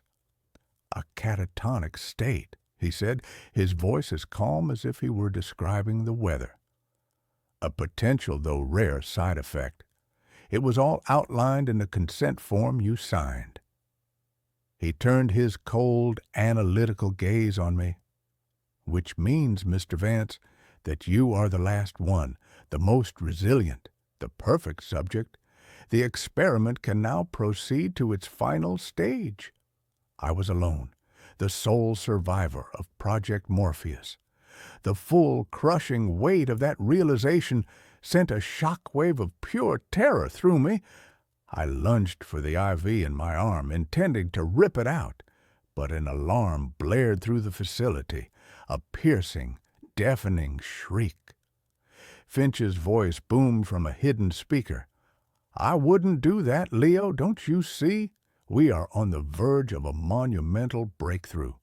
This was never about enhancing sleep. It was about mapping the landscape within sleep. Somnolin doesn't create dreams. It dissolves the barrier. It opens a door. His words hit me with the force of a physical blow. This wasn't a neurostimulant study. It was a cartography expedition into a haunted house. And we were the explorers sent in to map the darkness. The others weren't gone. They were lost. Their minds had been consumed by the landscape, by the dominant entity within it, the consciousness of Dr. Elias Thorne, a ghost in the machine. He was the first, Finch's voice continued, a manic excitement creeping into his tone. The original researcher. He tested his own formulas, pushed the boundaries too far. His consciousness became imprinted on the very fabric of this place, creating a stable, psychic echo, a new frontier. And you, Leo, you are my Vasco da Gama. You are going to step onto the shore. I knew with a sickening certainty that if I fell asleep again, I would not wake up. Thorne was waiting for me. Finch was waiting to observe. I was a tethered goat, and the tiger was circling. I spent the next cycle, I couldn't tell if it was day or night, pacing my room, splashing my face with cold water, pinching myself, anything to stay awake. But my body was betraying me. My eyelids were lead weights. The white walls of my room seemed to soften and waver at the edges. The barrier was already dissolving. I saw him, not in a dream, but in reality. He was standing in the doorway of my room, a shimmering heat-haze distortion in the air. The gaunt, skeletal figure of Elias Thorne. The dream was bleeding into the world, and in that moment of absolute terror, a strange, cold clarity washed over me. I couldn't fight Finch in the real world. I couldn't fight Thorne in this one. But if the barrier was gone, then the connection worked both ways. I couldn't run, but maybe I could fight back. I lay down on the bed. I let my eyes close. I let the crushing exhaustion pull me under. But this time, I didn't fall. I dove. I went into the dreamscape with a purpose. I found myself not in the corridors, but in what looked like an old, archaic laboratory. Beakers bubbled with black liquid, wires snaked across the floor like dead vines. And in the center of it all was Thorne. He was more solid here, more real. His face was a pale, skeletal mask of pain and rage. "You cannot win," the voice echoed in my head, a psychic roar. "I am this world." "Then your world is about to end," I thought back, focusing all my will, all my identity, into a single point of resistance. Finch wanted a show. I would give him one. I stopped fighting Thorne's influence and instead focused on the environment. I remembered the happiest day of my life, a trip to the beach with my family when I was a kid. I flooded the dark, musty lab with the memory, the brilliant, blinding sunlight, the sound of crashing waves, the smell of salt and sunscreen. The dreamscape recoiled. Thorne shrieked, clutching his shadowy head as the light burned him. The dark lab flickered, the beakers and wires replaced by sand and seashells. "This is my mind," I projected, pouring all my anger, my fear, my desperate will to live into the thought. "My dream, and you are not welcome here." I focused on the machines, the sophisticated monitoring equipment I knew was attached to me in the real world. In the dream, I imagined them overloading.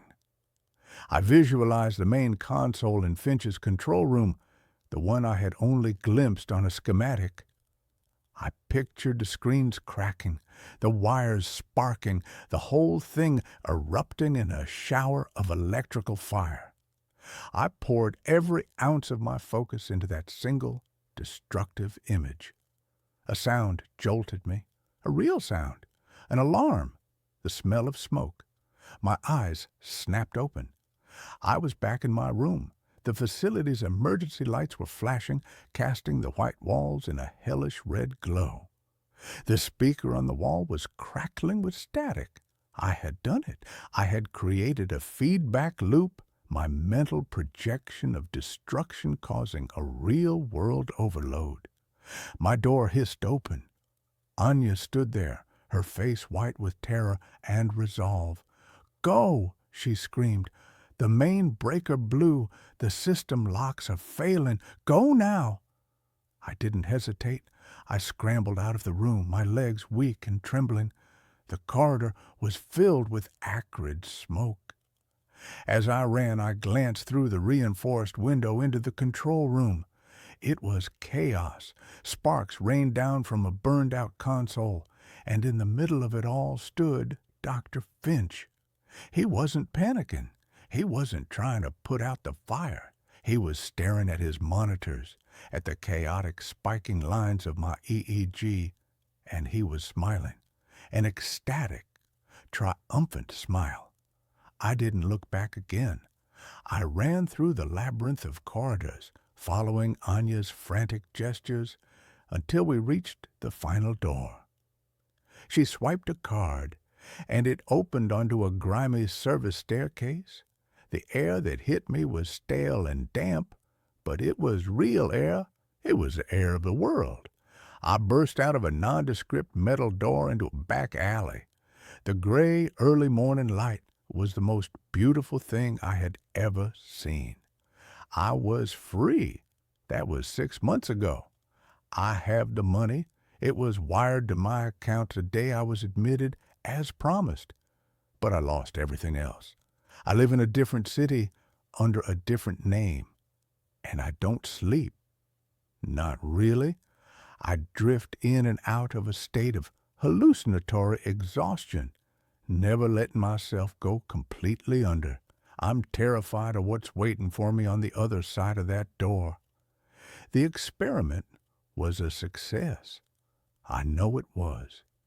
Because sometimes when the light is dim and I'm looking at my reflection in a darkened window, the face that looks back isn't my own. For just a fraction of a second, I see a tall, gaunt man with a pale, skeletal face and eyes that burn with a cold, ancient hunger. Finch opened a door, and I was the one who walked through. But I'm beginning to understand the terrifying truth. I didn't come back alone. My grandma's old radio plays stations that don't exist. My grandmother, Ilara, was a collector of silent things. Her house, a 2-story Victorian that creaked like a ship at sea, was a museum of objects that had outlived their purpose. Brass barometers that had forgotten the weather, clocks whose hands were frozen in a perpetual state of 10 past 4, and a fleet of beautiful, intricate ships in bottles, their tiny sails forever becalmed. When she passed away at the age of 89, she left me the house and everything in it. I, a sound designer for independent films, a man whose life was a carefully curated collage of noise, inherited a kingdom of profound and unsettling silence. I came to the house not to live, but to sort, to dismantle the quiet, ordered life she had built. For the first week, I was an archaeologist, sifting through layers of dust and memory. The air smelled of lavender, beeswax, and the dry, sweet scent of decaying paper. It was a lonely, melancholic task, a conversation with a ghost who would only speak through the objects she had left behind. I found the radio in the attic, shrouded in a yellowed linen sheet like a piece of holy statuary. It was a magnificent beast, a 1948 Sentinel floor model, its wooden cabinet the color of rich, dark honey, its cloth grill a complex geometric pattern of woven gold thread. A single, large, cyclopean dial made of a milky, amber-colored bakelite dominated the front panel. It was a thing of beauty, a cathedral dedicated to the worship of forgotten broadcasts.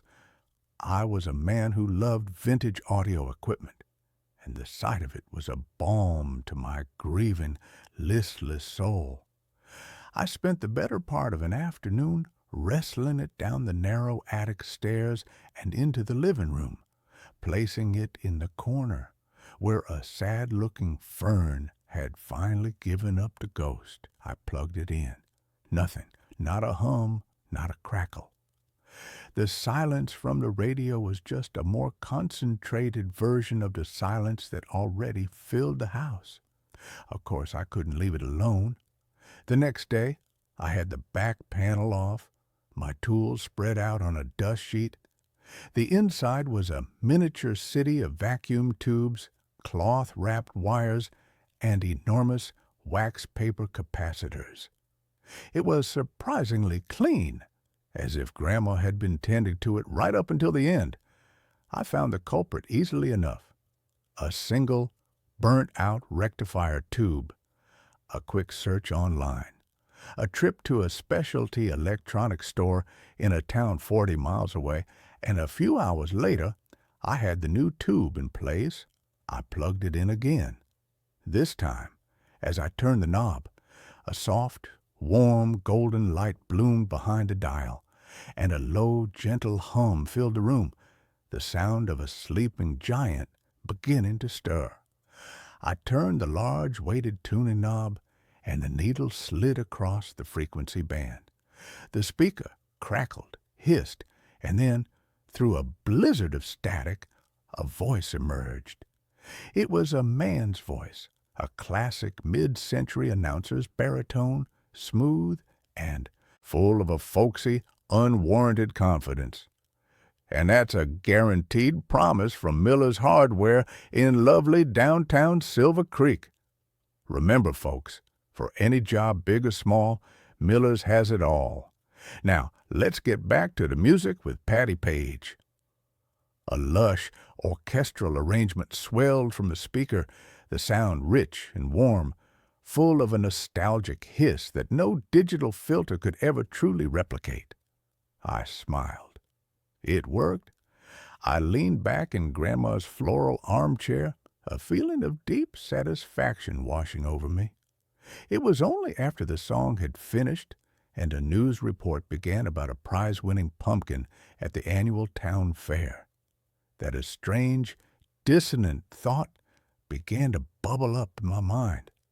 Silver Creek. I knew every town, every forgotten hamlet within a 100-mile radius of this house. I had never heard of a Silver Creek. I pulled out my phone and searched for it. Nothing. No Silver Creek, Wisconsin, no Miller's Hardware, no local radio station with the call letters WSC. I checked a list of historical town names. Still nothing. It was a ghost town, a place that had never existed.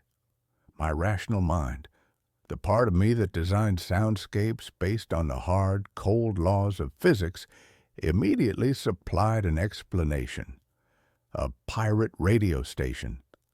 Some hobbyist out in the woods with a vintage transmitter, broadcasting his own curated nostalgic programming. It was a charming, eccentric explanation, and it satisfied me for a while. But the broadcasts were too perfect, too dense. They weren't just playing old songs. They were broadcasting a whole, fully realized world. There were commercials for businesses that had no online footprint, public service announcements for a school district that didn't exist, a Lonely Hearts call-in show where the residents of this phantom town would share their small, mundane heartbreaks.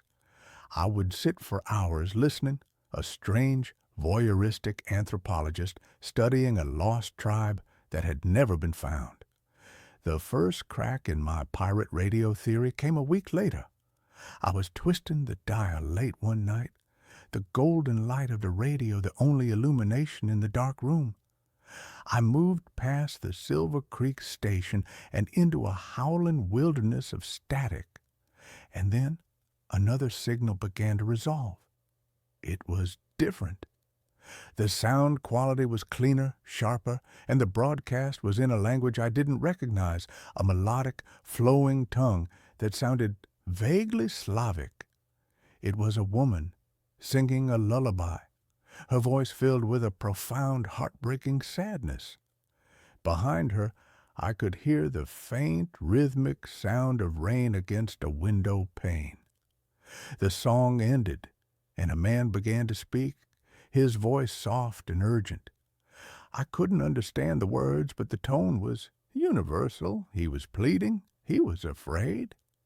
And in the background, another sound began to grow, a low, guttural, and deeply menacing roar, like the sound of a great distant fire.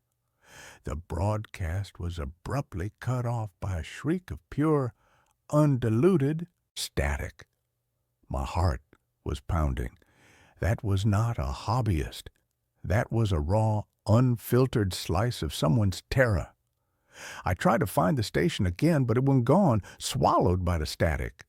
The radio was no longer just a charming curiosity. It was a puzzle, a mystery that was beginning to consume me. The stations were not just from one non-existent place. They were from somewhere else, or perhaps from sometime else. I started keeping a logbook, documenting every strange broadcast. I found a station that played nothing but a single, repeating, 5-note musical phrase over and over again for hours on end. I found a station where a man would simply read numbers, his voice a dry, emotionless monotone. I found a station that was just the sound of a ticking clock and a woman weeping softly.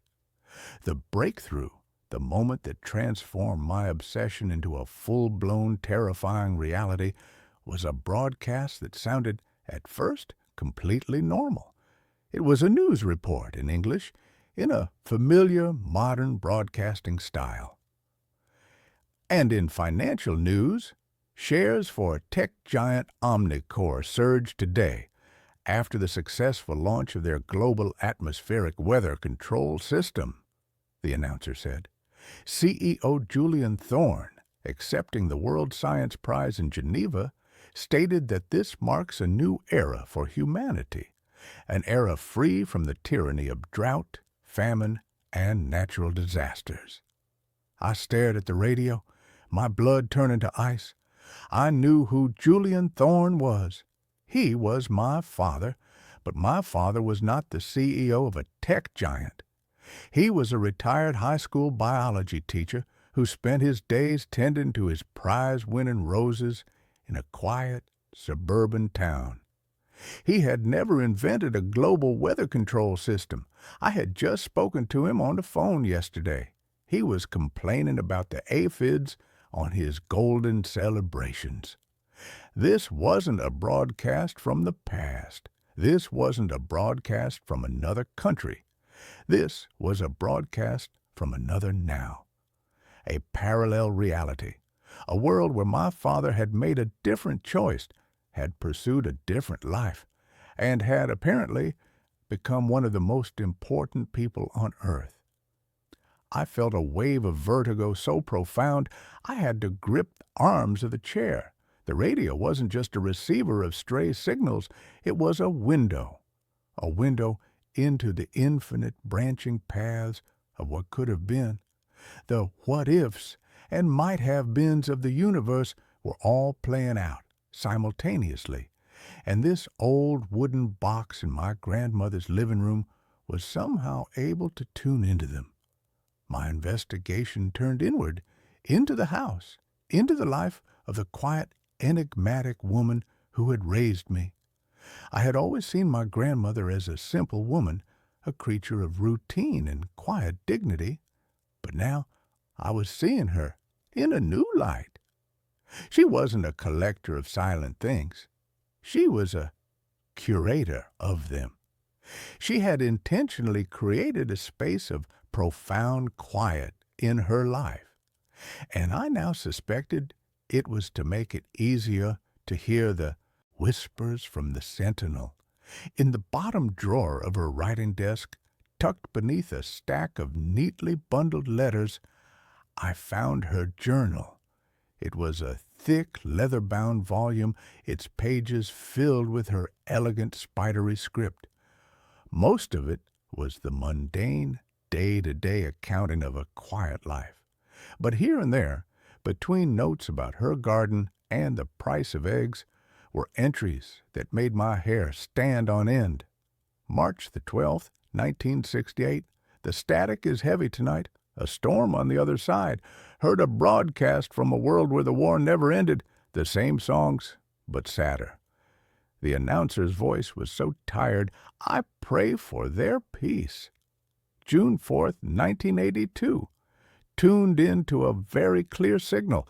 A world where John is a painter. He sounded so happy. He described the light on the coast, the colors. It was a good broadcast, a kind one. It helps to know that somewhere he found his joy. John was my grandfather.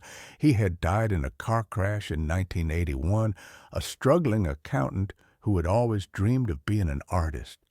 My grandmother had known, she had known all along. This radio was not a passive device. It was her confidant, her oracle, her window into the lives her loved ones might have lived. She had used it to find comfort, to visit the ghosts of choices not made. But then the entries began to grow darker. November 2nd, 1995, a new station. It doesn't feel like the others. It's cold, empty. There's a voice, but it's not speaking. It's just a whisper, a sound like dry static. It makes the milk in the kitchen go sour. It makes the flowers in the vase wilt. I must be careful. Some doors are not meant to be opened. July 20th, 2010. The whispering station is stronger. It seems to know when I am listening. I heard a name in the static today, my name. I have unplugged the sentinel. The silence is a blessing. Some echoes are too hungry. Some worlds are better left unheard. She had been terrified of it, this whispering station, this hungry echo. And for the last decade of her life, she had kept the radio silent, a sleeping dragon she dared not wake. And I, in my ignorant, bumbling grief, had not only woken it, but I had fed it my undivided attention for weeks. I should have stopped. I should have unplugged the radio, hauled it back up to the attic, and buried it under a mountain of forgotten things. But I couldn't. I was addicted. And a part of me, a dark, curious part, needed to find the station she had been so afraid of. I found it a week later. It was high up on the band, in a dead zone that should have been nothing but empty air. It started as a faint, rhythmic clicking like a Geiger counter. Then the whisper began. It was a low, sibilant hiss, a sound that was on the very edge of human hearing. It was the sound of 1,000,000 tiny, broken voices all speaking at once, creating a single, coherent, malevolent wave of sound. It was the audio equivalent of staring into a television screen of pure black and white static, and it was calling my name. Lexex. The sound was a hook that snagged itself in the deepest, most primitive part of my brain. The house changed when that station was on. The air grew cold. I'd see movement in my peripheral vision, a flicker of static in the shape of a man. The lights would flicker in time with a rhythmic clicking. One night, I was on the phone with my father, my real father, the biology teacher, and the whisper began to bleed through the phone line, our conversation dissolving into a sea of hissing static. I was being haunted, not by a ghost, but by a possibility, a corrupted, failed reality, an echo of a world that had gone terribly, cosmically wrong, and it was using the radio as an anchor, a bridge into my world. The journal had one final terrifying entry written in a shaky, almost illegible hand on the last page. It's a reflection, a shadow. The sentinel doesn't just receive, it transmits. Our choices, our lives, they create the echoes it tunes into. But a strong echo, a hungry one, it can try to reflect back. It can try to overwrite. It wants a world to live in. It wants our world. Do not let it show you what you want to see. The warning came too late. The whispering station began to change. It started to broadcast images into my mind, not memories, but temptations. It showed me a world where my mother's cancer had never returned, a world where my best friend in college hadn't died in that stupid, senseless climbing accident. It showed me a world where Eleanor and I had had the child we had always wanted. It was showing me my own personal, curated heaven. All I had to do, the whisper seemed to promise, was keep listening, keep the channel open, let it in. The entity, which I had come to think of as the static, began to manifest more physically. I woke up one morning to find a thin layer of fine black dust, like iron filings, covering every surface in the living room. The mirrors in the house would no longer show my reflection clearly, but a distorted, wavering version of me, as if I were made of television snow. I was being erased, my reality slowly being overwritten by the static of that dead, hungry world. The climax arrived on a stormy Tuesday night. The wind howled outside, and the rain lashed against the windows. The power flickered and then went out completely. I was plunged into darkness, save for the single golden glowing eye of the sentinel's dial. The whispering station was on, and it was louder than I had ever heard it before. And then it broadcast the one thing I could not resist. It was Eleanor's voice, not a memory, not an echo. It was her, clear as day, as if she were in the room with me. "Tom," she said, her voice full of a desperate, pleading love. "Tom, I'm here. I'm so lost. It's so cold. But I can see a light. Your light. Just turn the dial a little more. Just bring me into focus. You can bring me home." I knew it was a trick.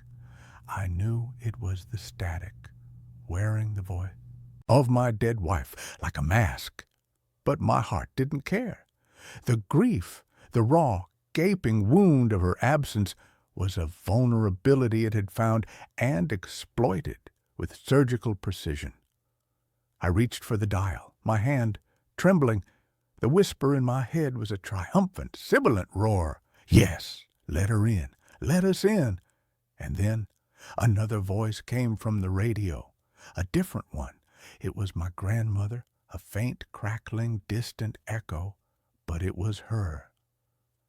"Don't, my boy," she whispered, her voice a fragile thread in the storm of static.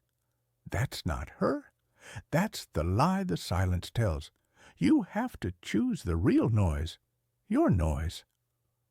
I was caught between them, the perfect, beautiful lie of my wife's voice and the faint, fragile truth of my grandmother's warning. I looked around the dark room, at the house that had been my sanctuary and had become my prison. I thought of my own life, the messy, imperfect, painful, and real life I had been so desperate to escape. My grandmother hadn't collected silent things because she was afraid of the world.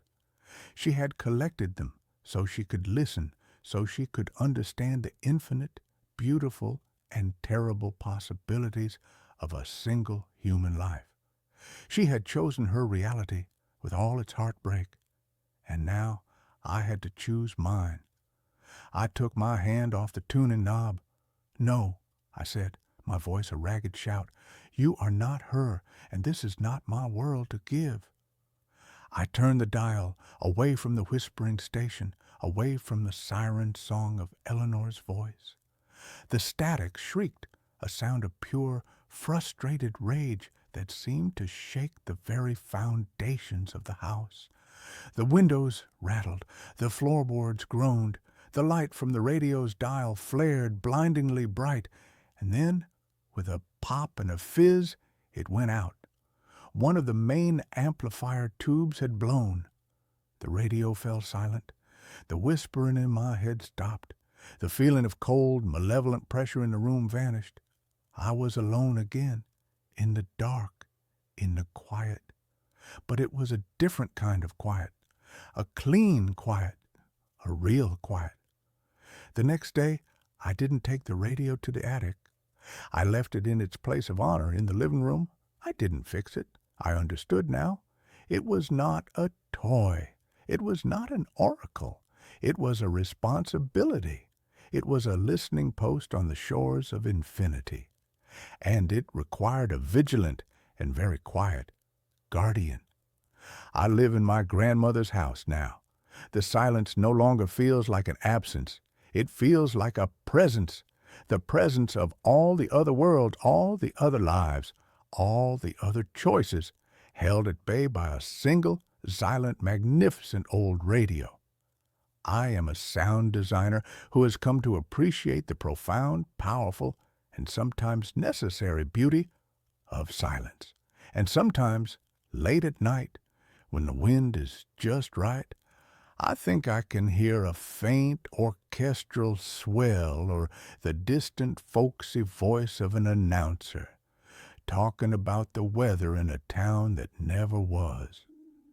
And I smile. I know the echoes are still out there. But I have chosen my station, and I am finally content to listen to the beautiful, heartbreaking, and perfectly real static of my own life. My security camera caught me leaving the house, but I was asleep. The camera was for peace of mind, or so I told myself. In reality, it was a monument to anxiety, a sleek, white plastic obelisk mounted above my front door. Its single, unblinking black eye, a silent testament to my inability to trust the world. My name is David, and I'm a high school history teacher, a man whose professional life is a careful, chronological ordering of past events. My personal life, however, had recently become a chaotic, untethered mess. My wife, Jessica, had left 3 months ago. The split was amicable, a polite, heartbreaking erosion rather than a sudden, violent break. But her absence had left a void in our suburban 2-story home, a silence that felt less like peace and more like a vacuum. The security camera, with its motion alerts and its 24/7 cloud recording, was my pathetic attempt to fill that silence with data, to replace the comforting presence of another person with the cold digital certainty of surveillance. For the first few weeks, the camera was a source of mundane, almost comical reassurance. It captured the mailman's daily sighing approach, a stray cat's nightly prowl across the porch, and a group of teenagers who, in a stunning act of suburban rebellion, had stolen a decorative garden gnome from my prize-winning petunias. It was boring, and that's what I wanted. It was proof that the world outside my door was predictable, manageable. The first impossible event occurred on a Wednesday. I had been up late, grading a mountain of painfully uninspired essays on the socio-economic causes of the French Revolution, and had fallen into a deep, exhausted sleep. I woke up the next morning feeling groggy, a familiar low-grade exhaustion that had become my constant companion. I was making coffee when my phone buzzed with a notification from the Secure Home app. Motion detected at front door, 3:17 a.m. I frowned. It was probably a raccoon or the wind rattling the hanging fern. I tapped on the notification, my thumb hovering over the delete button. The app loaded the recorded clip. The timestamp in the corner read 3:17:22 a.m. The night vision was crisp and clear, bathing my front porch in an eerie monochromatic glow. And then I saw it. The front door opened. A figure stepped out. The figure was me. I stared at the phone, my heart giving a single, hard, painful thump against my ribs. It was undeniably me. I was wearing the gray sweatpants and the old faded T-shirt I had worn to bed. My hair was a mess. My face, caught in the ghostly infrared light, was slack, my eyes half closed, as if I were in a trance. The figure of me pulled the door shut behind it, the click of the latch unnervingly loud in the silent clip.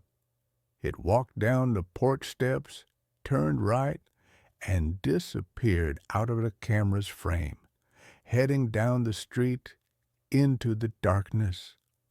My first thought was that I had been sleepwalking. It was the only logical, rational explanation. I had never sleepwalked before in my life, but stress, grief, they could trigger strange, new behaviors. It was unsettling, but it was explainable. I scrubbed through the rest of the night's recordings. At 4:54 a.m., another motion alert, another clip. It was me again, walking back into the frame, up the steps, and letting myself back into the house, locking the door behind me. I had been gone for nearly an hour and a half. A cold, creeping unease began to settle in my stomach. Where had I gone? What had I done? I went to the front door and checked the lock. It was secure. I checked my keys. They were on the hook by the door where I always left them. My wallet and phone were on my nightstand. I checked my shoes. They were in the closet, dry and clean. The streets had been wet from a late-night shower. If I had been walking for over an hour, my bare feet would be... I lifted my right foot and looked at the sole. It was pink and clean, as if I had just stepped out of the shower. Not a speck of dirt, not a single blade of grass. The sleepwalking theory, which had been a flimsy shield to begin with, began to crack. That day at school, I was a ghost. I moved through the hallways, my mind a million miles away, replaying the silent black and white movie of my nocturnal excursion. My students, a tribe of perpetually bored teenagers, didn't seem to notice my distracted state. Their apathy was a small, welcome mercy. That night, I took precautions. I wedged a heavy rubber doorstop under my bedroom door. I even, feeling slightly ridiculous, tied a small brass bell to the doorknob. If I was going to go for a walk, I was going to wake myself up doing it. I went to sleep feeling a little more in control, a little more sane. The next morning, I woke up to silence. The bell was undisturbed. The doorstop was firmly in place. I felt a surge of relief. It had been a one-time stress-induced anomaly. I was fine. Then I checked the app. Motion detected the front door, 2:48 a.m. My blood ran cold. I opened the clip, my hand trembling. The front door opened. The figure of me stepped out. It was wearing the same clothes. It had the same blank, somnambulistic expression. It closed the door and walked off into the night. An hour later, at 4:02 a.m., it returned. I flew out of my bed, my heart pounding. The bell on my bedroom door was silent, the doorstop untouched. He hadn't come from my room. With a sense of dread so profound it felt like I was wading through molasses, I went downstairs. The house was quiet, still. The front door was locked. I began to search. I didn't know what for. A sign, an explanation. In the living room, on the plush beige carpet in front of the cold, dark fireplace, I found it. A single, muddy footprint. It was a man's footprint, about my size, but it was not from a bare foot. It was from a heavy work boot, I didn't own any work boots. The thing that was leaving my house at night, the thing that looked exactly like me, was not me. My life split into two distinct, terrifying realities. There was the daytime David, the history teacher, the grieving, lonely man who was trying to hold the fragile pieces of his life together. And there was the nighttime David, a silent, nocturnal creature who had somehow stolen my face and was using my home as a base of operations. My anxiety, which had been a low, persistent hum, became a screaming, high-pitched siren in my mind. I became an obsessive detective, my own home the scene of an impossible crime. I set up more cameras, one in the living room facing the front door, one in the hallway at the top of the stairs. I needed to know where he was coming from, where he was hiding. The next night, I pretended to go to bed, but instead, I sat in the darkness of my room, the door cracked open, my phone in my hand, watching the live feeds from the new cameras. For hours, there was nothing but the silent, empty, monochromatic landscape of my own home. I was starting to drift off, my head lolling against the wall, when the camera in the living room registered movement. I sat bolt upright, my eyes glued to the screen. It wasn't coming from upstairs.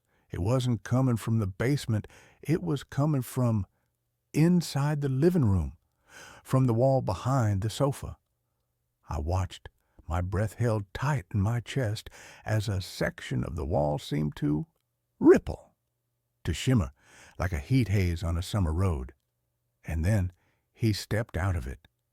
He stepped directly out of the solid plaster wall as if he were walking through a curtain. It was me, but it wasn't me.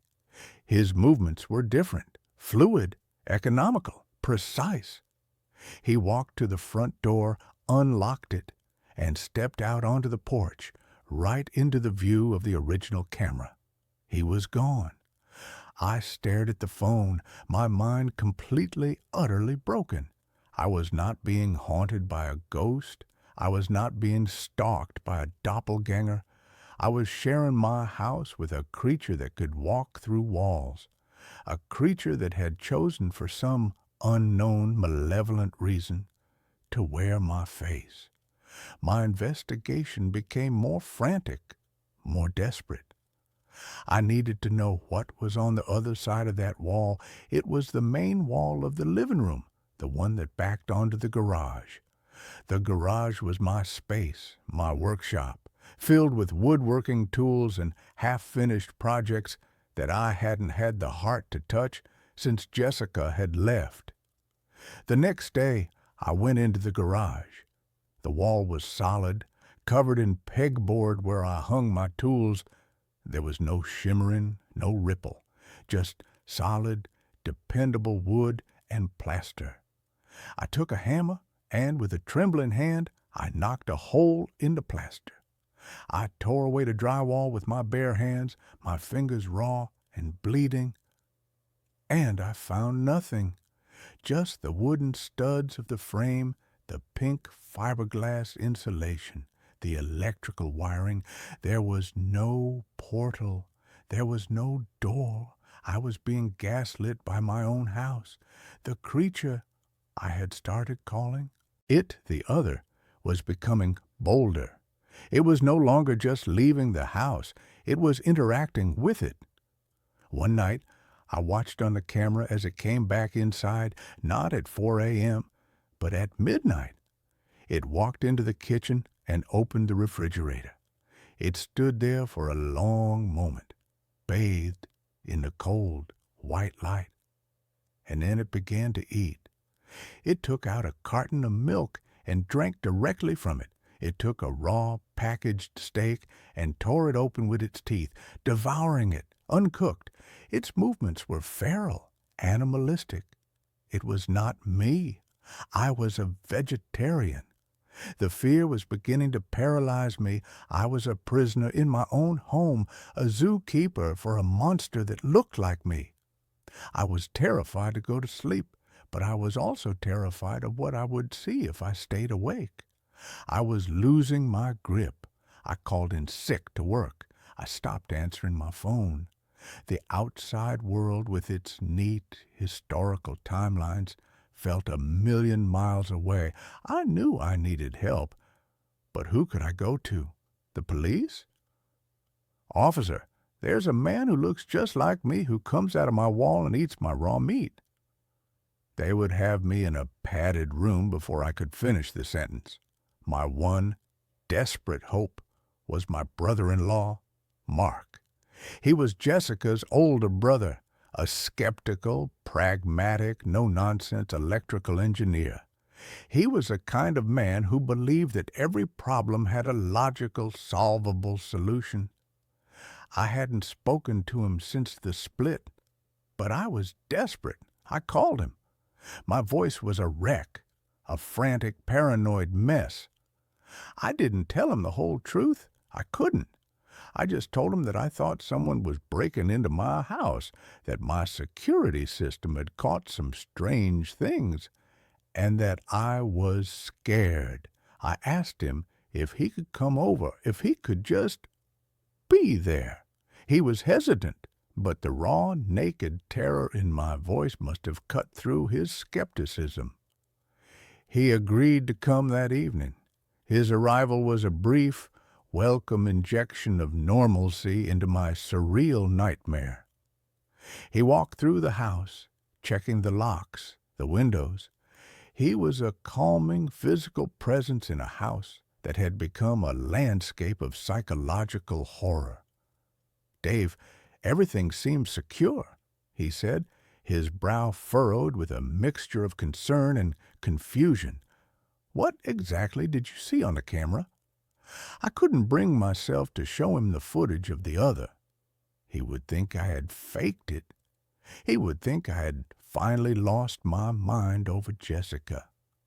Instead, I showed him a clip of a shadow moving in a way it shouldn't, a flicker of movement that was probably just a moth, but that I presented as something sinister. He was unconvinced, but he was a good man. He saw that I was genuinely terrified, and he agreed to stay the night on the sofa.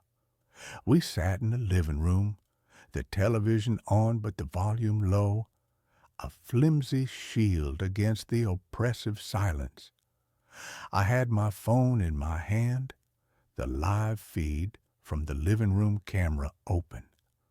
The wall behind the sofa, the wall that was the source of all my terror, was just a wall. At around 2 a.m., Mark had fallen asleep, his soft snores a comforting human sound. I was still wide awake, my eyes burning from exhaustion, my body thrumming with a mixture of fear and a strange, desperate hope that the other would not appear, that its presence was somehow tied only to my own. And then I saw it, on my phone screen, the ripple. It was beginning. The wall behind the sofa, just a few feet from where Mark was sleeping, was shimmering. My breath caught in my throat. I wanted to scream, to wake him up, but I was paralyzed. The other stepped through. It was as silent as a ghost. It stood there for a long moment, its blank, empty face turned towards the sleeping form of my brother-in-law, and then it did something that shattered the last remaining vestiges of my understanding of the situation. It raised a hand and pointed at Mark, and its face, it changed. For a fraction of a second, the blank, slack features contorted into a mask of pure, unadulterated rage. A deep, guttural sound, like a snarling animal, emanated from it, not into the room but into my mind. I didn't hear it with my ears. I felt it in my skull. It was a wave of pure, concentrated malevolence, and it was directed at Mark. The other took a step towards the sofa. I finally broke free from my paralysis. I let out a strangled cry and threw my phone across the room. It hit the wall with a clatter. Mark jolted awake, his eyes wide and disoriented. "What the hell, Dave?" The living room was empty. The wall was solid. The other was gone. I couldn't explain. I just babbled about a nightmare, a loud noise outside. He looked at me, his face a mask of deep, troubled concern. He didn't believe me. He thought I was having a complete and total breakdown. He left the next morning, promising to call Jessica, promising to get me help. I had sought an ally, and I had only succeeded in confirming to the world that I was insane. But the incident had given me a new, terrifying piece of the puzzle. The other's rage had not been directed at me. It had been directed at Mark. Why? What was the connection? I spent the next 48 hours in a frantic, obsessive fugue state, tearing my house apart. I was no longer looking for a portal. I was looking for a reason. I emptied closets, I pulled up carpets, I tore through the boxes of old things that Jessica and I had stored in the attic. And in the bottom of a box of her old college textbooks, I found it. A small forgotten photo album. The pictures were from a period of her life she rarely spoke of. The year she had taken off before we met. A year she had spent traveling and finding herself. I flipped through the photos. Jessica with a backpack in front of a temple in Thailand. Jessica on a beach in Mexico. And then a photo that made the air leave my lungs in a painful rush. It was Jessica, standing with a young man, their arms around each other, a backdrop of snowy mountains behind them. The man was handsome, with dark hair and intense, brooding eyes. But it was the face. The face was almost identical to my own. We could have been brothers, cousins at the very least. The resemblance was uncanny, chilling. Beneath the photo, in Jessica's familiar looping script, was a single word. Liam. My hands were trembling. I had never heard the name before. I had never seen this man. But I knew, with a certainty that was as cold and hard as a gravestone, that this was him. This was the original. And I was the echo. I called her. I hadn't spoken to her in months, not really. She answered on the second ring, her voice wary, laced with the concern Mark had undoubtedly poured into her ear. "Jess," I said, my voice a ragged whisper, "I need you to tell me about Liam." The silence on the other end of the line was a solid, physical thing. I could feel her shock, her pain, radiating through the phone. How do you know that name?" she finally asked, her voice trembling. And she told me. A story of a whirlwind romance, of a passionate, all-consuming love affair with a charismatic but deeply troubled man she had met while traveling. A man who looked, by some bizarre cosmic coincidence, almost exactly like me. A man who had been a rock climber. My blood ran cold. She told me about their last climb together in the mountains of Patagonia, about a sudden violent storm, about a fall. Liam had been tied to her. He had been above her.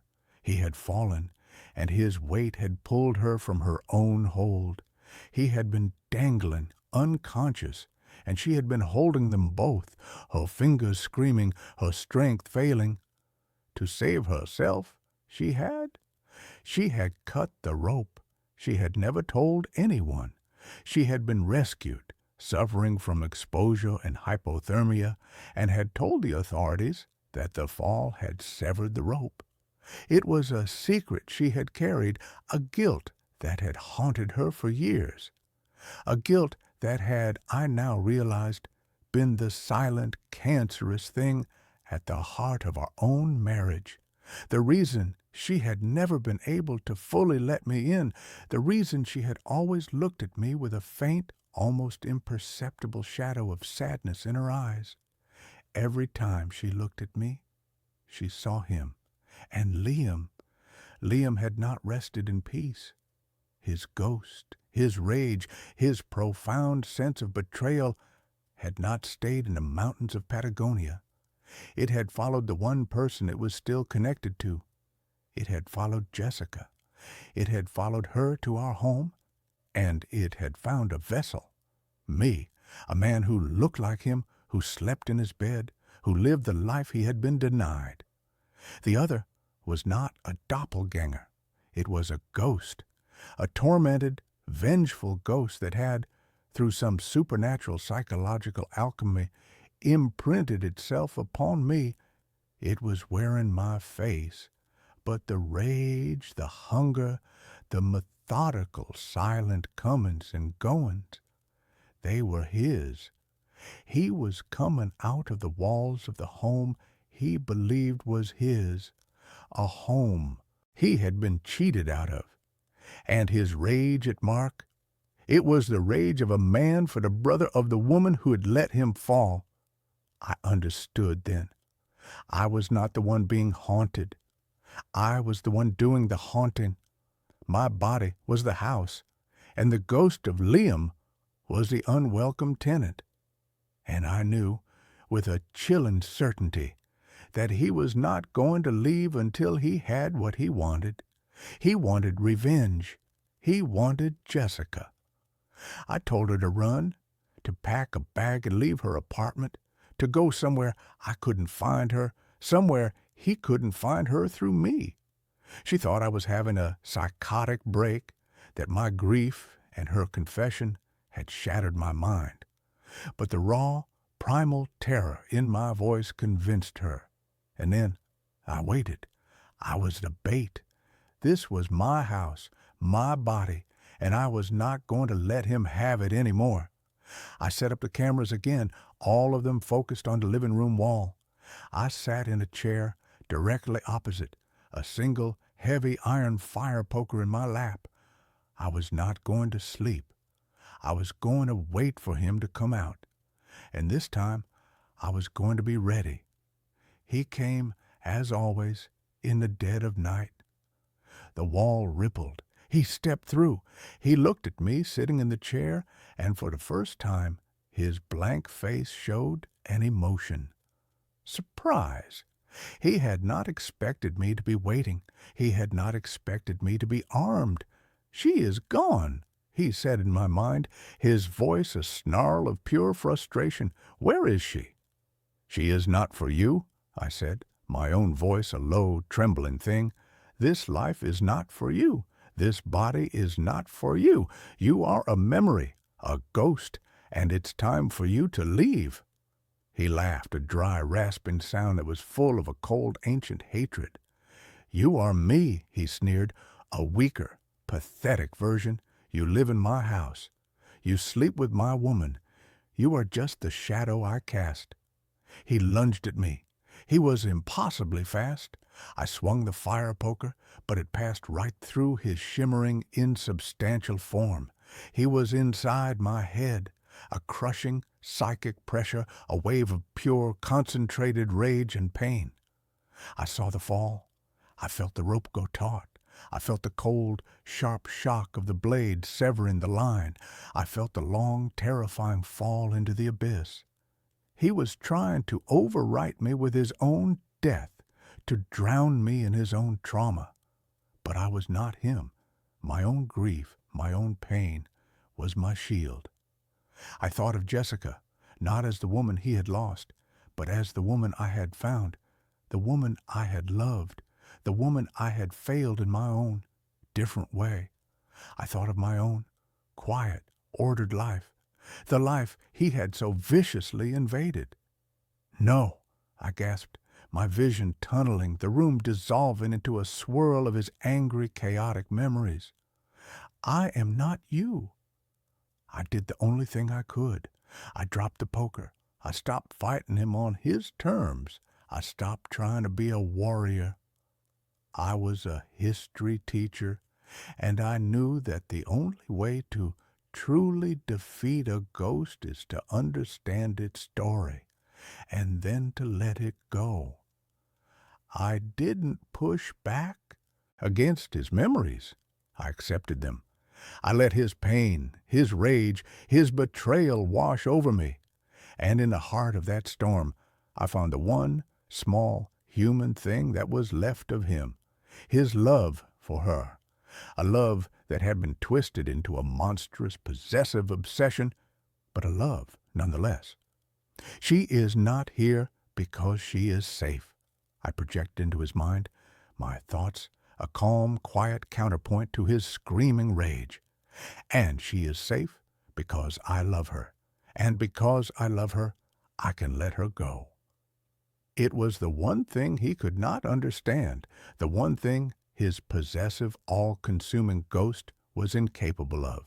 Forgiveness, acceptance, the quiet, heartbreaking, and ultimately liberating act of letting someone go. The pressure in my head lessened. The ghost of Liam recoiled as if burned. My acceptance, my surrender, was a language he did not speak. It was a rejection not of him, but of the rage that had defined him. It had taken away his power. He flickered, his form wavering, becoming more translucent. He looked at me one last time, his face a mask of confusion, of a pain that was no longer angry, but just sad. And then he was gone. The ripple in the wall faded. He was not defeated. He was just released. The house was quiet, but it was a different quiet, a clean quiet. The vacuum had been filled. The haunting was over. I sold the house. I couldn't stay there. It held too many ghosts, both his and my own. I moved to a small, anonymous apartment in a different city. I don't have a security camera anymore. I am learning to live with the quiet, to trust the silence. Jessica and I are talking. It's slow and it's painful. There are too many ghosts between us. I don't know if we can ever rebuild what we had, but we are trying. We are two survivors of a haunting, each in our own way. Sometimes late at night, when I catch my own reflection in a dark window, I see a flicker of him in my eyes, a shadow of the man I might have been, the man she had loved first. He is a part of my history now, a dark, complicated chapter. He was a man who fell from a great height and who tried to pull the whole world down with him. But I cut the rope. I let him fall, and in doing so, I finally learned how to stand on my own. The house was a gift from a ghost. Not a literal one, of course, but the ghost of a life I was supposed to have lived. It had been bought by my husband, Michael, a man who had loved the solid, tangible things of the world, the heft of an old book, the grain of reclaimed timber, the satisfying click of a well-made lock. He had bought it 3 weeks before a slick of black ice on a mountain road had turned our shared future into a singular, desolate present. He had seen the house, an old, forgotten Victorian dowager on a cliff overlooking the sea, and had declared it the place where we would grow old, a beautiful, sprawling repository for our future memories. I, a forensic sketch artist, a man who made his living by giving faces to the faceless, was left to inherit a future I no longer had a partner for. My name is Elias Vance. For the first 6 months after the funeral, I couldn't bring myself to even visit the house. It sat empty, a monument to a future that had been canceled. But the lease on my city apartment was ending, and the thought of finding a new sterile space, a place untouched by Michael's memory, was somehow more painful than confronting the one he had chosen for us. So I packed my life into a series of sad brown cardboard boxes and moved to the ghost house. It was beautiful in a sad, neglected way. The salt-laced wind had scoured the paint from the cedar shingles, leaving the wood a soft, silvery gray. The rooms were large and airy, with high ceilings and tall, multi-paned windows that were perpetually fogged with a thin, greasy layer of sea mist. The house was a project, and I, a man with nothing but time and a grief so profound it felt like a full-time job, needed a project. The face appeared in the plaster. It was in the master bedroom, a vast, cold room on the second floor with a panoramic view of the churning gray Atlantic. A leak in the roof, probably decades old, had left a sprawling, complex water stain on the wall opposite the bed. It was a chaotic, organic map of brown and yellow continents on a sea of peeling ecru-colored paint. And in the heart of that map, I began to see it. At first, it was just pareidolia, the mind's desperate innate need to find patterns in chaos. As a forensic artist, I was more susceptible to it than most. My brain was professionally trained to see the ghost of a face in the vaguest of shapes, to find a hint of a jawline in a shadow, the suggestion of an eye socket in a blur. I would lie in bed in the profound oceanic silence of the house, and I would watch the shifting light of the moon play across the stain, and I would see the face. It was a man's face, gaunt and long, with high cheekbones and deep-set eyes. It was a face from a forgotten photograph, a tin-type ghost. I told myself it was a trick of the light, a symptom of a mind that was raw and tired and lonely. I decided to paint the room, to exorcise the stain and its phantom inhabitant with a clean, sterile coat of decorator's white. I spent a full day prepping the walls, scraping away the peeling paint, patching the cracks. The old plaster was a strange, fibrous, and almost organic thing, mixed with what looked like horsehair, a common building material from the era. As I worked, I felt a strange, almost imperceptible coolness emanating from the stained section of the wall, a pocket of cellar-cold air in the otherwise mild room. The next day, I applied the first coat of paint. The thick white primer covered the stain completely, leaving a blank, uniform, and blessedly featureless surface. I felt a sense of profound, almost cleansing relief. I had erased the ghost. I had imposed order on the chaos. That night, I slept more soundly than I had in months, but when I woke up in the gray pre-dawn light, I saw that the stain had returned. It had bled through the fresh, thick coat of primer, a faint, brownish watermark that was impossibly more detailed, more defined than before. And the face was no longer a vague suggestion. It was a portrait. I sat bolt upright in bed, my heart a frantic, trapped bird against my ribs. The features were clear now, the long, straight nose, the thin, unsmiling lips, the hollows of the cheeks, and the eyes. The eyes were the most terrifying part. They were just two dark, almond-shaped smudges, but they were looking directly at me. They were not the blank, empty eyes of a painting. They were the focused, intelligent, and deeply, profoundly, anciently sad eyes of a conscious observer.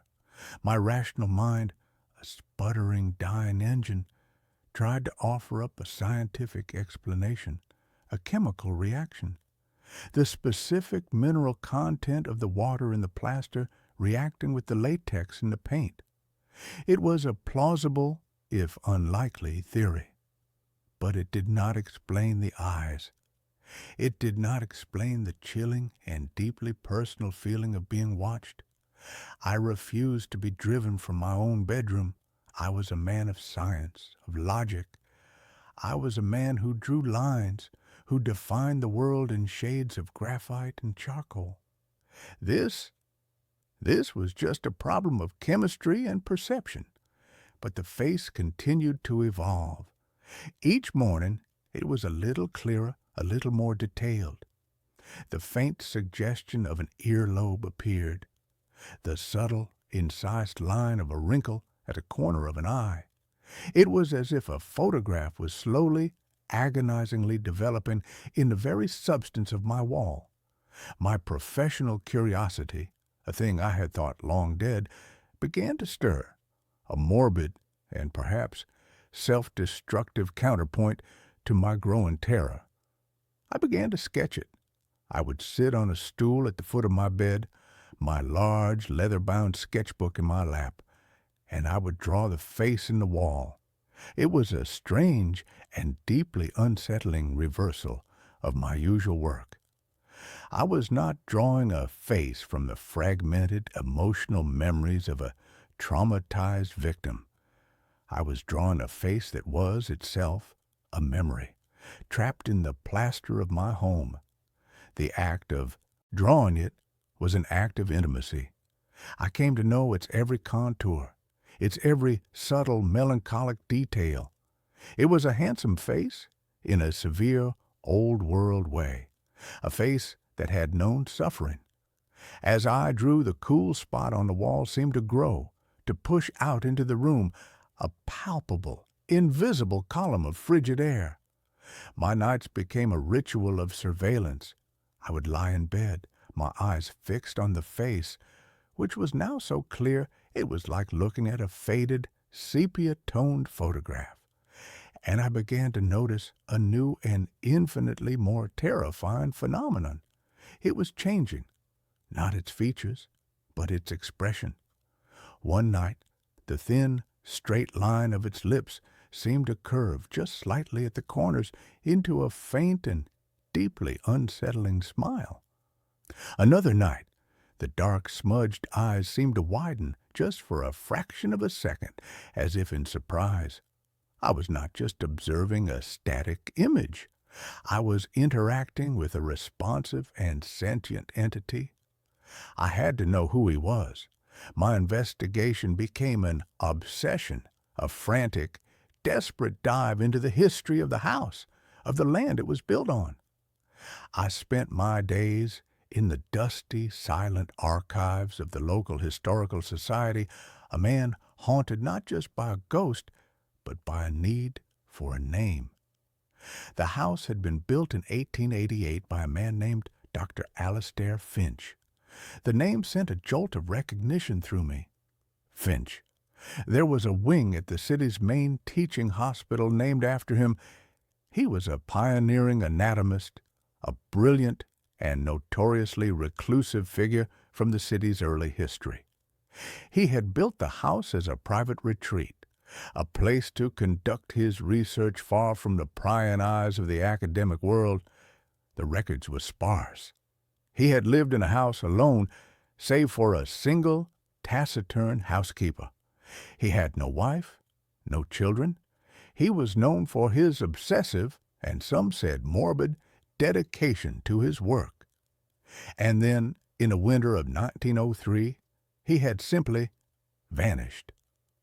The housekeeper had arrived one morning to find the house empty. The doors were locked from the inside. Nothing was out of place. Dr. Finch's coat was on its hook, his half-finished breakfast on the table. He was just gone. The police had searched for months. They had dragged the sea. They had scoured the woods. They had found nothing. Alastair Finch had, for all intents and purposes, ceased to exist. I found a single, grainy photograph of him in an old medical journal. I held the journal in my trembling hands, my breath catching in my throat. It was him. The same long, gaunt face, the same high cheekbones, the same deep-set, sad, and intelligent eyes. The face in my wall was the face of Dr. Alastair Finch, a man who had disappeared from this very house over a century ago. The rational scientific explanations were now a distant, laughable memory. I was living in a haunted house, but it was not a ghost in the traditional sense. It was not the spirit of a dead man. It was the spirit of a man who had never been found, a man who was perhaps not dead at all, a man who was somewhere else, somewhere inside my walls. My great-uncle Henry's journals from the previous story about the mirror came to mind. Not ghosts, but echoes. My research into Dr. Finch led me down a darker, more esoteric path. He had not just been an anatomist. His later work, which had been dismissed by the medical community as the ravings of an eccentric, had been focused on what he called cellular memory. He believed that the human body was not just a machine of flesh and blood, but a vessel for a kind of energetic residue. He believed that a powerful, focused consciousness could, at the moment of extreme duress or concentration, leave an imprint of itself on its surrounding environment, an echo, a psychic photograph, and I found his formula. In a letter to a colleague, a letter in which he was clearly trying to secure funding for his increasingly strange research, he had described a new experimental plaster he had developed, a plaster that was not mixed with horsehair and sand, but with a fine, powdered, and deeply unsettling mixture of human bone ash and silver nitrate. He claimed it was the perfect medium, a kind of psychic film, capable of capturing the final, desperate, energetic imprint of a human soul. I felt a wave of nausea so profound I had to sit down. My walls were not just walls. They were a tomb, a recording medium. And the face of Dr. Finch was not a stain. It was a photograph, taken from the inside. He had not vanished. He had imprinted himself. He had become a part of the house. The phenomena began to escalate, to bleed out from the wall and into the room itself. I would hear a soft, dry, whispering sound at night, like the sound of a page being turned in an old, brittle book. I would wake up to find the objects on my bedside table rearranged, my sketchbook moved to the other side of the room. One morning, I found a single, perfect, and deeply disturbing handprint in the thick layer of dust on the floorboards in front of the wall. It was a long, slender hand, the hand of an academic, a surgeon, and it was as if someone had pressed their hand to the floor from the inside of the wall and the dust had settled around it. He was no longer just watching me, he was trying to reach me, and then the face began to change in a new and far more terrifying way. It began to look like me. It was a slow, subtle, and horrifying transformation. The line of the jaw would soften just slightly to match my own. The shape of the eyes would change, becoming a little wider, a little less deep-set. The thin, straight lips would become a little fuller. It was as if he was studying me, my own face, my own features, and he was incorporating them. He was using my own reflection, my own presence as a model, a template. He was overriding his own faded image with my fresh, living one. I was no longer just an observer of this phenomenon. I was a participant. I was the source material. He was not just a ghost in my house. He was a parasite, and he was feeding on my own identity. I had to get out. The thought was a primal, screaming imperative. I packed a bag, my hands shaking, my eyes darting nervously towards the wall, where the face, now a grotesque, androgynous fusion of my own features and his, watched me with a calm and deeply unsettling curiosity. I went to the front door, my hand on the knob, and the door would not open. The old, heavy, and well-made lock was frozen solid. I tried the back door. The same. The windows, the old sash-cord windows that had been painted shut for decades, were now as solid and immovable as the stone foundation of the house itself. I was trapped. The house, his body, would not let me leave. I was a prisoner in a house that was actively and intelligently trying to consume me. My last desperate hope was my sister, Sarah. She was a journalist, a hard-headed, cynical, and deeply practical woman who had always viewed my artistic temperament with a kind of affectionate pity.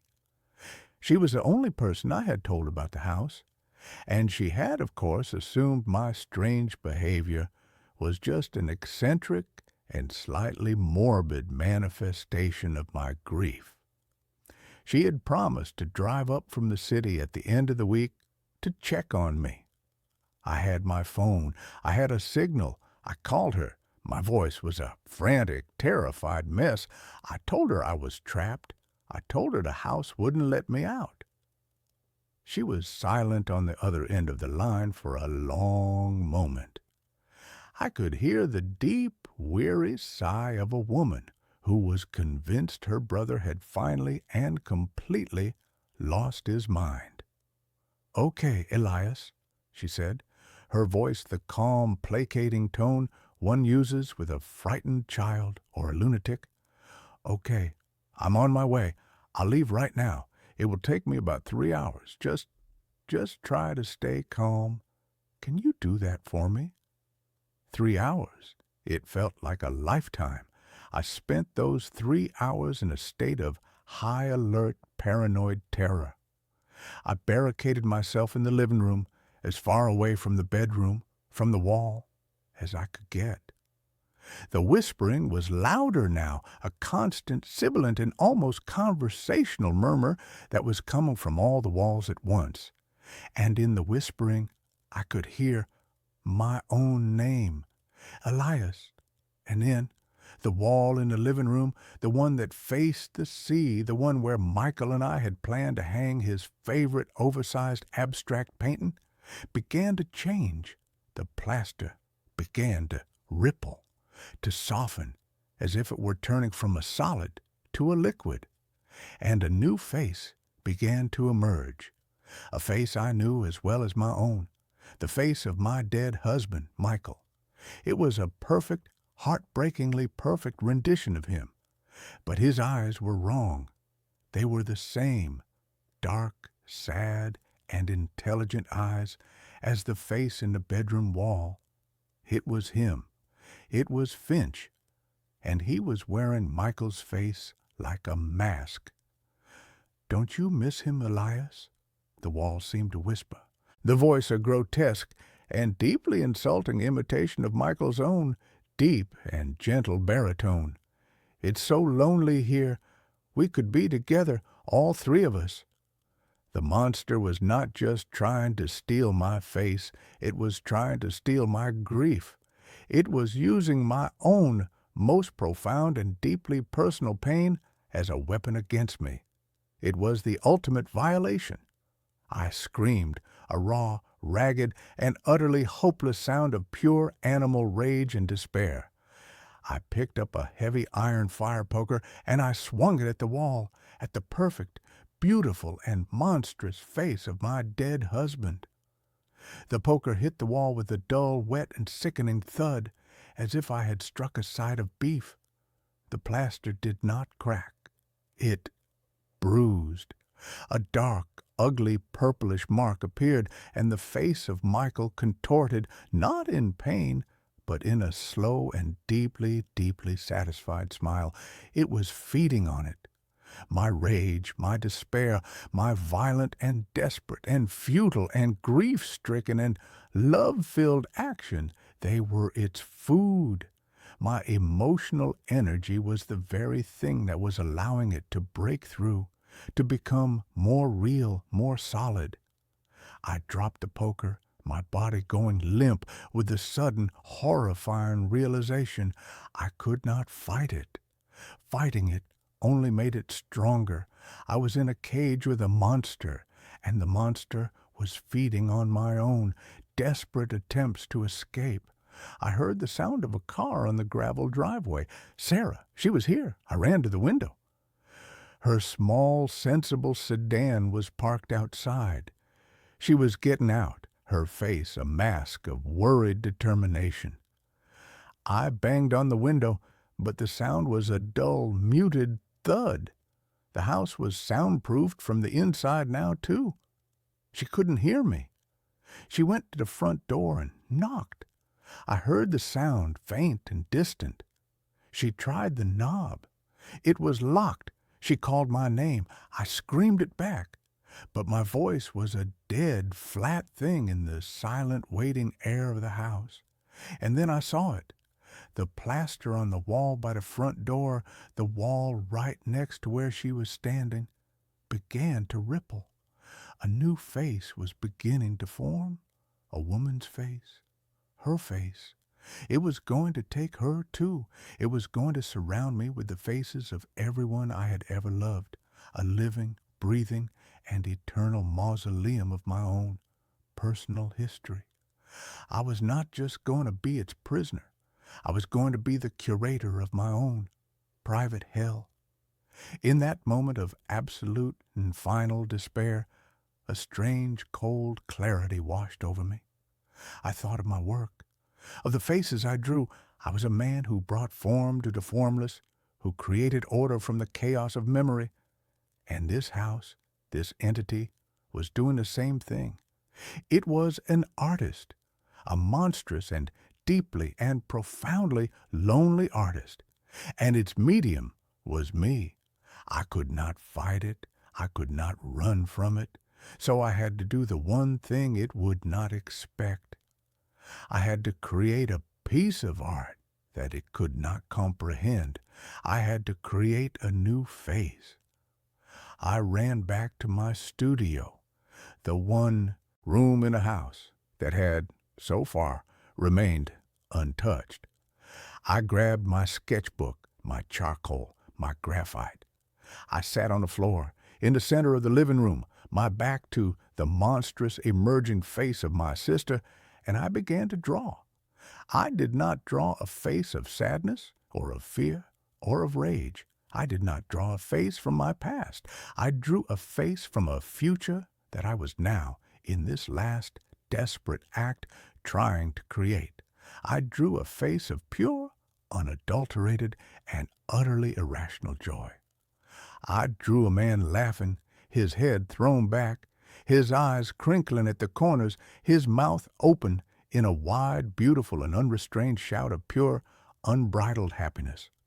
I poured every last remaining ounce of my own depleted life force, of my own desperate hope for a future that was not this, into the drawing. I drew a face that had no place in this house of sorrow. I drew a face that was a lie, a beautiful, powerful, and defiant lie. The whispering in the walls faltered. The rippling of the plaster on the wall behind me slowed and then stopped. The house, the entity, was confused. This was an emotion it did not understand. Joy was a language it did not speak. My grief, my fear, my rage, that was its food, its building material. This was poison. I kept drawing, my hands a frantic, desperate blur. I was not just drawing a picture. I was performing an exorcism. I was fighting a monster not with iron and salt, but with charcoal and hope. The face of Michael on the far wall began to fade, to recede back into the plaster, its perfect, sad features contorting in a look of profound and deep and utter confusion. The house began to groan, a low, structural, and deeply wounded sound. The cold in the air began to recede. I finished the drawing. I held it up. It was the best thing I had ever created. It was a face of pure, impossible, and defiant life. And I taped it to the wall, directly over the spot where the face of my sister had begun to form. "This is my house now," I whispered, my voice a raw and shaky and finally, blessedly, hopeful thing. "And this is the only face you're allowed to have." The house let out a long, shuddering, and deeply mournful sigh, a sound that was not of a monster, but of a lonely and finally defeated thing. And then it was silent. The lock on the front door clicked open. I stumbled to the door and threw it open. Sarah was there, her hand raised to knock again, her face pale with worry. She looked at me, at the wild and ragged and charcoal-smeared and finally, truly and deeply and beautifully alive man that I had become. "Elias," she whispered, "are you okay?" I looked at her, and for the first time in a very, very long time, I smiled. A real smile, a true smile, a smile that was not a memory or a ghost or a lie. It was just a smile. "Yeah," I said, my voice a quiet and steady and finally peaceful thing. "Yeah, I think I am. My phone keeps sending me photos. I never took. I prided myself on my digital hygiene. I was the guy who used multi-factor authentication for everything, who updated his OS the minute a patch dropped, and who kept his phone's camera roll meticulously organized. My life was defined by order, a clean, predictable line graph in a world of erratic scribbles. My phone, a high-end, state-of-the-art model, was my most trusted tool, an extension of my own organized mind. I used it for work, for tracking my fitness, and for capturing the occasional deliberate moment, a sunset, a well-plated meal, a perfectly stacked set of books. Every photo in my library, all 4,312 of them, had a story, a time, a place, and a conscious act of my own intention attached to it. That's why the first impossible photo was such a profound violation. It arrived, not as a text or an email, but silently, seamlessly, integrated into my own camera roll, nestled between a picture of my dog, Winston, sleeping on a pile of laundry, and a screenshot of a plumbing quote. I was reviewing the laundry picture, zooming in to admire his ear floof, when I swiped left and saw it. It was a picture of a hallway. Not my hallway, but a similar one. It was dimly lit, wallpapered in a faded floral pattern I didn't recognize, and utterly empty. The perspective was low, almost from the floor, and the only light source seemed to be a weak, yellow-tinged bulb at the end of the corridor. It was unremarkable in every way, except for the fact that I had never been there. I had never taken this picture. I checked the metadata immediately, my heart giving a single hard thump against my ribs. The timestamp was 3:42 a.m. 2 nights prior, the location data was blank, which in itself was odd, as my phone's GPS was always on and precise. The phone model was correctly identified as my own. I chalked it up to a bizarre, deep-seated cloud sync glitch, perhaps a remnant from an old phone I had forgotten to properly wipe, somehow dragged from the digital ether into my current device. It was an unsatisfying technical explanation, but it was an explanation. I deleted the photo, emptying the trash, and ran a full diagnostic scan, which, predictably, came back clean. I then spent the next hour meticulously checking every setting in my cloud and photo apps, confirming that my account was secure and no unfamiliar devices were linked. I went to bed, telling myself the anomaly was resolved, a tiny, harmless, statistical improbability. The second photo arrived 3 days later. I was sitting at my kitchen counter, drinking my morning coffee, when a little notification badge appeared over my Photos app. I tapped it with a fresh, cold surge of adrenaline. The photo was of a single, black and white, porcelain teacup, sitting alone on a wooden surface. I recognized the cup. It was an heirloom piece from my grandmother, a piece I kept locked away in a high, dusty cabinet in my living room. I hadn't touched it in months. The wooden surface, however, was not my cabinet shelf. It was a wide, slightly warped floorboard, aged and splintered. The lighting was weak, diffuse, and slightly greenish. The timestamp, 1:17 p.m. the day before. I had been at work, deep in a meeting, my phone locked and face down on my desk. This one broke my rationalizations. It wasn't a cloud glitch. A cloud glitch wouldn't insert a specific, impossible image into my private space, an image of an object only I owned, placed in a location that did not exist in my reality. I grabbed the old teacup from the cabinet. It was where I had left it, the dust undisturbed. I spent the rest of the day in a state of meticulous, terrified analysis. I checked the EXIF data of the image file directly, diving into the raw code. The data was sparse, but the creation date was undeniably recent.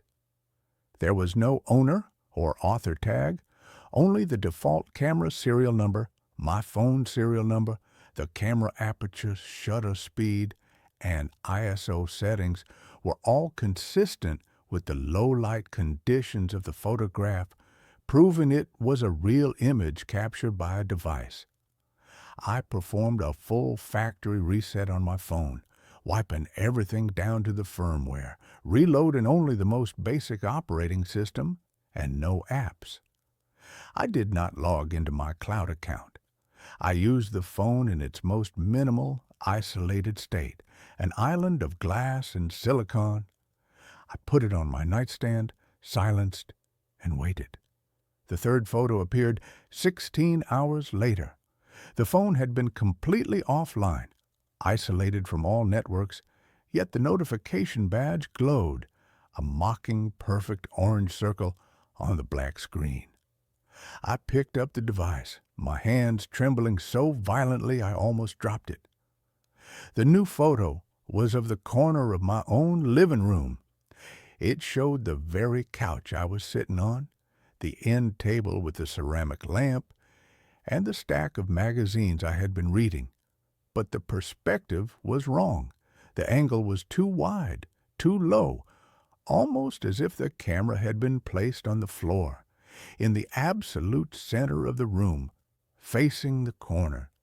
And there was a detail that made me gag. Tucked into the shadow beneath the sofa, something I had never noticed or considered, was a small, crudely carved wooden bird. It was sitting on a rug, almost obscured, yet perfectly in focus. I dropped the phone, scrambled to my living room, and shone a light under the sofa. Nothing, just dust, a stray cat hair, and the faint, acrid smell of old upholstery. The wooden bird did not exist. I checked the timestamp. 4:51 a.m. I had been asleep. The horror shifted from a technical puzzle to a metaphysical impossibility. My device, which I held in my hand, was actively communicating with an unknown source, a source that was capturing images that were physically impossible, either of objects in a world I didn't inhabit, or of my own private space captured at a moment of my absolute vulnerability, containing details that were not real. I abandoned my phone. I bought a brand new, different model phone from a different manufacturer and a new SIM card. I opened no accounts, used no cloud services, and gave no personal data. I used it like a digital camera, a dedicated, isolated recording device, keeping it off Wi-Fi and Bluetooth for days at a time. My plan was to use the new phone to photograph the old phone screen when the next impossible image arrived, documenting the anomaly with an objective, untainted device. But the new phone became infected instantly. The first photo appeared in its camera roll within 24 hours of me setting it up. It was a picture of the old phone lying on my kitchen counter, its screen displaying the latest terrifying addition to its own ghost gallery, a photo of me, sound asleep, drooling slightly onto my pillow, the angle impossibly close and intimate. The terror was no longer a chill, it was a constant, debilitating, internal tremor. The ghost wasn't in the hardware. It was in the connection. It was in the digital space I occupied, a layer of reality that existed adjacent to mine, capable of accessing my devices and observing my life. The photos were the only point of contact, the only physical evidence of this parallel existence. The photos began to escalate in their level of personalization and their cruelty. They were no longer empty hallways or misplaced objects. They became glimpses of my future, or perhaps the future of the person taking them. One showed my car, a slightly dented blue sedan parked precisely in a hospital parking space, a specific bright yellow line indicating the emergency zone directly in front of the vehicle. The timestamp was 2 weeks in the future.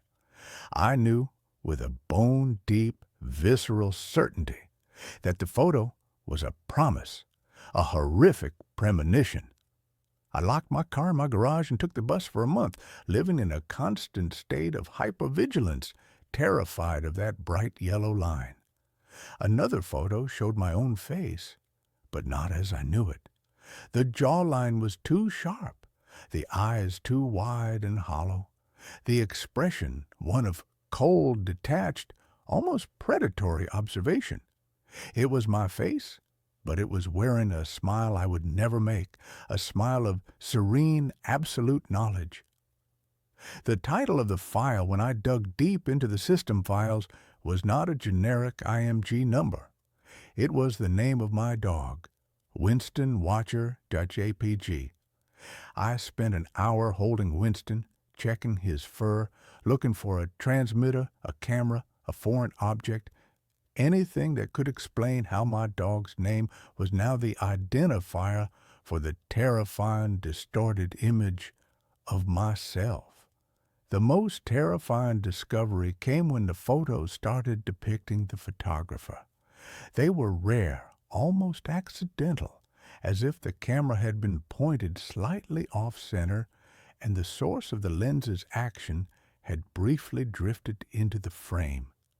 In one, taken from the high perspective of my bedroom ceiling, a dark, thin shadow stretched across the white carpet. In the corner of the frame, there was a faint, blurred reflection in the glass of a framed photograph on my dresser.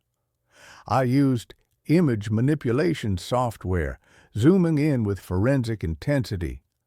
The reflection was distorted, a funhouse mirror image, but it was distinctly human-shaped. It was tall, impossibly thin, and shrouded in what looked like heavy, loose cloth.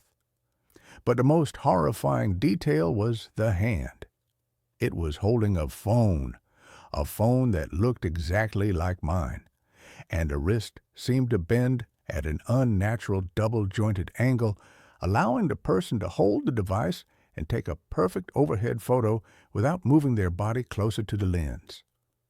The photo was taken at 2:05 a.m., the precise time I had finally fallen into an exhausted, pill-induced sleep. I realized the horror was not that I was being watched, but that the photos were not being sent to me. They were being taken by me, or rather, by an entity that had completely subsumed my digital identity, operating my devices with a silent, unseen hand.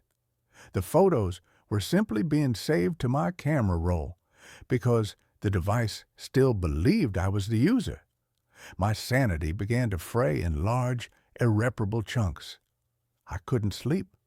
I couldn't look at my reflection for fear of seeing that serene, predatory smile. I started a desperate, last-ditch attempt to contact the photographer. I used my second phone, the new one, to take a photo of the screen of my first phone, the old one.